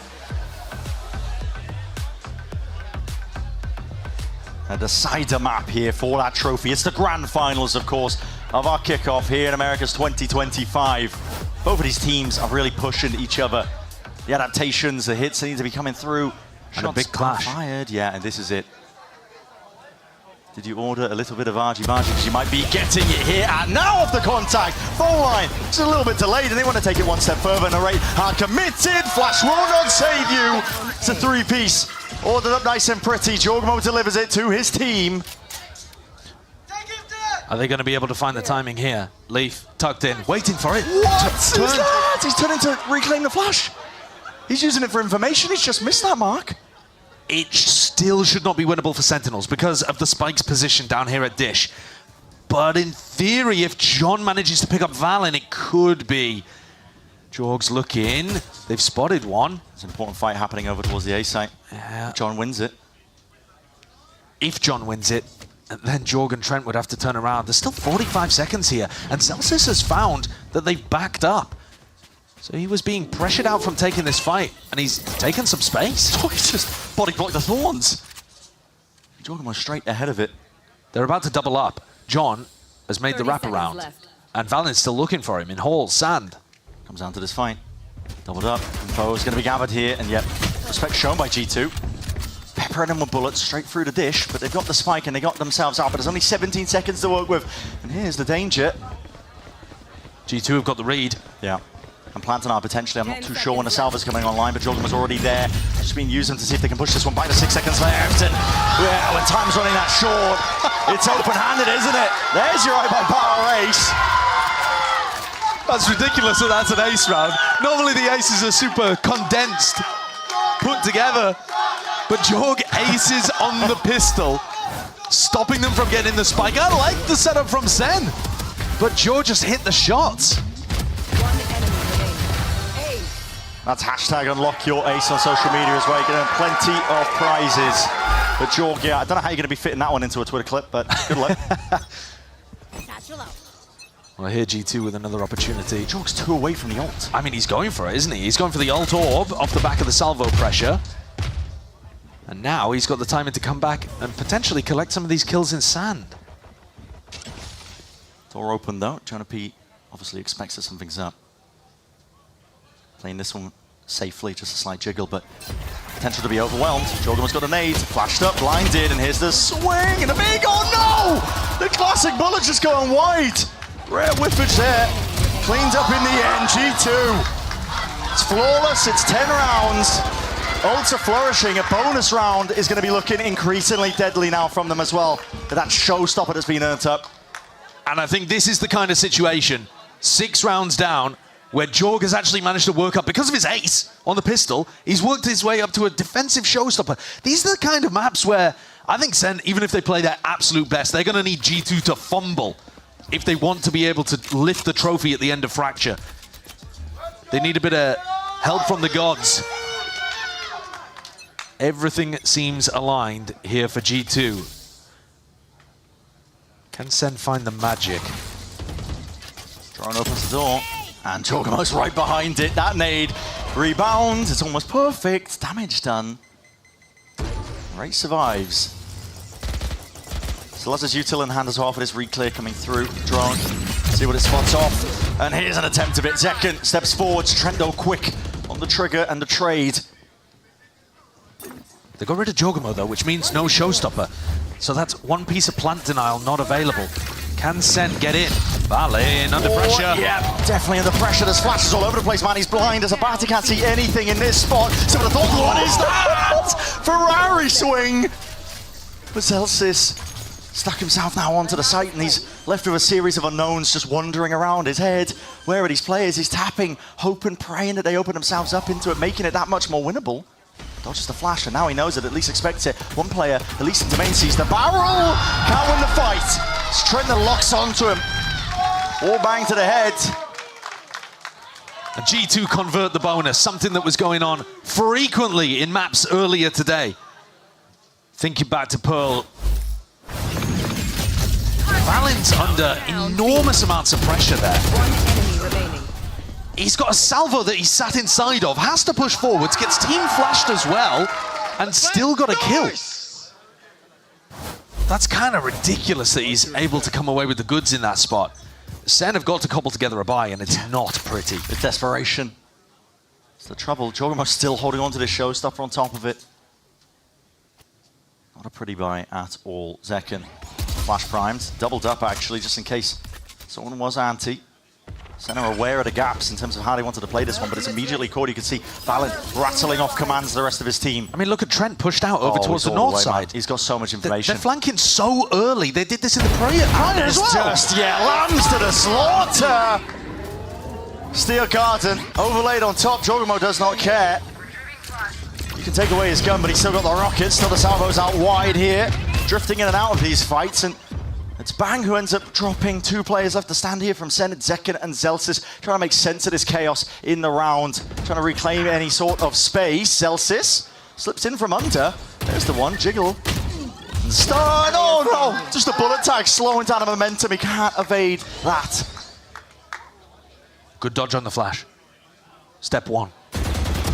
Many more to follow, and G2 more than a firm grasp, man. They have been in control from the start here on Fracture. They might be a map down, but they are determined to take this one all the way. And you're seeing right from the beginning, the game plan is to push out the opposite side of the map. They've now done this multiple times. Round 15 and round 16. When Sen look geared up to go for a B split. I see 2 people just like this. Yeah, because he's found the perfect timing. And because Sen are not thinking about that. Sen were too slow to do that on their own defense half. G2 are ahead in the macro. There's no more room for error for Sen. At this point, basically just thinking ahead to Haven, but gotta focus. Maybe gather a bit of momentum, just make it that much more doable. Valen does eventually get removed away from the side here. The bullets are firing. Sentinels flooding out the feed. They know that tree's been compromised. It's going to be heard for. Committal, they know where the plant is as well. That nade is going to be rebounding, pushing John out into the open. And, well, okay, now a spray down, Trent! Where have you pulled that from? Just from the side, just when he thought Sen were getting comfortable into this round. It's a 1v1. Him versus Narrate. Doesn't expect to reposition. Narrate straight from behind. Took that fast time in to flank around, and so the slightest of breathing room. But the question is, how many more rounds can string together until it's just over? I also think that's the only way you're killing Trent at the moment, with a bullet to the back of the head. Because if you take a straight fight against him at the moment, he looks unstoppable. 17 and 6 on this map, by the way. Nice! Come on, man, brick by brick. Brick by brick. Well, they'll need another 7 rounds. Just to get things to overtime, by the way, not even to win the map. Morale still keeping it up. Big ults on either side. They need to be looking for these defensive pushes because G2 are constantly active. This is going to be cleared out. Wait a second, Sen. No, they're being squeezed! Up onto the ropes. Celtics just couldn't quite escape in time. Trying to go a little bit quirky with the movement there. Zeken's just not able to get that kill. Slightest miss with a Bucky in hand. And it's up to Bang to respond. And he does. It's 2 ripped away and Armageddon of their own, and they have that site access, turning it back into the 3v3. Slowed once more. Great sticking with the plant. John finds his kill and his mark. Leaf, he's cheeky with it on this map. He's often trying to take those timings, and it's unusual to catch him unaware. They've just heard the door open, but I don't think they're going to be aware of Valen. They still think there's a chance that he's over towards Spawn. Sen are not out of that danger zone just yet. Creeping forwards, he's just spotted it. Just the shoulder. Fault line, it's instantaneous. It's rapid. These players are dwindling. They are toppling G2. It's almost there. It's within their grasp. And they will have it. Not to be denied. Haven is inevitable. The best of 5 in the kickoff trophy between our 2 top teams from Americas. And it goes all the distance, all the way. Not every map has been close here today. Each round feels like there's chances for either team to win. This one probably the most one-sided in G2's favor, at least. They certainly came in with a bigger macro understanding of what they wanted to do. Their attack side's impossible to flood defend against. On defense, constantly getting those pushes working. The set plays, the ideas were great. Do we have any clue, though, what's going to happen on Haven? No. We haven't seen it from either of these teams. They've been mostly banning it. It is such an unknown way to crown the best team in Americas of early 2025. Yeah, and what a way to do it, man. These teams have pushed each other to the brink. As you mentioned, Josh, listen, not every map has been close, but we deserve this. These teams are delivering. Haven is where it's all going to be decided. Multiple unknowns across the board. I just cannot wait to get back into the action.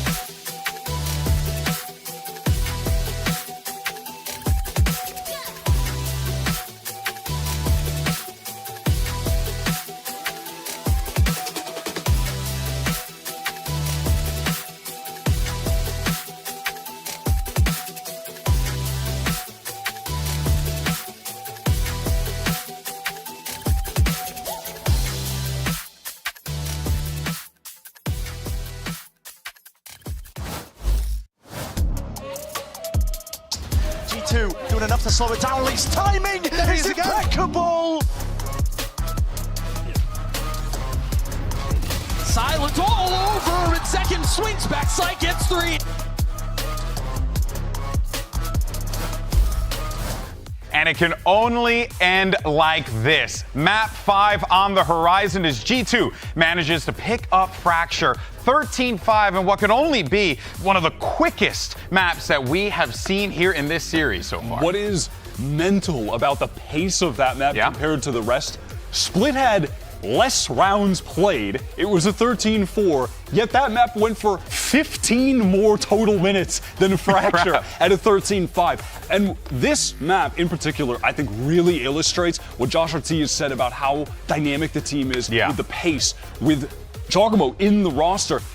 Fracture, their average time to plant the spike, G2, is 35 seconds compared to, for instance, on Abyss, 50 seconds. Split, 57 seconds. They are running it down on this map, and it's because they have a guy like Jaw. And I want to show a couple of the XX where they are running it down throughout this game, because they had some really well put together executes with this comp that we were seeing out from G2. This first one, they're all passing that Vise wall together, so it doesn't actually cut anyone off. Then it's an aftershock to stop the flood from coming in. Then they're throwing down thorns. They have so many layers of utility to stop the defenders getting out these smokes. Most of the time the win condition as a defender on Fracture is getting past that smoke, getting in on this flood. But with the Vise, with the Brim Mollies, with Raise Nades, they're so good at stopping Sentinels from having that opportunity. Here's another. Jaw gets sent flying with the rocket in hand. They're ulted by the Teo, but they still get outside. They still have thorns. That combines with an aftershock to get a kill onto the breach, and then they clean up with some really pretty fundamentals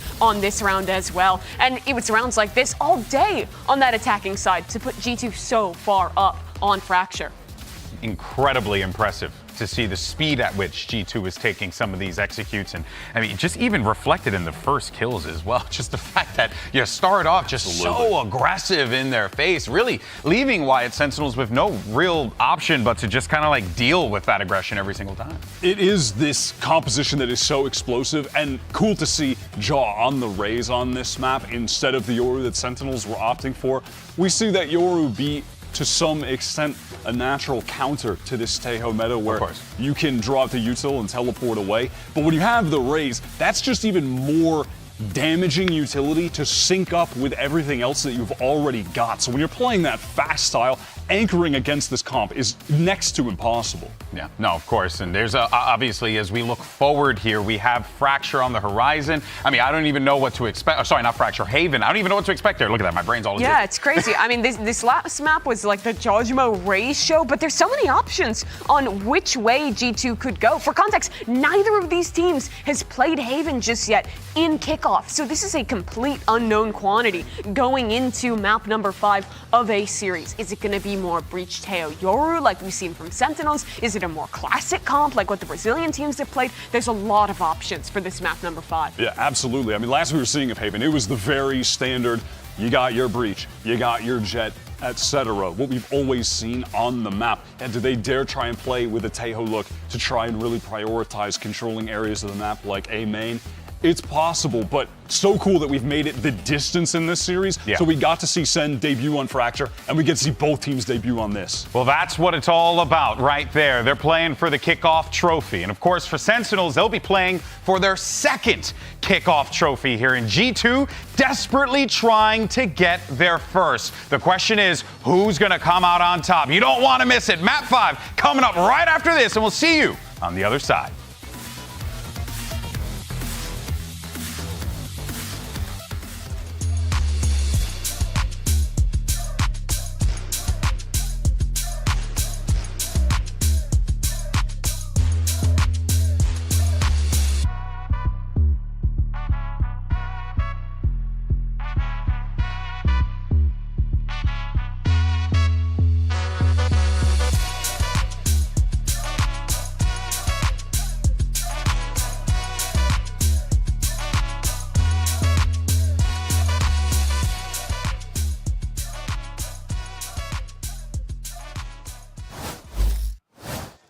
This is it. This is what it all comes down to here in our grand finals of kickoff for Americas itself as well. G2, they have been so close in the past, man. They've had two chances to win a grand finals here. They've been in familiar spots, but it's crumbled beneath their fingers multiple times. Sentinels themselves have gone on a run. They can cast their minds back to 2024 and understand how far they came in that fashion in kickoff itself. And the last time that we saw these two teams match up in this tournament, Sen weren't close, right? So it's not like you have that same fire underneath you of we're within touching distance.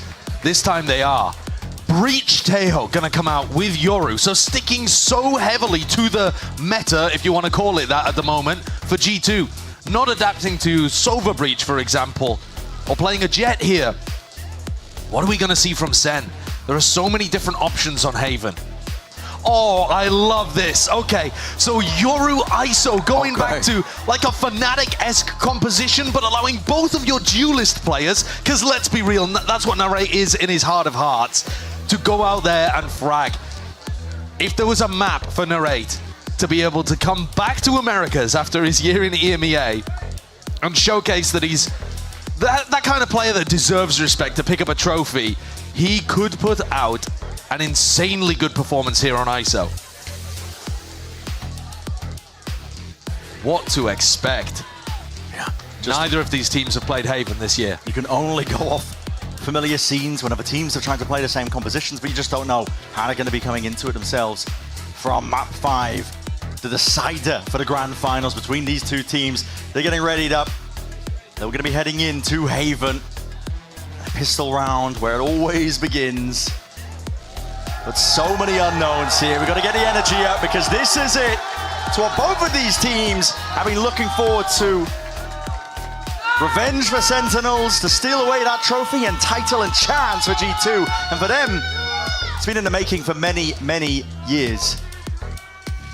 We know roughly how the Euro ISO composition is going to work. There are not many people playing G2's compositional archetype here on Haven.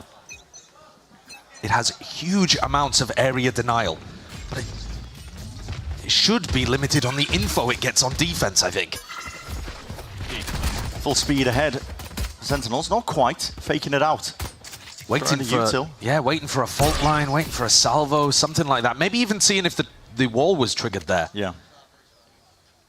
And the clone did pass the choke point, so you're pretty confident the Vice isn't playing C.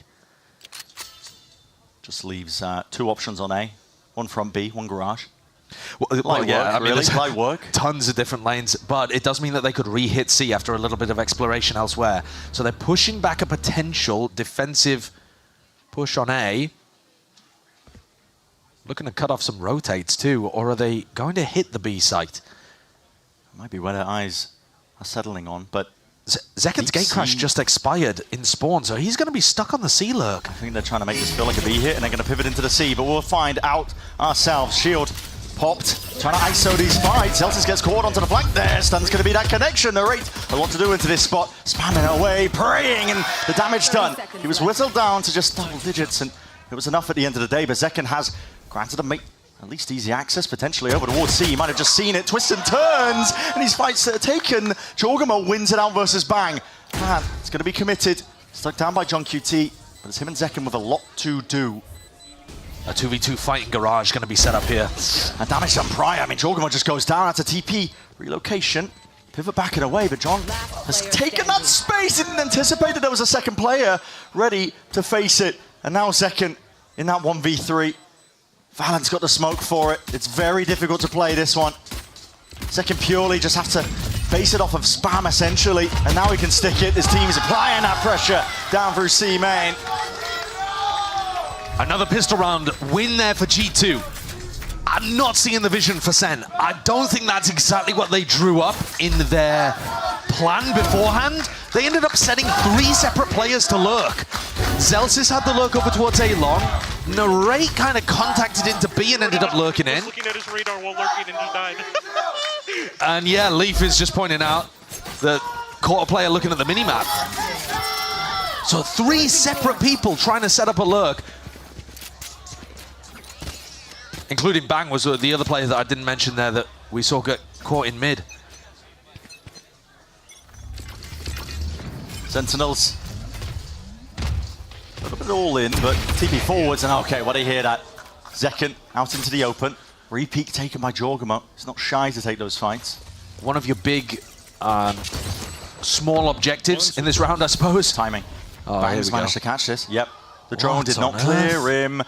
Oh, he's playing this one to almost perfection. Paranoia sweeps its way through. Not sure if that connection's there, but a Util's going to be coming out in spades to see if they can help this one out. That's a TP into the back corner. Aftershock somehow catching on to these players. Ring around the roses and a spike drop down into the open. There were chances there.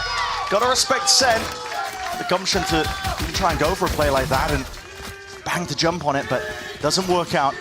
That's 2 rounds in a row that Sentinels have called some kind of contact play through a choke point.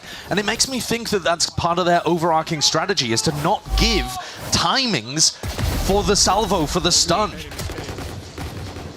Bang couldn't quite pull off the teleport there before the aftershock that came through default caught him.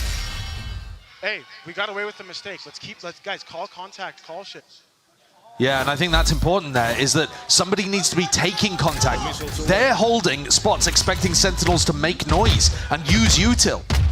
They've been caught now kind of twice. Oh, Jogamo, he's in their faces. He's only got a bulldog to his name. He's trying to take that fight, but TP backing away once more to safety. Time ball for Trent. Needs to be very careful and worried. He's lucky not to just trade out that orb for his life. G2 are now going to be getting primed and ready, and this is so quick, man. They're using a drone for the re-clear down through A short. All tripped up. Leaf versus Zelsis again on the flank, on the lurk. Leaf has been good for it 2 out of 2 rounds so far. Flash breaks the thorns before there can be too much more damage done. G2 grouping up towards mid. Wow, double re-clearing mid, giving up garage.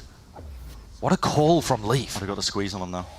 Do these players even know? Are they even aware? The answer is no. Leaf strikes right from behind, and Zelsa's got to do a lot here. He's got to try and salvage this entire hit that's coming through over towards the A site. Zelsa can now become a bit of a problem player for them. Do they have to clear up the cam? It's a game of cat and mouse. What a plan does go down, but oh, he's looking in a different direction. Jogamo is also a problem player though. He was behind in A long and Sen never cleared it. Drop down! Oh my God, what's occurring? No one's covering these fights. And the angle's there. Jogamo's in their faces. Do they know where Bang is? Sticking Jog gets half. There's a smoke to supplement it, covering it, obfuscating it. It's 3 in a row for G2. The problem that's rearing its head. Bang survives with the rifle, but it's a consolation prize, man, because Kaplan mentioned this. Doesn't matter how much prep you put into a map. Doesn't matter how close you are on the gun rounds. If you lose the pistol, if you lose the bonus, you're going to lose the map. But they've also lost the pistol and bonus by trying to get weird lurk plays through all over the place. You have a Yoru ISO composition, sorry. Just make some space with the paranoia and with Zekken's teleport and allow Narrate to run around trying to frag people. This contact stuff is to try to get around and behind Jonah P and Trent's util. But it's also making Sen not play together and play to their win conditions. It's a full investment by Sen. Kept the one rifle, but half armor almost across the board. Regen shields if they can afford it. Jorg is going to get information gathered. Wait a second. He just came out of his he ult. just came out of Dimensional Drift. He looks like he wants to try and take that fight up through a lobby. They're not giving it to him. He teleported back as well. Have they heard that? They're still pinging out areas over towards A lobby, so... And up through mid. Oh, brutal. Smoke propped up. Information gathered, and they're just not watching their backs, man. These angles are open. G2 making a mockery of it right now. We didn't know what to expect here for Haven, but the game plan is just falling to pieces for Sen. They're leaving so many gaps, and G2 are finding them. I think Zelsa's got to be more defensive in his Cypher play rather than trying to find the lurk timings. He needs to stop G2. Jonah P. 30 seconds left. Tucked up tight, reinforcements arriving. Spot the back, there's the swing. Bang's lucky. Here's Zelsis trying to find that lurk timing though. There's 20 seconds left. G2 no. Lost garage control. Okay, whipping a rifle back around again. Zelsis did get the 1 kill, but there's only 13 seconds left. They don't have main control. 10 seconds I left. mean, Leaf has got this. Bang in the smoke. Trying to go for it, a bit of spam. Oh, it's revealed his hand. Definitely has, but it's uncomfortable for Sentinels. They know that they have to fight for control of at least one of these areas of the map, and bullets are flying forwards. It doesn't matter. The player advantage that G2 have earned up more than enough to sail their way to victory in a 4th round now. If you're looking for the cope for Sentinels here, once they get up to Yoru ult, ISO ult, they can start to apply much more pressure onto these sites. But you can't be relying on the ultimates the entire time. And you're still a round away from that, by the way. I mean, Sen have got to go, I think, here for another eco. One enemy remaining. It's looked like Sen's permaban. Yeah. So far, right? It's looked like we're finally getting to the portion of the BO5 where G2's double map veto is giving them the win. And I thought we were going to get here earlier, I've got to be honest with you. I thought that G2 were looking so clean so far in kickoff, not dropping a single map coming into this grand final, that with double map veto, Sen were going to struggle to hold on. And we've been dazzled by what Sentinels have shown us so far in these first 4 maps. Especially starting out so strong on split. But here, it's not cooking. By the look of things, we can see the economy, and it looks like Sen are going to try to force this round. Opted into it again. They're 1 away from getting every single ultimate online. The one that I would be prioritizing is Narrates, because I think once you have Narrates ISO ultimate on the attack side, you can grab a player, scale off the back of that, Paranoia, TP, Zekken into spots. There's a lot of big execs you can do, and it makes it very difficult for G2. Concern here, though, G2 might be 1 step ahead with the player positions. Timer's going to start ticking at some point as we get down into the round. Yeah, they are so far ahead of this, aren't they? It's a salvo. The fault line, I think G2 going to try to take that early control. That makes it feel like Jorgamo's not here with the operator. Well, even pushing forwards. Even if Jorg does have to teleport away, you've still got a crunch onto the ult orb. He's made a bit of noise. Are they aware? Salvos. He's hoping that they get pushed back into him. Cracking shot by Narrate. That gives him the ult as well. And with that, maybe you can snowball it into your advantage, but Senna taking it slow and steady once more. The drone doesn't clear enough. The idea there is that the drone is supposed to see whether they're playing retake. If they are playing retake, you take the site. If not, you catch him in the ISO. Late hit. Oh, Jonapi's been out in the open there. He thought that he had the timing. This dimensional drift might not even be necessary, but he is going to spot out these players, and hello, combo it up. Yep, take it into the gulag. Good luck winning it, and Trent somehow manages it. There's a shield to contest with. Still there, gets 1. Locked up onto the side, but it was the impetus around that Sen needed. Took a lot to get there. Looked a bit messy in the process.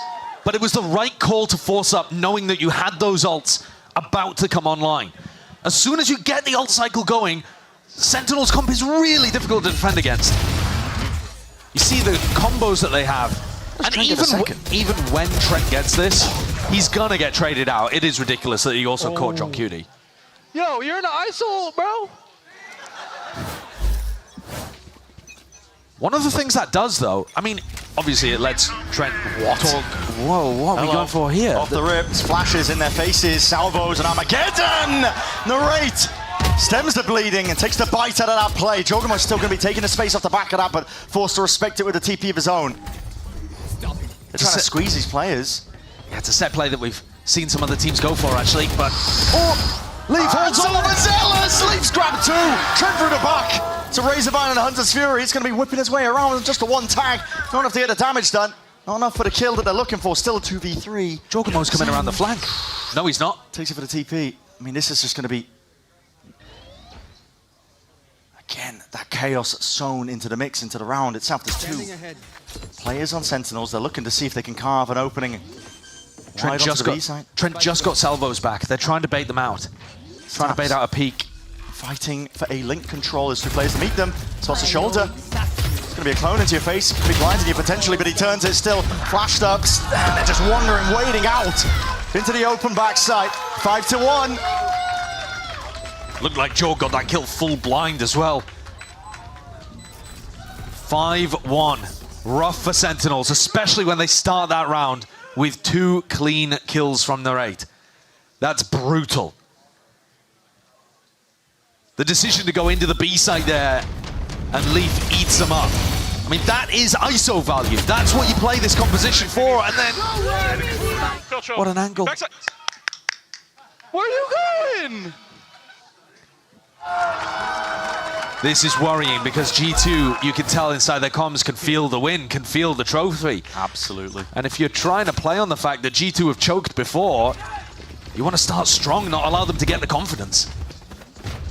Salvo's out through mid, that's G2. Slowing down a potential Mid-take. This is one of the reasons the ISO is so good. You can use that shield to be able to just gather ult orbs up. And Narrate, once he ults, he always has an ult point back. It should be so simple to cycle these massive ultimates up. Time to jump. Big struggle though so far for Sen. Now they're looking to make their way over towards A. Narrate's going to take a peek. It's a double player held down. I mean, they were watching for it. They hear the sound cue from the shield. He only gets the one. And every smoke, every option is watched for. Right now, Sen are just throwing anything at the wall, seeing what sticks with these lurk plays. TP committed. Leaf is wondering whereabouts these players could be. Rolling Thunder gives him the time for the drop down. Flash on top of it. Hell player back needed to win that fight out, and he still needs to hold it down even further. It's just one man. What can he do? Dodge at a flash. Quick turn to the side. Plant's still not down for them. He's going to be stuck, committed. Cosmic Divido forces them forwards into the fight and into the fray. And G2 are now aware of it. They know the possible positions. The IGL has you in his sights. G2 are dismantling Sentinels. You see it in the rounds. Narrate just decides to pick a timing to apply his shield and swing C long.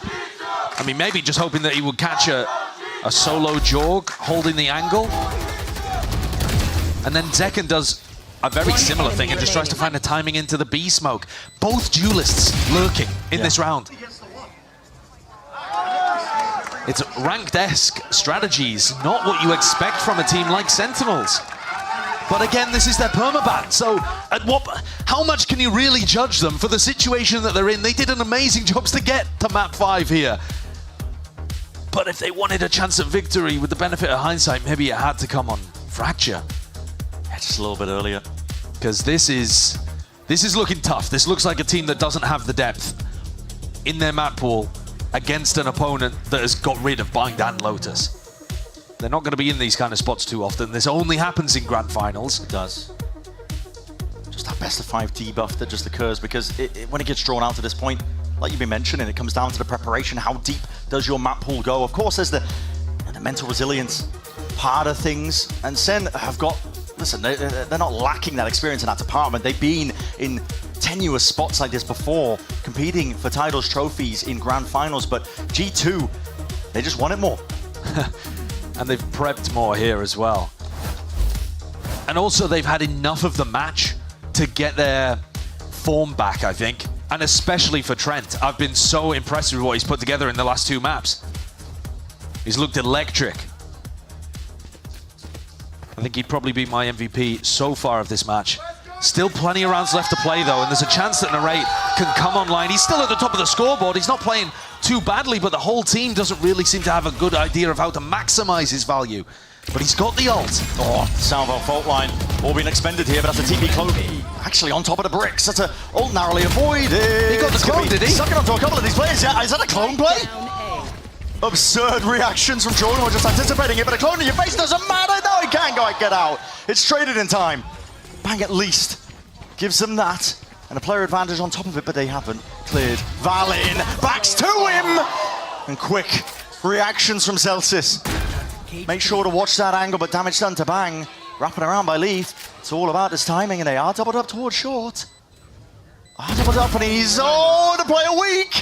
Does he anticipate that Celsius has cut it up into the corner? It's all about this timing, and the fight to be taken! Off-angle approach. And the player, the man that has held his ground and stood up to many questions and challenges, Celsius delivers them around.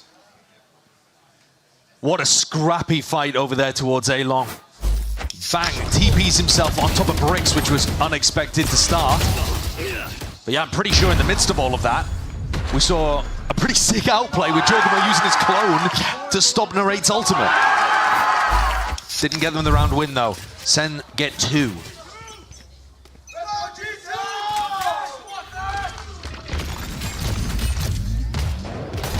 Same A lobby aggression. Used off the rip. Forces the slowdown for Sen. Not that they were looking to go into that direction anyway. Recon Dart also used off the rip towards the back of the C site, which I don't really understand the value of for John. I'll have that back at the minute mark. Upton back into trying to take control of some of these areas. There's a wall into the face of Zekken. Narrate kind of wastes his shield here just to take garage control instead of... Well, I mean, I guess he's applying pressure. He's kind of just acting as a distraction and a lurk. It's a weird way of using the ice, though. Yeah, I mean, he's going to force that re-clear, which Leaf apparently not favored for. Valin, it's impeccable with the timing. I mean, now he's just not worried about it. He's trying to back himself out of the fight. Clone was used in mid, just pulls back that wall as well on top of it, but a salva's going to be used as that response, and Jorgamo ready to lock it down. He's got teammates at his back, and he's taking a fight straight to them, flashes in their face, stuns the supplement, slow down the pace.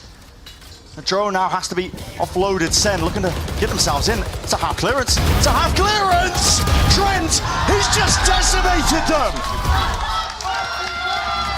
Beautiful distraction. You can't get past this guy. He's been unbelievable in these last couple maps. He's 12-3 currently. And he lit the world up on Fracture too. The defensive util that G2 have to work with here is barbaric. I'm caging. I mean, he's making a comment there that the cage was beautiful for him to play around despite it being thrown from Zelsis, I think. Cutting through. It's all smiles for G2. All right, here's an exec, though, from Sen, on an eco, albeit. And they need Narrate to lead that charge. It is an eco. Hold on, twist and turns. You're trying to break the ankles, but again, not quite the weaponry for it still. Tran gets the one, swing through the cage. And Zelsis has gone down anyway. It's rapid. And it feels like desperation at its core. When you run those kind of fast hits, it does make it really easy for G2 to be able to find the right timings for their stuns, flashes, sucks, pulls, salvos. They've got everything. It's really tough. You can see why Sen are trying so much of this lurking, contacting style of play. But it makes their comp look so uncomfortable. Yeah. Can John pull a rabbit out a hat in the world's most unlikely 1v3? Because otherwise, they've still only got 2 rounds out of 10. There's no gun.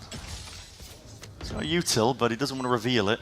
The only thing he's got going for him is that they don't know where he is. He's timing across to the drone, but, well, dart's in order, and Salvo's at your feet. Good luck crossing that boundary.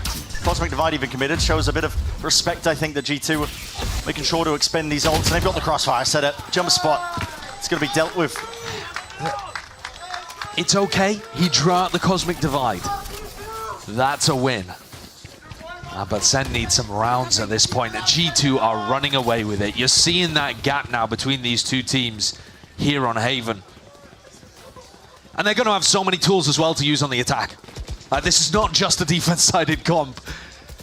We've already seen when they play, you know, Split, for example, is one where this comp is really difficult to stop once it gets rolling.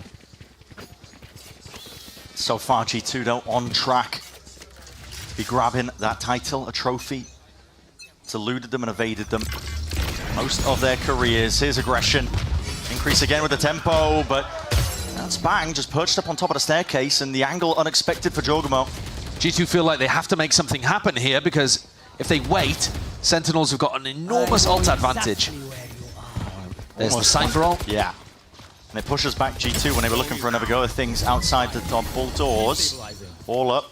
Neural5 gives them the info. They know that that's just the one lurking for it, and Zekken's going to be gathering even more information. Thorn's popped off, but he doesn't care about that. Straight into the fight. Leaf.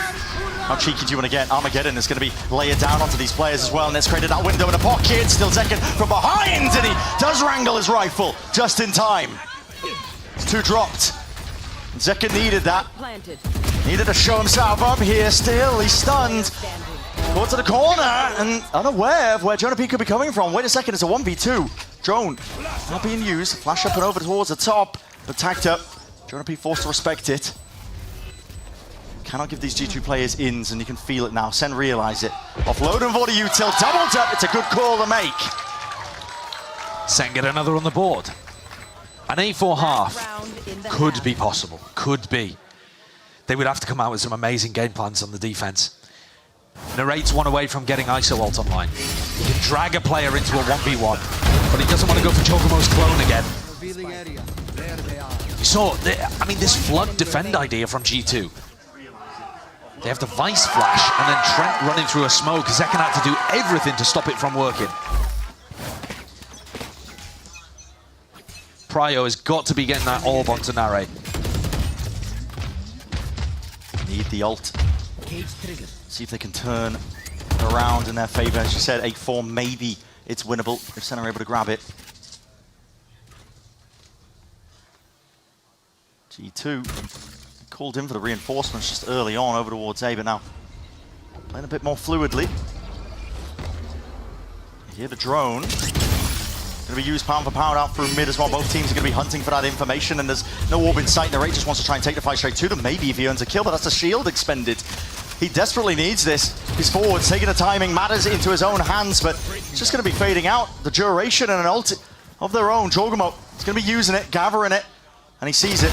Tip tap of the footsteps, Leaf cutting up close onto the corners. Unexpected here, and here's some chaos for you. Attempt to reclear it forces Sen to slow down. They've used recon just to check spawn. Yeah. Narrate, even if he gets this ult orb, even if he gets the ult online, he doesn't have his shield because he wasted it earlier on. That's what he would be hoping for. Any sort of advantage into this fight. Any information? It's an ult, a no-go. Everybody just cleanly out of the way. G2 now starts swarming, getting into position for this one. Forwards, double taking, just trying to get ahead of the curve as well as his setup occurs. Blind as anything, Valen. He's just running rings around him, but Zekken left to try and control the situation. But it's too much for even him. 9-3. It's where we stand for the last map here of our kickoff grand finals. And G2 are going to be feeling calm, comfortable, confident. After a very nervous beginning to this BO5, I would imagine we might get a chance. Might get a chance in the winner's interview with them to check that out. But here we go, all on the line, and G2 can sense that trophy.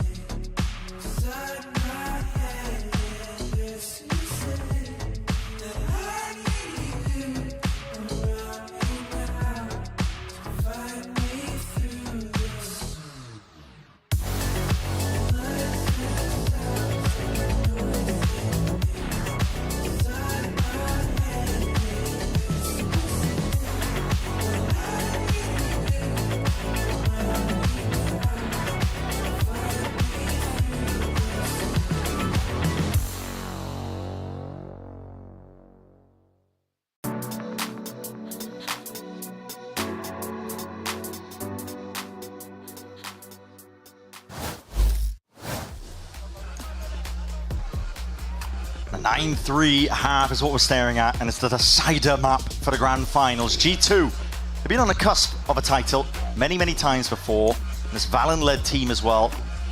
They made sacrifices as well to stay together as a squad. They need this win desperately. You can feel it.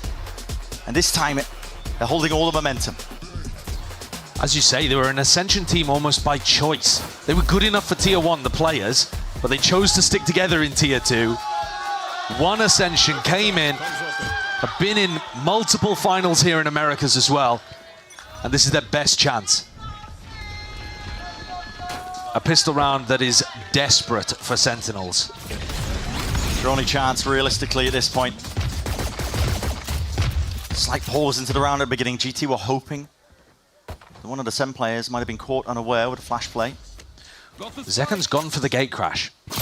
So super common for the Yoru to start the round over towards A and then have that gate crash on C if needed.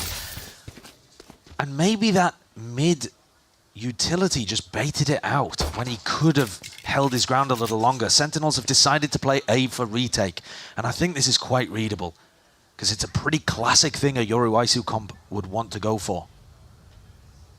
G2 just crawling up onto the angles. Not a huge amount of util expended. Now the smokes are going to be spelling it all out here. John, dart against the backdrop, into the wall, but that's a clone. Set your eyes towards this one here. A lot of util now to try and push back these Heaven players. On top of that with a shock dart, and time has been bought. There's only 35 seconds left. In which direction are you going into, G2? They're going back to Leaf. It's a mad dash. Leaf found an enormous gap in garage. And Sen just following those sound cues. Might be kicking themselves. They're rapid onto the approach once more. There's only 17 seconds left. They want to try and get ahead of most of this here, but a vulnerable is going to push Leaf back. He did this job. He got the space for his team to try and get that plant down, and now goes into the retake that Sen desperately need. All missiles away. Trying to put a squeeze on them. Still a wall to deal with. Just a shoulder peeking out. Shots fired off as well. Calls made for G2. They want to try and take this full focus in towards the back of the site. They're eight. It's a cracking one to try and open it up, and the issue forced. Jorgamo pressing forwards, but still these players, these bodies, as much as the advantage was found, it suddenly just turned all the way right around. G2, how are you managing this? It was all, oh, I mean, it was looking so likely. The double flank from Sentinels didn't clear Leaf. His vice wall got tripped and he tucked in a corner, and then Jonah came back to help. Jonah was just trading out. It's fundamental gameplay from G2. You see it here through his eyes. Other players die in front of him, but he's there to pick up the pieces. And it's pretty doom for Sentinels. It's not even a large reaction here for Josh RT. At this point, it's the expected outcome for G2. They'll be savoring it, thinking about it. That trophy is within touching distance, out there on the floor in front of them. You just don't have the weaponry to util to hold a candle right now. Sen can pray that they can get a gap in, but listen, rapidly approached. Nowhere to hide, nowhere to run. Sen, maybe if there was mistakes, but G2 aren't offering them. No cracks in the armor that they can wedge open.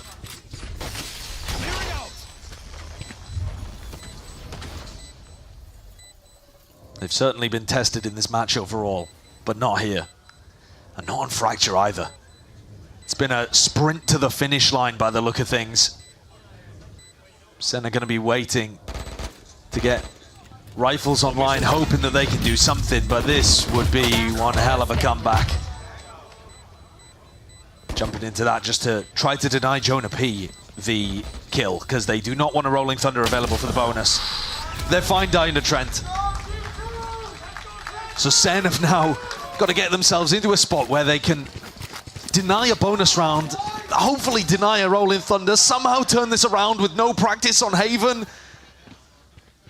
And meanwhile, G2 are sitting pretty. They've eased into this match. It took them longer than we expected. I thought maybe they'd drop one map here today, but Sen have pushed them much further. But these last two have looked comfortable. Back to that easy style of Valorant. Yeah. G2 rolled out the red carpet for themselves, man. It's looking like a casual jaunt for them as they get ever closer to that 12th round. This is going to be the best chance in a while for Sen. But you've got to do it multiple rounds in a row. High-low setup here from Zelsis and Bang. Oh. Trying to deny the ult orb. From clears. But he missed his way around. I mean, he just committed the aftershock anyway. Doesn't matter that they missed him. There's a C control and a TP deep up onto the site. Bang. Just trying to layer it down as well. A bit of recovery and fire is in order and necessary. But the rate has got to do it all. Quick dismiss, a quick flick of the wrist just to try and dodge these dashes. And the flash is coming his way. 2 versus 3 though. Plant going down. No problems there. And G2 getting ever closer. Flowing forwards, facing away. John QT. It's a lovely time to make a play, but he's going to need a little bit more. Dart revealing, bit of spam potential, but still they're going to try and take this one together! And the jumping right clicks. They save them for now. That is what they needed. A John QT miracle. 11-4, it's still a nightmarish road for Sen to walk. But with less than 30 health combined, they get it across the line. Don't exactly understand how this round ended up going so badly wrong for G2. They were set up pretty for it. They're going to need more of that. They're going to need G2 to take their eyes off the prize. Or get too obsessed with it and forget about the game, I suppose. Distracted by the gleam off the trophy. G2 group up for a fast A, looking to maybe to get Trent the Armageddon, shut the door in their face. They're waiting for Util, trying to refight after it's expended on Sen's side. Salvos do enough as well to clear it out, so... Yeah, they just push everyone away from reinforcing bricks. So as long as you hard clear bricks, as Jorg is doing, you're not too worried. Reclear, though, for Sentinels. Yeah. It was working on split. Can it work again? They're going for it. Grouped up. Shield popped. Paints the picture. It's obvious right now for G2, but despite how obvious it is, you have to hit back and you have to fight back. Sentinel's not willing to go down without a fight, not just yet. To escape from this one without giving away too many more kills because they have that player advantage. Cautious and respectful from G2, just trying to control the aggression from Sen. Didn't want to take too many unnecessary risks, but now they're going to have to do something. Down 3v4, using that to break the trip. The drone partially avoided still. It's good, John just playing back now, and the plan is retake over towards A. He's got the kill, he's played his life. Individually. No reason to overcomplicate it. Individually, these initiator players on both teams are playing really well. Trent now, Armageddon online. I don't see how they could get this done. Should be Sentinels getting up to 5, especially because they're going to have full info on where these post-plant players are. Did Zeka miss the clearance? I'm not too short as a dart. Rebounding round the back and spam into the smoke. They got to know and expect it, yeah. So, Dimensional Drift was essentially able to make that one just a walk in the park themselves. Sen, still here, still breathing. Finding value off the reclear. They're going to need many more of those. So many more of those. But Narrate didn't have a chance to use his ISO ultimate here. So he's still got that available. And in a larger macro sense as well, they haven't really been exploring what Zelsis is up to. One round at a time, come on now. Zelsis has been putting a trip garage and then a cam to also watch garage. So when the trip gets broken by Trent Salvos, he still has info. Now this round, they've swapped it over, and he's defending on A. Are they trying to get value from the ISO ult early? What is this? Decision making for Bang. He's forced to just make the decision right here now. Still, he knows that the players cross past that threshold, and it is returned with a fire and a trade in sight. Bang dropped. Deep drone in. Could have been an incredible play to make. Oh, Narrate used his shield, so he felt incentivized to use the ultimate, and he just sent it too late. It's gone. On an area that G2 had already evacuated. He does look a little uncomfortable on the ISO. Been a while since he played Duelist. G2 happy to run rings around them. Within the chaos, they might thrive, and they might even be able to get that thrifty win still. Okay, there's a dart that Hunter's Fury. It's all going to be used to stem the bleeding here for Sen. Cam as well. Look, you can play for this one to the retake. Give it a spam onto the corner just in case. Trying to time it right. Double flank. They're not thinking about this, surely. John, completely caught unaware. Yeah. So bullet to the back of the head for Trent. Bala steps forwards, only earns himself the one, but Sight given up. Zekin with the rifle. Locks it all the way down. Safety in numbers, and Sen had it. G2, they are 2 rounds away from getting that elusive trophy, and yet Sen are starting to put the rounds together. That's now 3 retakes, 3 defuses in a row. And what a play for Bang to begin the round. I mean, you can see him stuck, not used to that. Had to make a decision. These are the last of G2's reserves. The piggy bank, it's running dry. Probably they're going to run a fast round here because Jorgamo has the Yoru ult online. Yeah. Sen should be able to read that. They should. But we'll find out and we'll see. It's 2 players lined up out towards mid. Just the one spotted. Wait a second. Bait on the end of a stick. Gonna be calling for the pings as well. Dart, fault line. An attempt from Jorgamo. He's got to worry, and he seems to expect that play was occurring. The squeeze. Trying to turn it onto him. Still, it's all the way out through C. You got Util out into the hands and Narrate with a shield. Can't overstep himself here. If he goes into the Fawns, he loses it anyway, but the duration just running out. It's a nice little Util combo still. They're not out of danger just yet. G2 have control of this one. It's a lot of Util expended. That Paranoia sweeps its way through. No play to take space though, not from Sen. I believe they're going to get stalled out, and they are. Slowed down, re-clearance out into garage. Might just come down to these fights that are taken. Dart rebound. Zekken was almost alone when he's taking that one. And these players are falling. Sen to do a lot here. Clearing the way forwards. Chogomo is low. The dash, or at least the flash, is going to be broken. Here, cut it up. Leaf cannot do it here. Leaving it down to Chogomo. TP up on above. Chogomo hears it. He expects it. But in a 1v2. They are doing it. Sen are bringing this one back. 5 seconds that they still had to play with there. The retake coordination is great. The vulnerable into the shock dart is lovely too. But the way that they're playing off each other and the spacing here, pretty brilliant. Bang and John Cutie even setting up the high-low. Go, let's go. Trent having 20 kills on the other side and Sen still believe. G2 forced to take a tactical timeout. They're getting owned by these retakes, honestly. And it's strange because Leaf has Thorns down in the post plant. Narrate can't really get in with his shield. It's not the ISO that's necessarily providing all the value. It's the players coming in afterwards. And G2, I think, not quite setting up enough ideas for themselves. No garage reflanks, for example, on a round like that. They can't really fight post-plant aggression because they're trying to use the Thorns to keep the other team out from flood defending. It's starting to get concerning, actually. G2 may have just taken their eyes off the prize for a moment.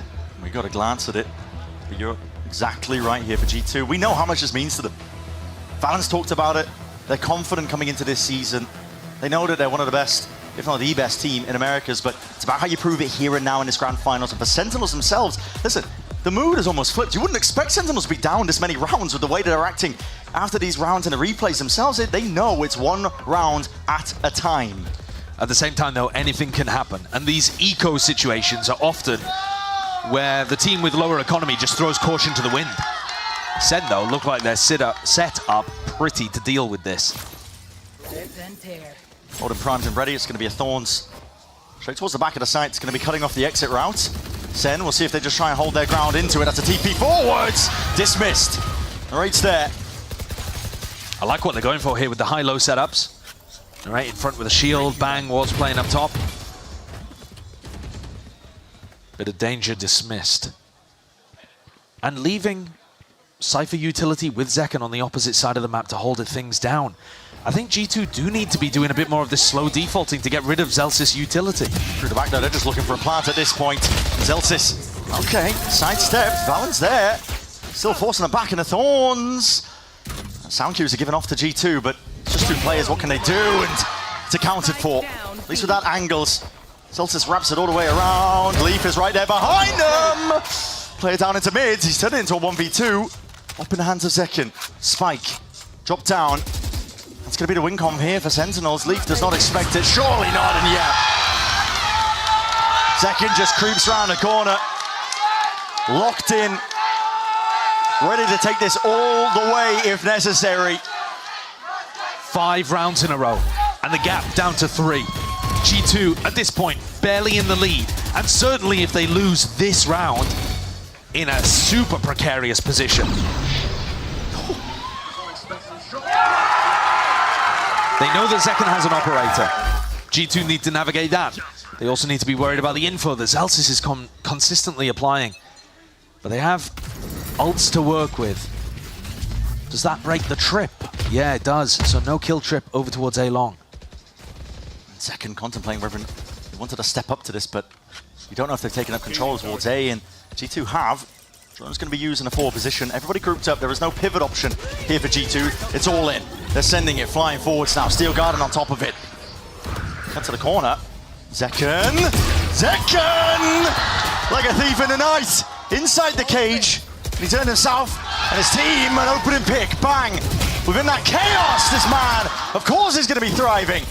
The windows of opportunities that are being created by his teammates. And they're ready to run this one all the way to another round win.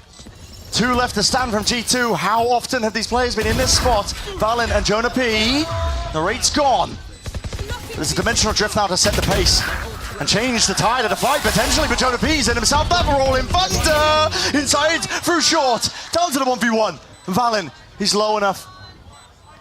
tiniest of margins is what this lies on. Could it be 12 or could it be Sentinels in control of once again another round? John QT, there's no tap, there's no hiding it. It's half earned. He wants to stick it!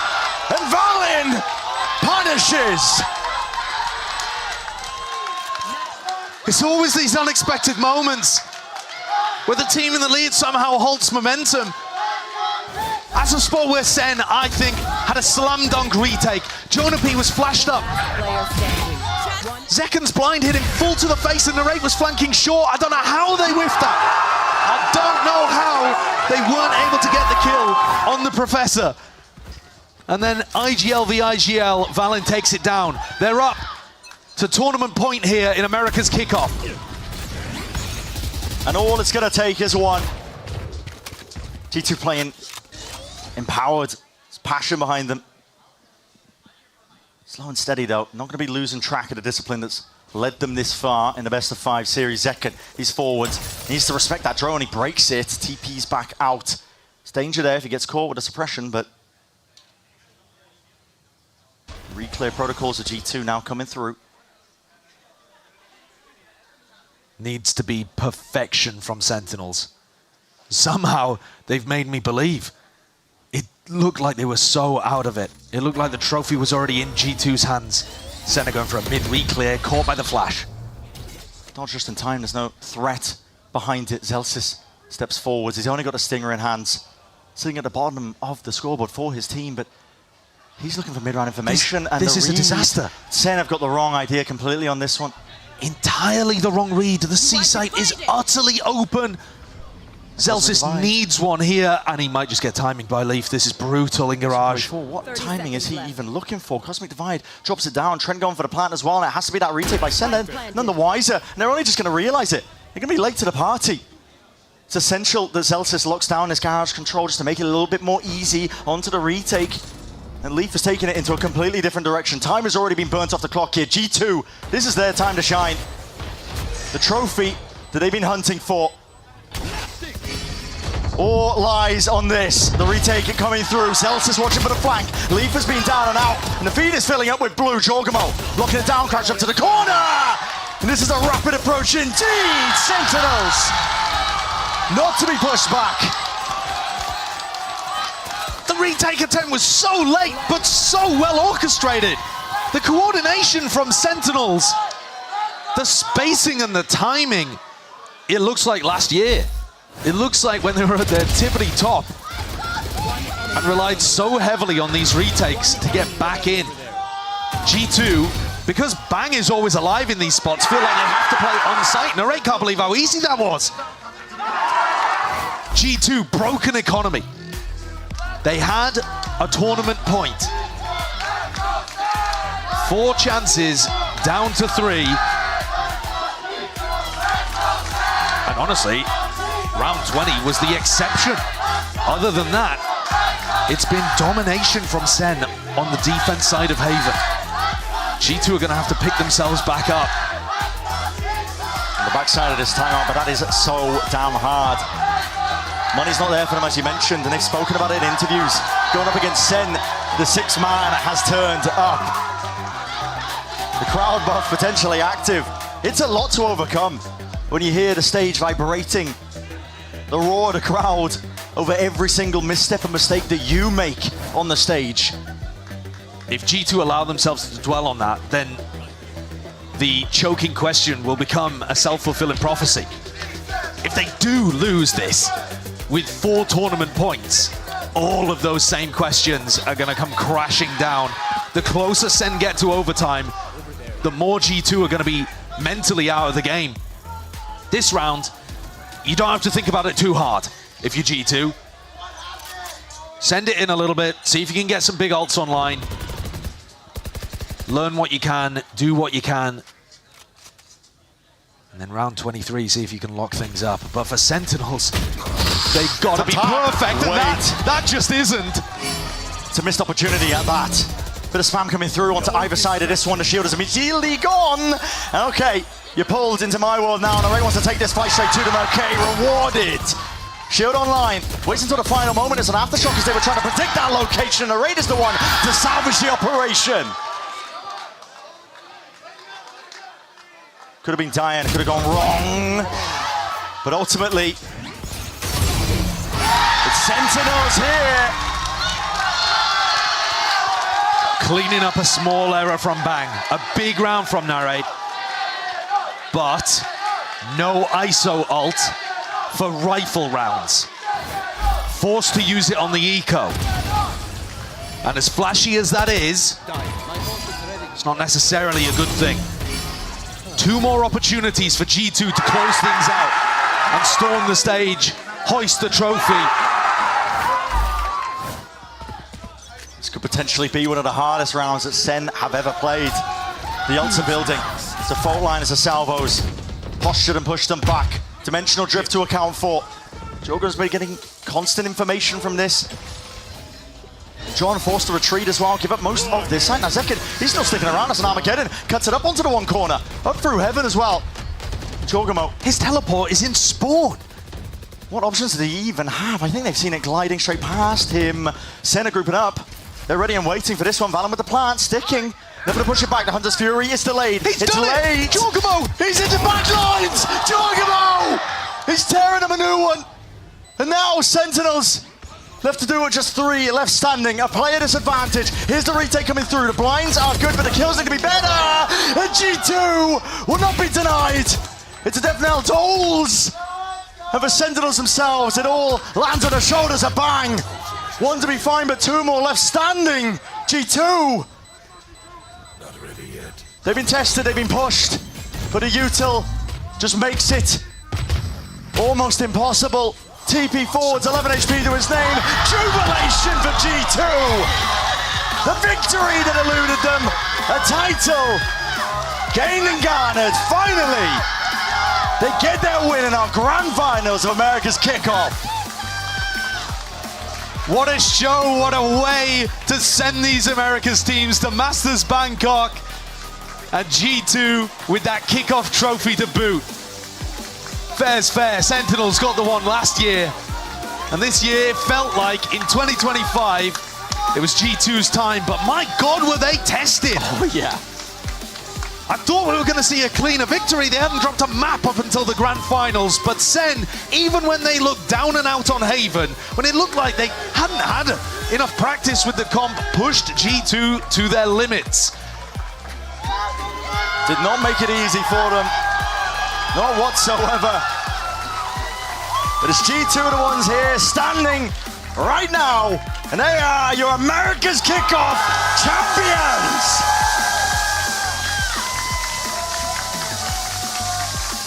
They've been waiting, denied this moment multiple times last year.